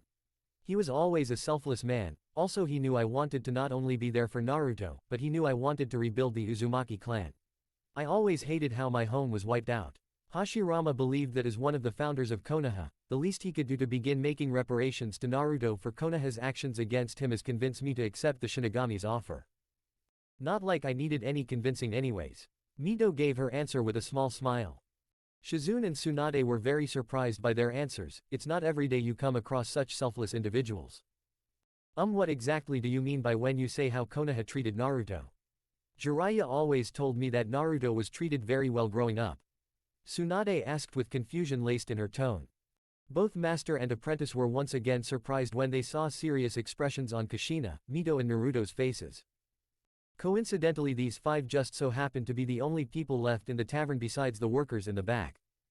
Naruto began telling Tsunade and Shizune everything from what happened to him in his childhood, to how he met Yama, to what he learned about Konoha.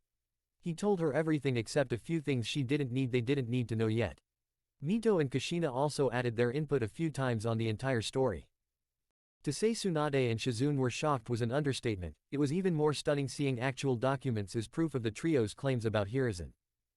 Tsunade couldn't believe that her own sensei ordered for her clan to be killed off. It made her wonder if Jiraiya knew about all of this and had been lying and keeping secrets from her. Knowing that Jiraiya is the only one out of the Sannin who maintained a close relationship with the old Hokage over the years, she honestly wouldn't put it past Jiraiya to be covering up for Hiruzen. Literally in her hands is a mission contract stating the objective is the termination of the Senju clan, signed by her sensei himself with his Hokage stamp of approval on it. The blonde Sannin knew it was Hiruzen's signature. She recognized it easily. Also, the Hokage stamp on the contract cannot be faked. All of this meant that this contract is an official mission contract. One specific order in the contract is that Tsunade is to be the only Senju left alive. Oddly, she always wondered what happened to the other members of her clan. She assumed either they left Konoha to travel or some just died over the years from missions or old age, eventually leaving her to be the only one left alive. Truthfully, Tsunade can't honestly say that she thought much or cared much about the sudden drop-off in members of the Senju clan during those years. She was way too deep into her grief to even consider the possibility of foul play on her clan. To think that the man who she saw as a surrogate father betrayed her like this, it begs the question whether Tsunade was still a shinobi of Konoha at the time of the massacre or did she already leave Konoha. At this point none of that matters. What does matter is that she now knows the truth. So Sarutobi-sensei gave information about the Uzumaki clan's defenses that allowed them to be invaded and destroyed by the combined forces of Kumo, Kiri and Iwa. Because members of the Senju clan felt that he could have done a lot more to save their cousin clan, a good portion began to feel unsatisfied under Sarutobi's leadership. So to keep peace he silenced them by having the Senjus killed off in secret.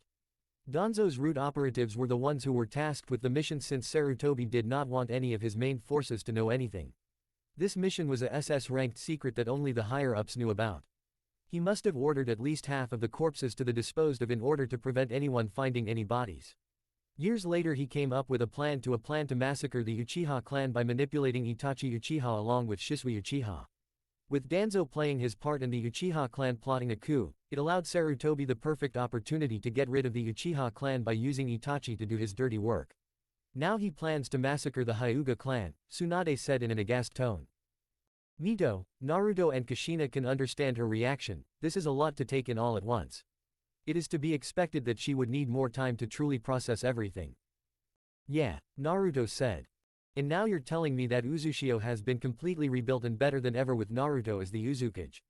And to rebuild the clan itself, Naruto has a harem that you two are a part of, but because you're his literal soulmates you two will always be in a higher position than his other lovers. The slug Sannin wanted to make sure she got all of this right. Pretty much Tsunade-chan. Mito nodded. I take it you came here as to bring me back to Uzushio with you? Tsunade questioned. You got it, Kushina replied. I see. Tsunade sighed before making eye contact with Naruto and narrowing her eyes.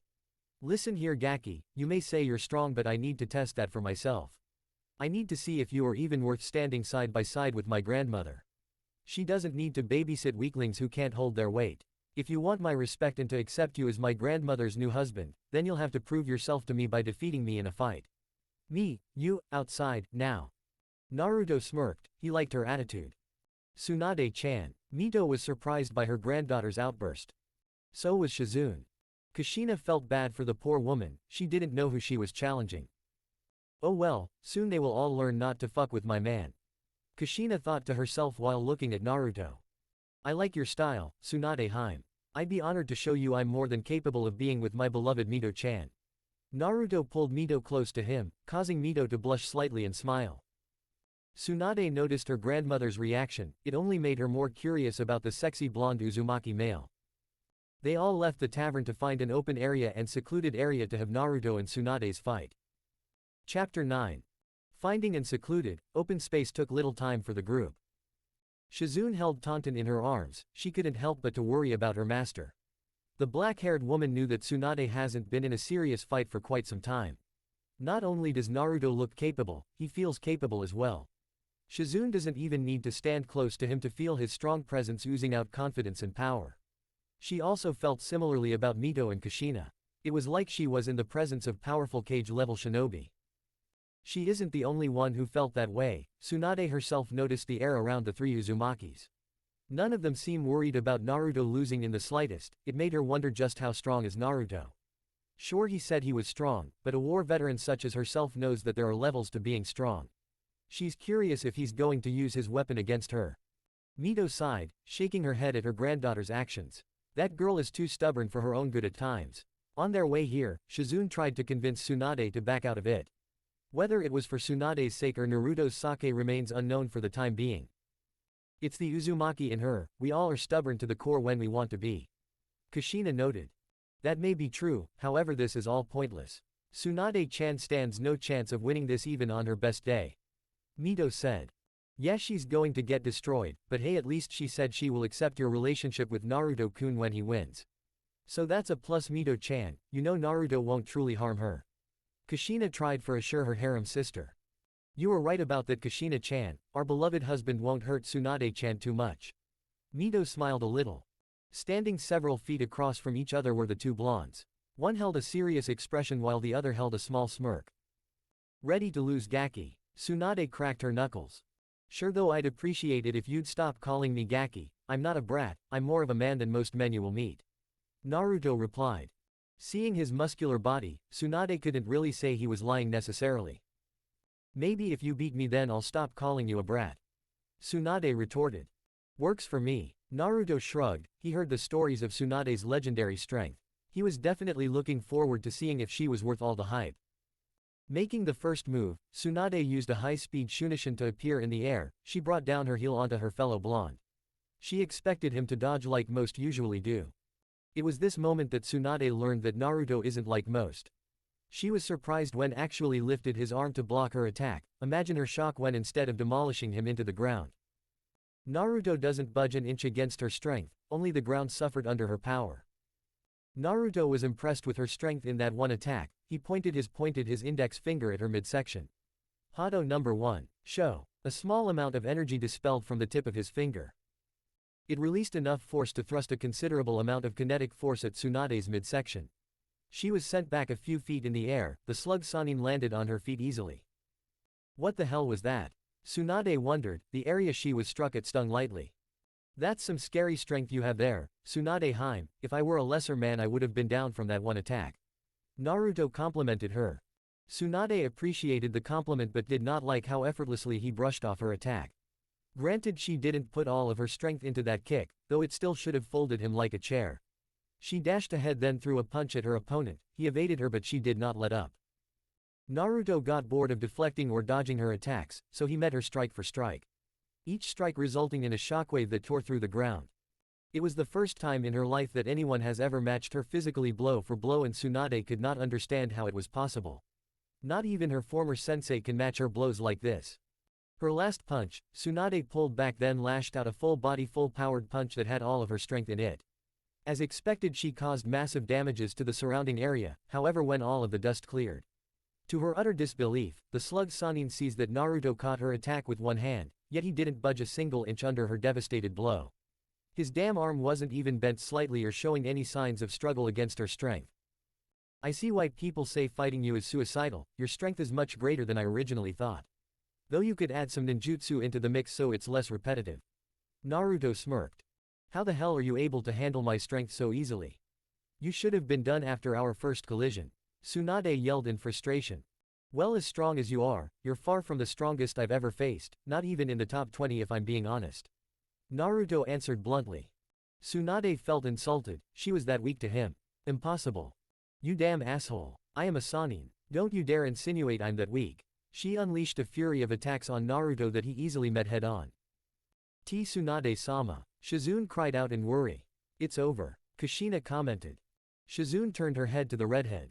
How can you say that? Tsunade-sama is far from done. Maybe if she was in better shape you may have a point, however she's rusty as hell, not to mention she's telegraphing nearly all of her attacks. Making it easy to read her. Kushina replied.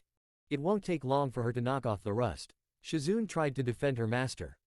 Shizune-san, please do not be delusional, you are much better than that.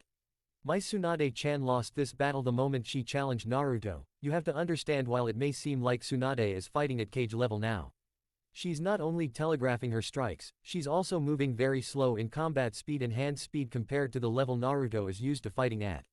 Let's not forget that Tsunade-chan is fighting sloppy at the moment. The moment she let her frustration take over, she all but admitted defeat. Watch how Naruto-kun ends this in 1 second. Mito spoke up. No observation haki had been used when Mito declared that. Naruto got bored of Tsunade's rage-filled sloppy fighting, he decided it was to finish their fight. Just as Tsunade was about to strike his face, she watched as he vanished right before her eyes in a blink. As her eyes were in the process of widening, she felt herself being wrapped in a strong glowing chain, preventing her from moving any of her limbs or using her chakra. Wah. Tsunade looked around confused as to what happened. That was fun. She jumped when she heard a familiar voice behind her. Naruto walked in front of her so she could see him. He knew she currently couldn't move any part of her body. What happened? Tsunade stuttered. So fast. That Hiraishin. You lost, Tsunade-chan, just as I expected you to. She heard her grandmother's voice as Mito, Shizune and Kushina walked up to the two blondes. You never expected me to win. Not going to lie, she felt a little hurt by her grandmother's lack of faith in her ability. Mito had to hold back the snort she almost released when responding to Tsunade. Heavens no, Tsunade, you need to understand that Naruto-kun is a man that someone of your level can never hope to defeat. It doesn't matter if you are one of the legendary Sannin, there's always someone in the world who is stronger than you. You should know this very well. When Naruto-kun said you aren't in his top 20 of strongest opponents that he's fought, he wasn't being disrespectful or calling you weak by any means, my husband was simply stating the truth. He's fought very strong opponents as his young life so far, much stronger than you can imagine. You already lost the moment you challenged him, however when you decided to foolishly give into your frustrations of not being able to get the advantage over Naruto by recklessly attacking him. He quickly became bored and decided to end it. Hearing her grandmother's words did make Tsunade calm down a lot, nor did she feel hurt by the truth in her grandmother's words. Shizune tried to talk her out of this fight on the way here. Can't forget how confident the three Uzumakis seemed in Naruto's victory over her. Yes, she definitely brought this on herself, just like she does when she's involved in any messed up situation. She was glad when the chain restraining her released her as it receded back into Naruto's body. Yes, sorry if you took what I said the wrong way, I have a habit of unintentionally pissing off my opponents during a fight. Naruto admitted with a sheepish grin. Dusting herself off, Tsunade took one last good look at the blonde Uzumaki clan head. She's gotta admit, her grandmother sure knows how to pick them. It's fine, it was my fault for losing control of my emotions in the middle of a fight. I will admit that I was wrong about thinking you weren't that strong. You're definitely in an entirely different class if you can toy around with me like that. You're the first person to ever match me blow for blow when putting my full strength into my attacks. Tsunade said. The surrounding destroyed battlefield can attest that she was using her full strength. Though everyone knew that wasn't the full truth, seeing as Tsunade did not use her yin seal, not that it would have changed the end result. So does this mean that you accept Naruto-kun as my husband, Tsunade-chan? Mito asked her granddaughter with a hopeful expression. Tsunade smiled. I do accept and respect him. The guy I mean Naruto here can definitely stand with you as equals in strength, that's for sure. Though I do need to get to know him as a person more, he may be stronger than me, but I need to learn what kind of person Uzukage-sama is. Especially if I'm considering cutting all ties with Konoha officially to join his village. Mito beamed happily. I'm glad. If you want to learn more about me, we can start by going to the casino. I heard you have a love for gambling like your grandfather once did, plus my lovely wives wish to stay for the festival, so we are going to be staying here for a few days to enjoy it before returning to Uzushio. Don't worry, it's all on me, so gamble as much as you want. Naruto suggests to his fellow blonde. He chuckled when he saw her eyes change to money symbols. Family bonding time at the casino. We are definitely going to get along just fine, Naruto. Tsunade grinned while dragging Naruto by his arm to her favorite betting hall. Shizune sighed at her master's actions. Seriously, Tsunade-sama, must you always gamble? Mito giggled. She's so much like Hashirama that it's hilarious. Hey Mito, let's catch up. With my and Naruto's super good luck we will be bringing back home a whole lot of money to the treasury.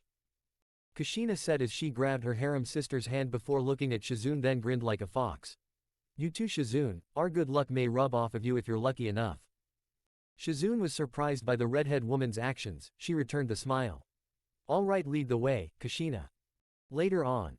She could not believe it. How could she? It should have been impossible to do what witnessed take place. However, Tsunade knew from a young age that nothing is impossible for an Uzumaki, that's a certified fact. What happened that had caused Tsunade's hopeless denial is that she witnessed a massacre take place in all 3 casinos the group of 6 went to. Originally she thought Naruto would be a rookie when it came to the art of gambling. He was still very young and inexperienced in life after all. Boy, how fucking wrong was she. Her fellow blonde cleaned house at every gambling table he stepped to.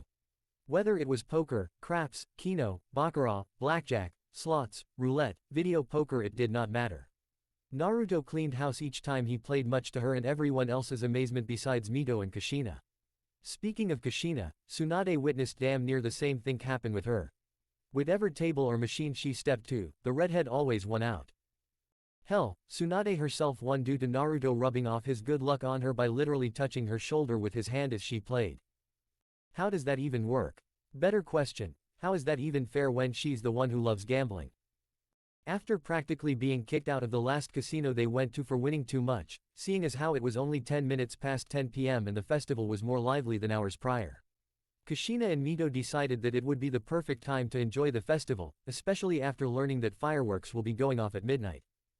So far, after spending a few more hours with Naruto, the slug Sanin has to admit that she can see why Mito and Kushina are so fond of him. It's so natural to get along with him when you don't take something he says the wrong way. He doesn't bullshit around, he likes to be upfront with people about what he wants. By the way they were having fun gambling, Tsunade would have thought that Naruto is her long-lost best friend. It had gotten to the point where she almost found herself flirting with him. Funny enough, she wasn't the only one who got along well with Naruto. Shizune, the woman who usually doesn't engage too much with people she meets on the first day, seemed to enjoy getting to know Naruto as well. At least that's what Tsunade could tell from watching how her apprentice reacted. As of right now, she was holding Tonton in her arms while sitting down on a bench next to Shizune. From several feet away, they were watching the Uzumaki trio play a game at one of the random stands. Naruto wanted to win a prize for Kushina since he won one for Mito at the last game they played. Tsunade-sensei, have you officially decided if you're going to join Uzushio yet? Shizune wondered. Truthfully, she hoped her master did choose to join because she's tired of always having to run from debt collectors. That and it would be nice to finally be able to settle down somewhere instead of always being on the road. Shizune, when I left Konoha all those years ago with you, I swore that I would never return there after all the pain I suffered during my time as a Konoha kunoichi. I cursed the title of Hokage, blaming it partially for my troubles. After many years of drowning in my grief, it's only recently in the last couple years that things have been looking up for me. Now on one random day, which is today, I find out that my grandmother who raised me is once again alive and young. She's trying to rebuild her clan with her new husband and his harem. On the same day I also learned that the village I swore to never return to, massacred my clan without me knowing. For decades I've been ignorant to the truth, wasting away my life drinking and running away from debt collectors. How am I supposed to return to Konoha knowing what happened to my family? How am I supposed to return when I saw the mission contract stating to massacre my clan with my own eyes, in my own hands? A mission contract that I know is not fake in any way. I know Sarutobi's signature, it's easily recognizable to me. You can't fake an authentic Hokage seal of approval. My grandmother would never lie to me about something like this. Sarutobi is the reason why not only one of my clan is gone, he's the reason for my other clan being killed off too, the Uzumaki clan. I don't even know if I can trust Jiraiya anymore because I have no idea if he was in on Sarutobi's actions. To answer your question directly, Shizune, my answer is yes, I'm going to join Uzushio. My grandmother is back alive with her homeland restored. I want to be with my family, and yes, it goes without saying that I'm including you too when I say family. Tsunade ended her long answer. Shizune was touched hearing her master call her family. Granted, Tsunade has told her this plenty of times over the years. But it still felt really nice to hear every once in a while.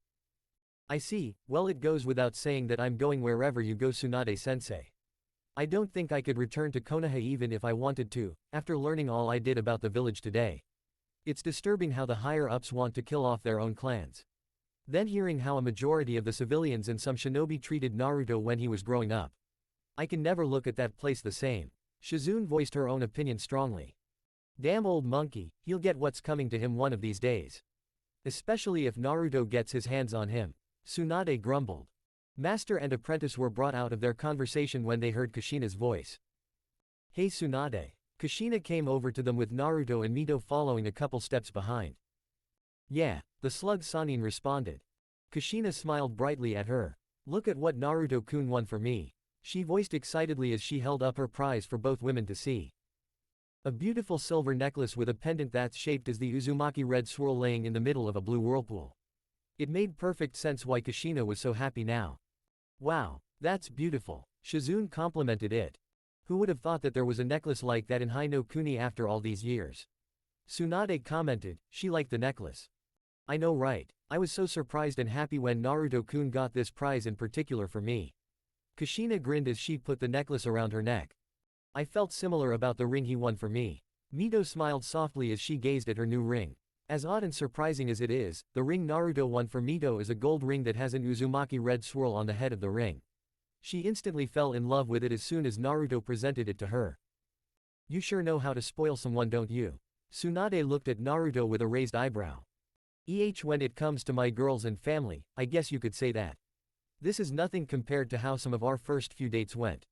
Naruto replied. Well, what's the plan now? I think the fireworks are supposed to start in less than 30 minutes.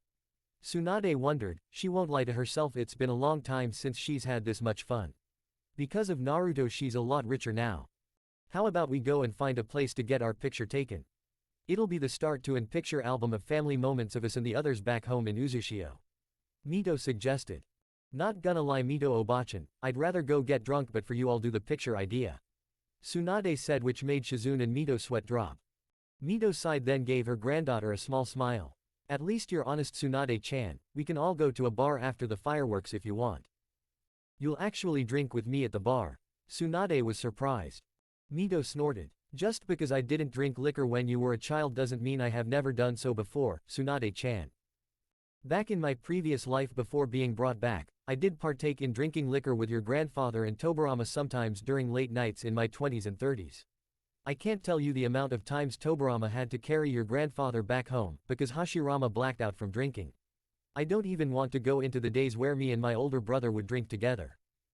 Tsunade is beginning to realize that it's a lot about her grandmother that she doesn't know about. Well, it's a good thing she's going to Uzushio because she intends to spend a lot of time with her. I don't mind, I'm in the mood for bar food anyways. Kushina voiced.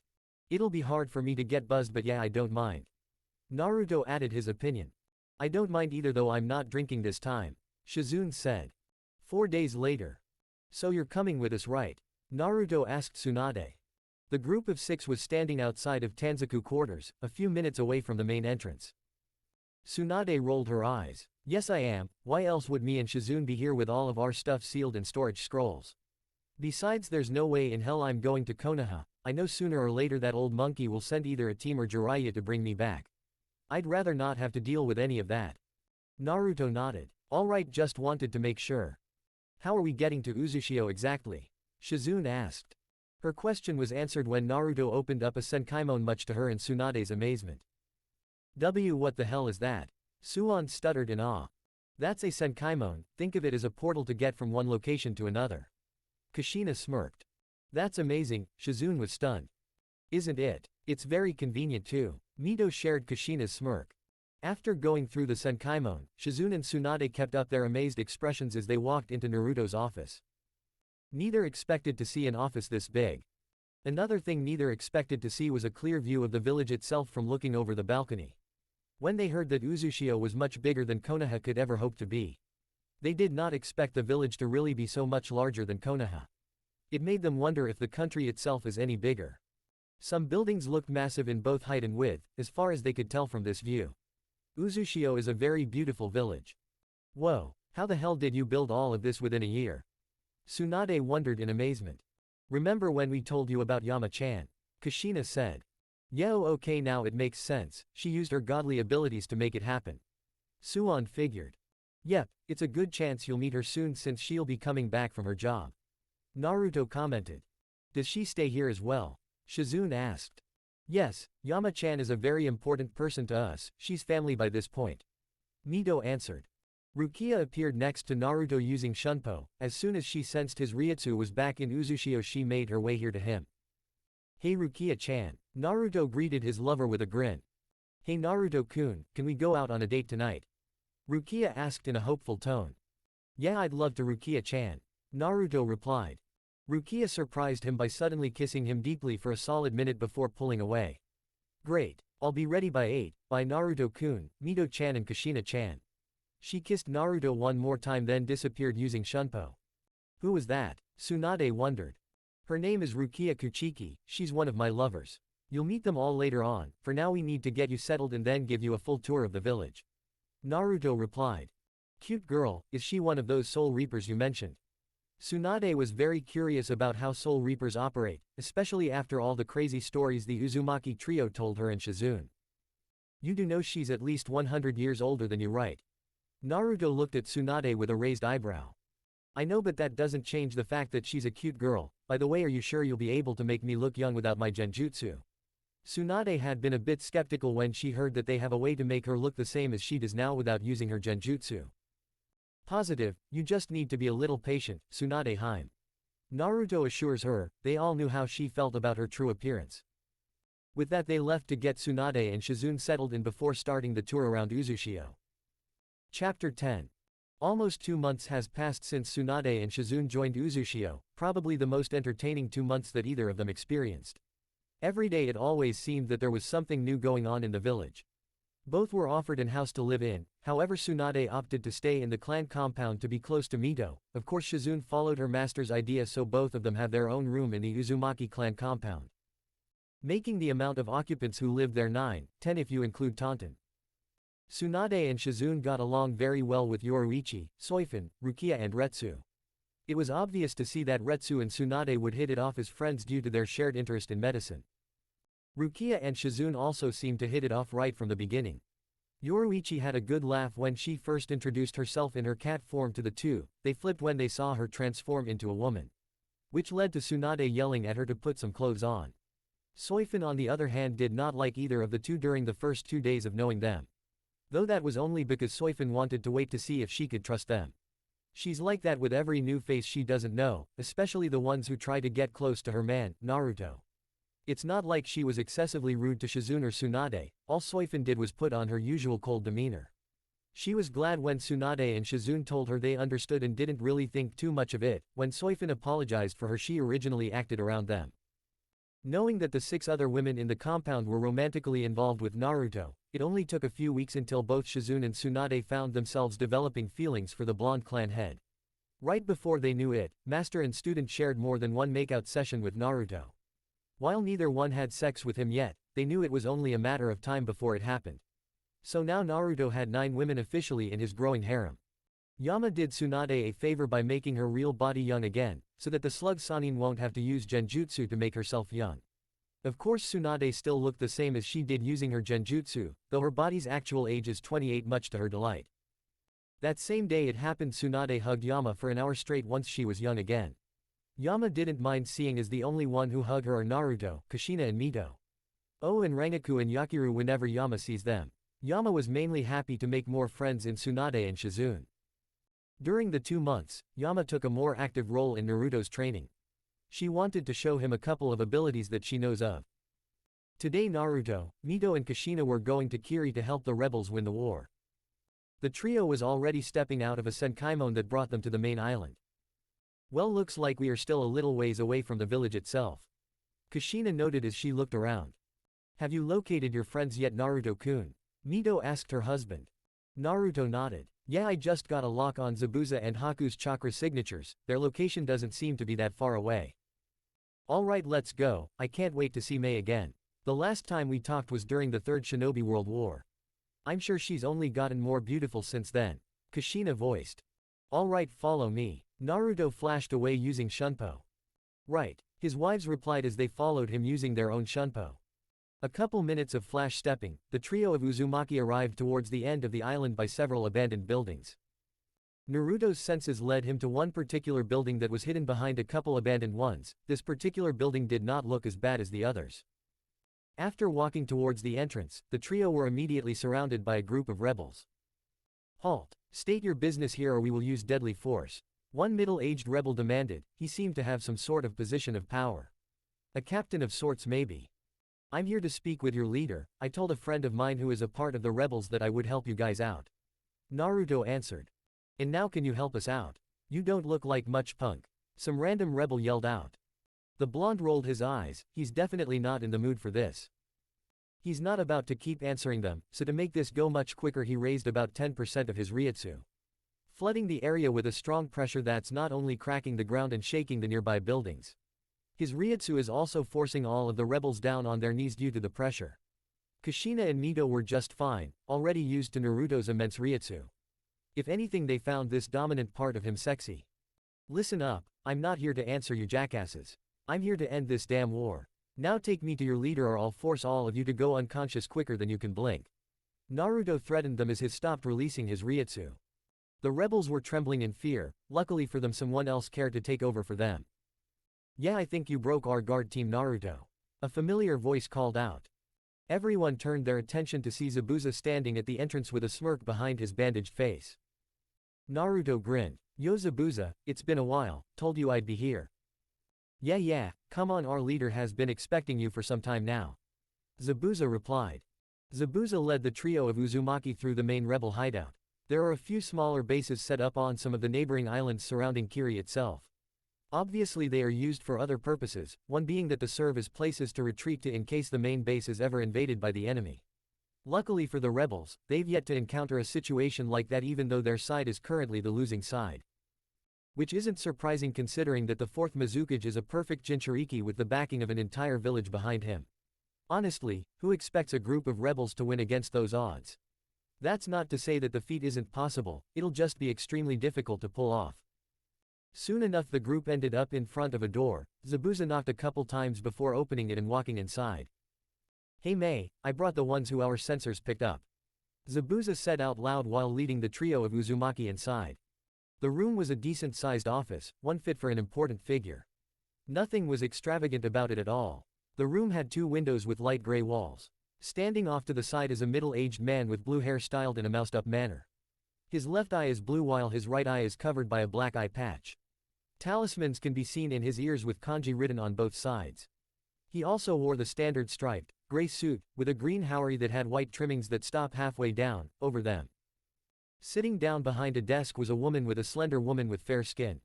She has green eyes, and ankle-length, auburn hair styled into a herringbone pattern at the back, a top knot tied with a dark blue band, and with 4 bangs at the front. 2 bangs are short, with one covering her right eye, and 2 are long, crossing each other on her bust, just below her chin.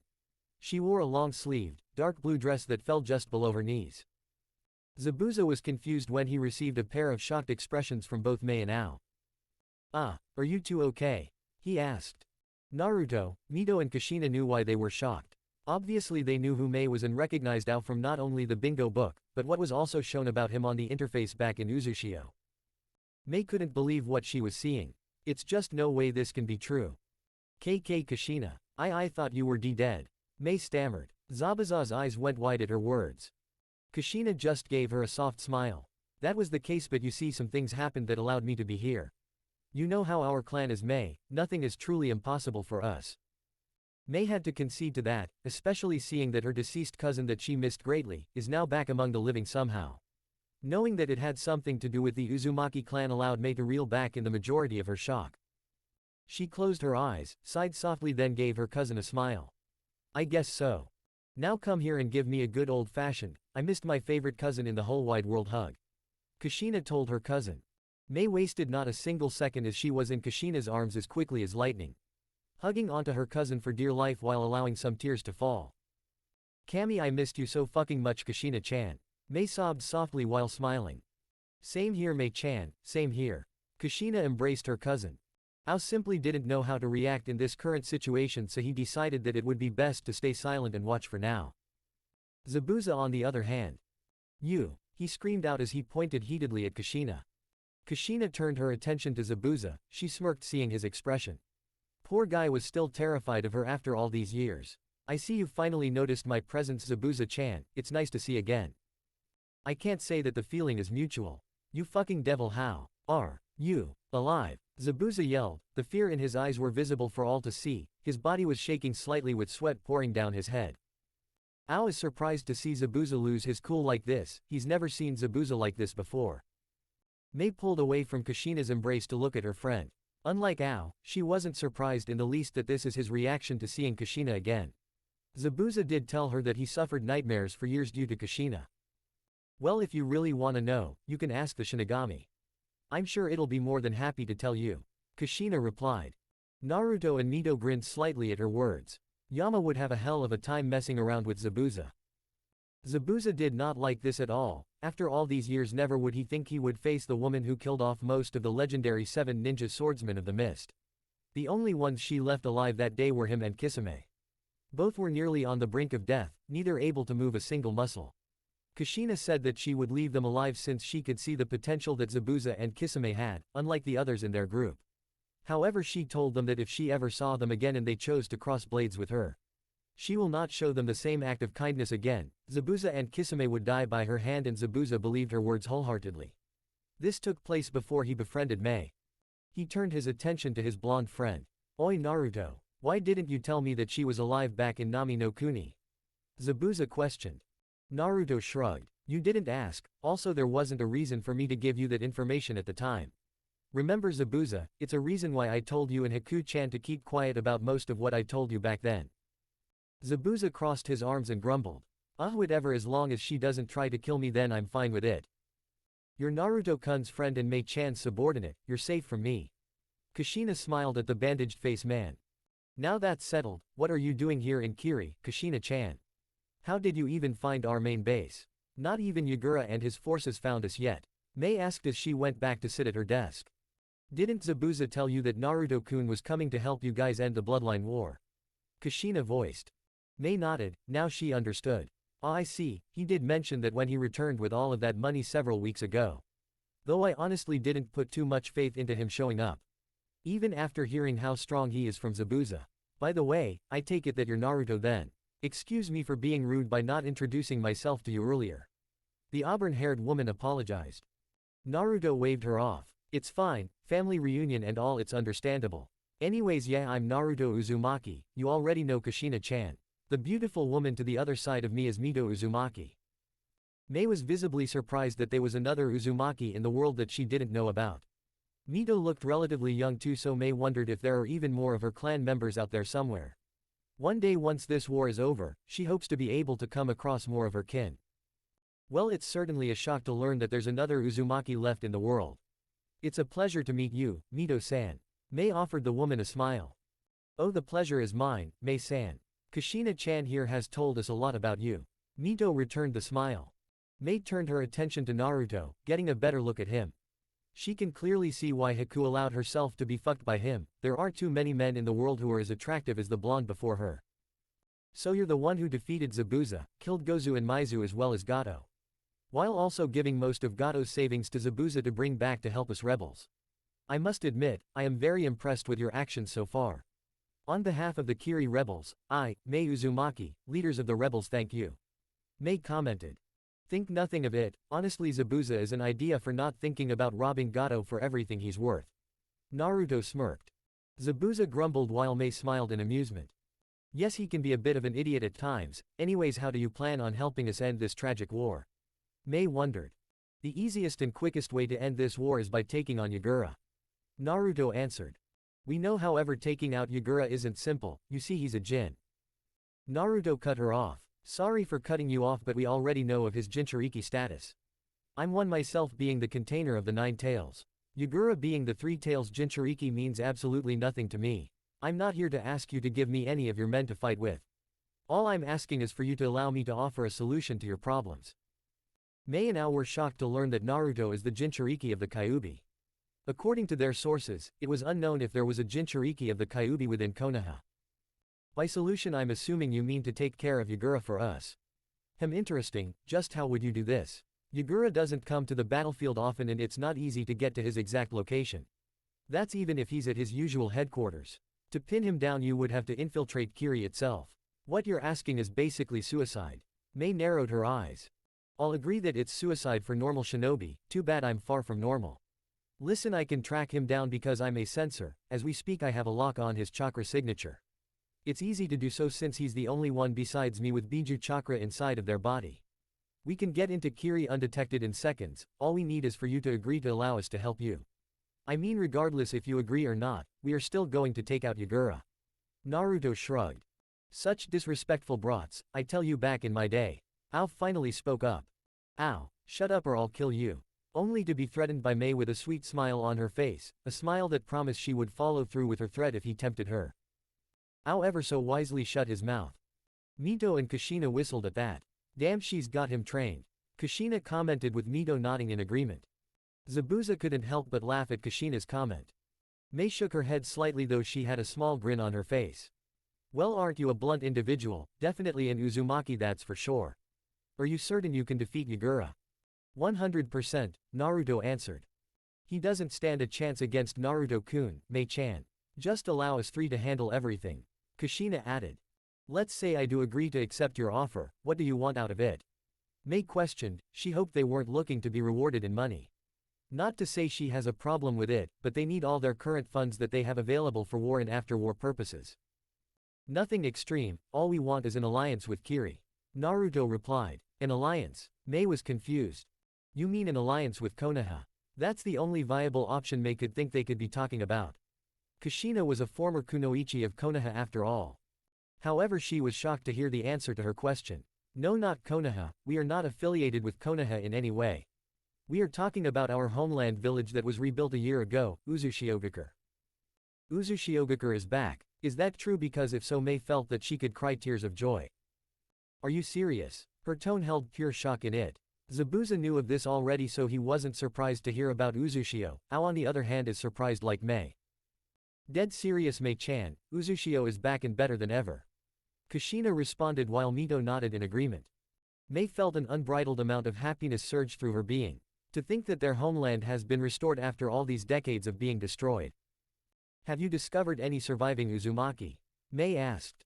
Unfortunately no, not yet, however recently we learned that there might be 2 Uzumaki residing in Kusa.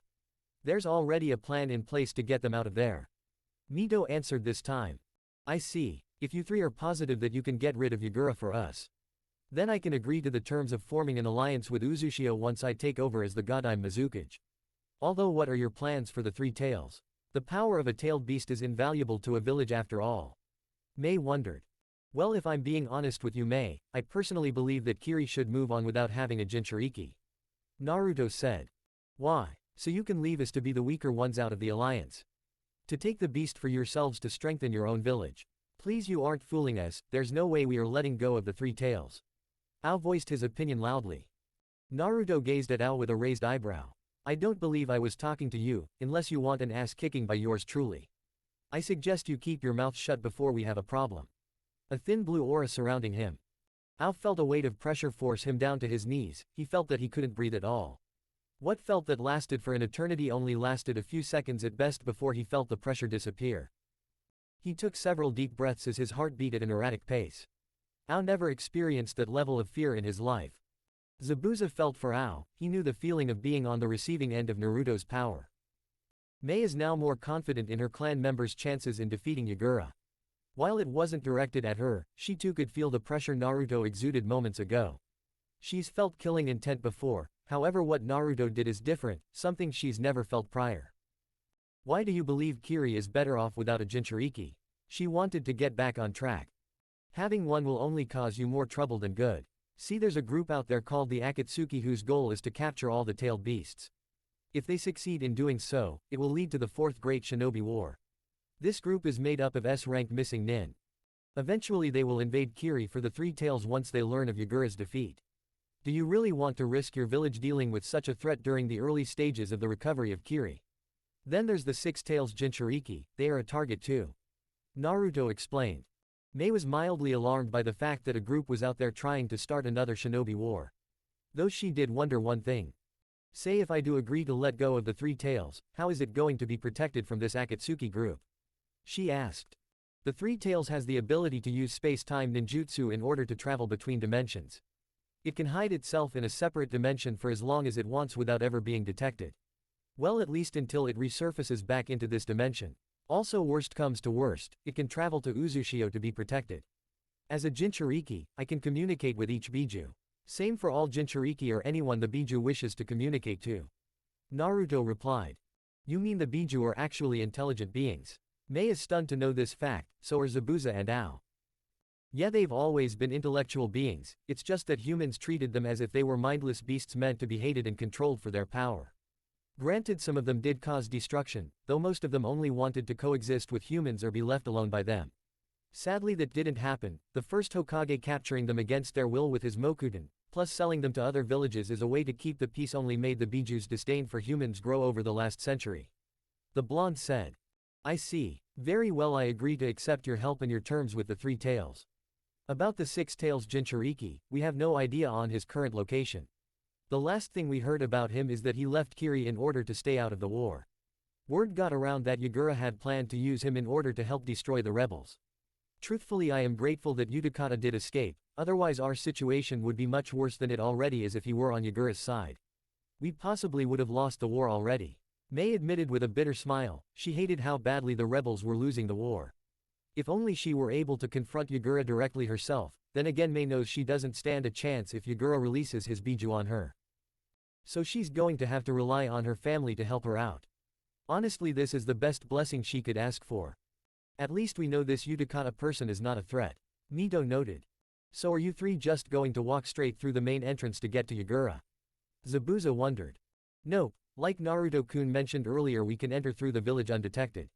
By the way, Mei-chan, after we take care of this war, would you like us to take you to Uzushio for a tour? The village is much bigger than it used to be back from when we were kids. Kushina spoke to her auburn-haired cousin. Mei was about to respond until one of her subordinates appeared out of nowhere in a shunshin. He was kneeling by the side of her desk. Excuse me for the interruption, Mei-sama, but our spy just received word that Yagura has located the location of our main base. Tomorrow at 8 a.m. he plans to send 3,000 of his forces including himself to come wipe us out. Mei's gaze became sharp. How did this happen? We do not know. Our spy believes that one of our shinobi got captured during a small skirmish. It's likely they forced information out of him, said subordinate answered. Mei sighed, turning her attention back to the trio of Uzumaki. You three have incredible timing. I'll say, well, it's a good thing we are taking the fight to him first before he can attack. Naruto smirked. What do you mean? Mei wondered. Mito and Kushina both had their own smirks, both were ready to raise some hell. Well, Mei, I believe it's time for us to start our first session of family bonding, Naruto told his cousin. Family bonding. Oh, yeah, I believe you are correct about that, Naruto. Mei shared a smirk of her own. Ao and Zabuza were the only ones left out of the loop.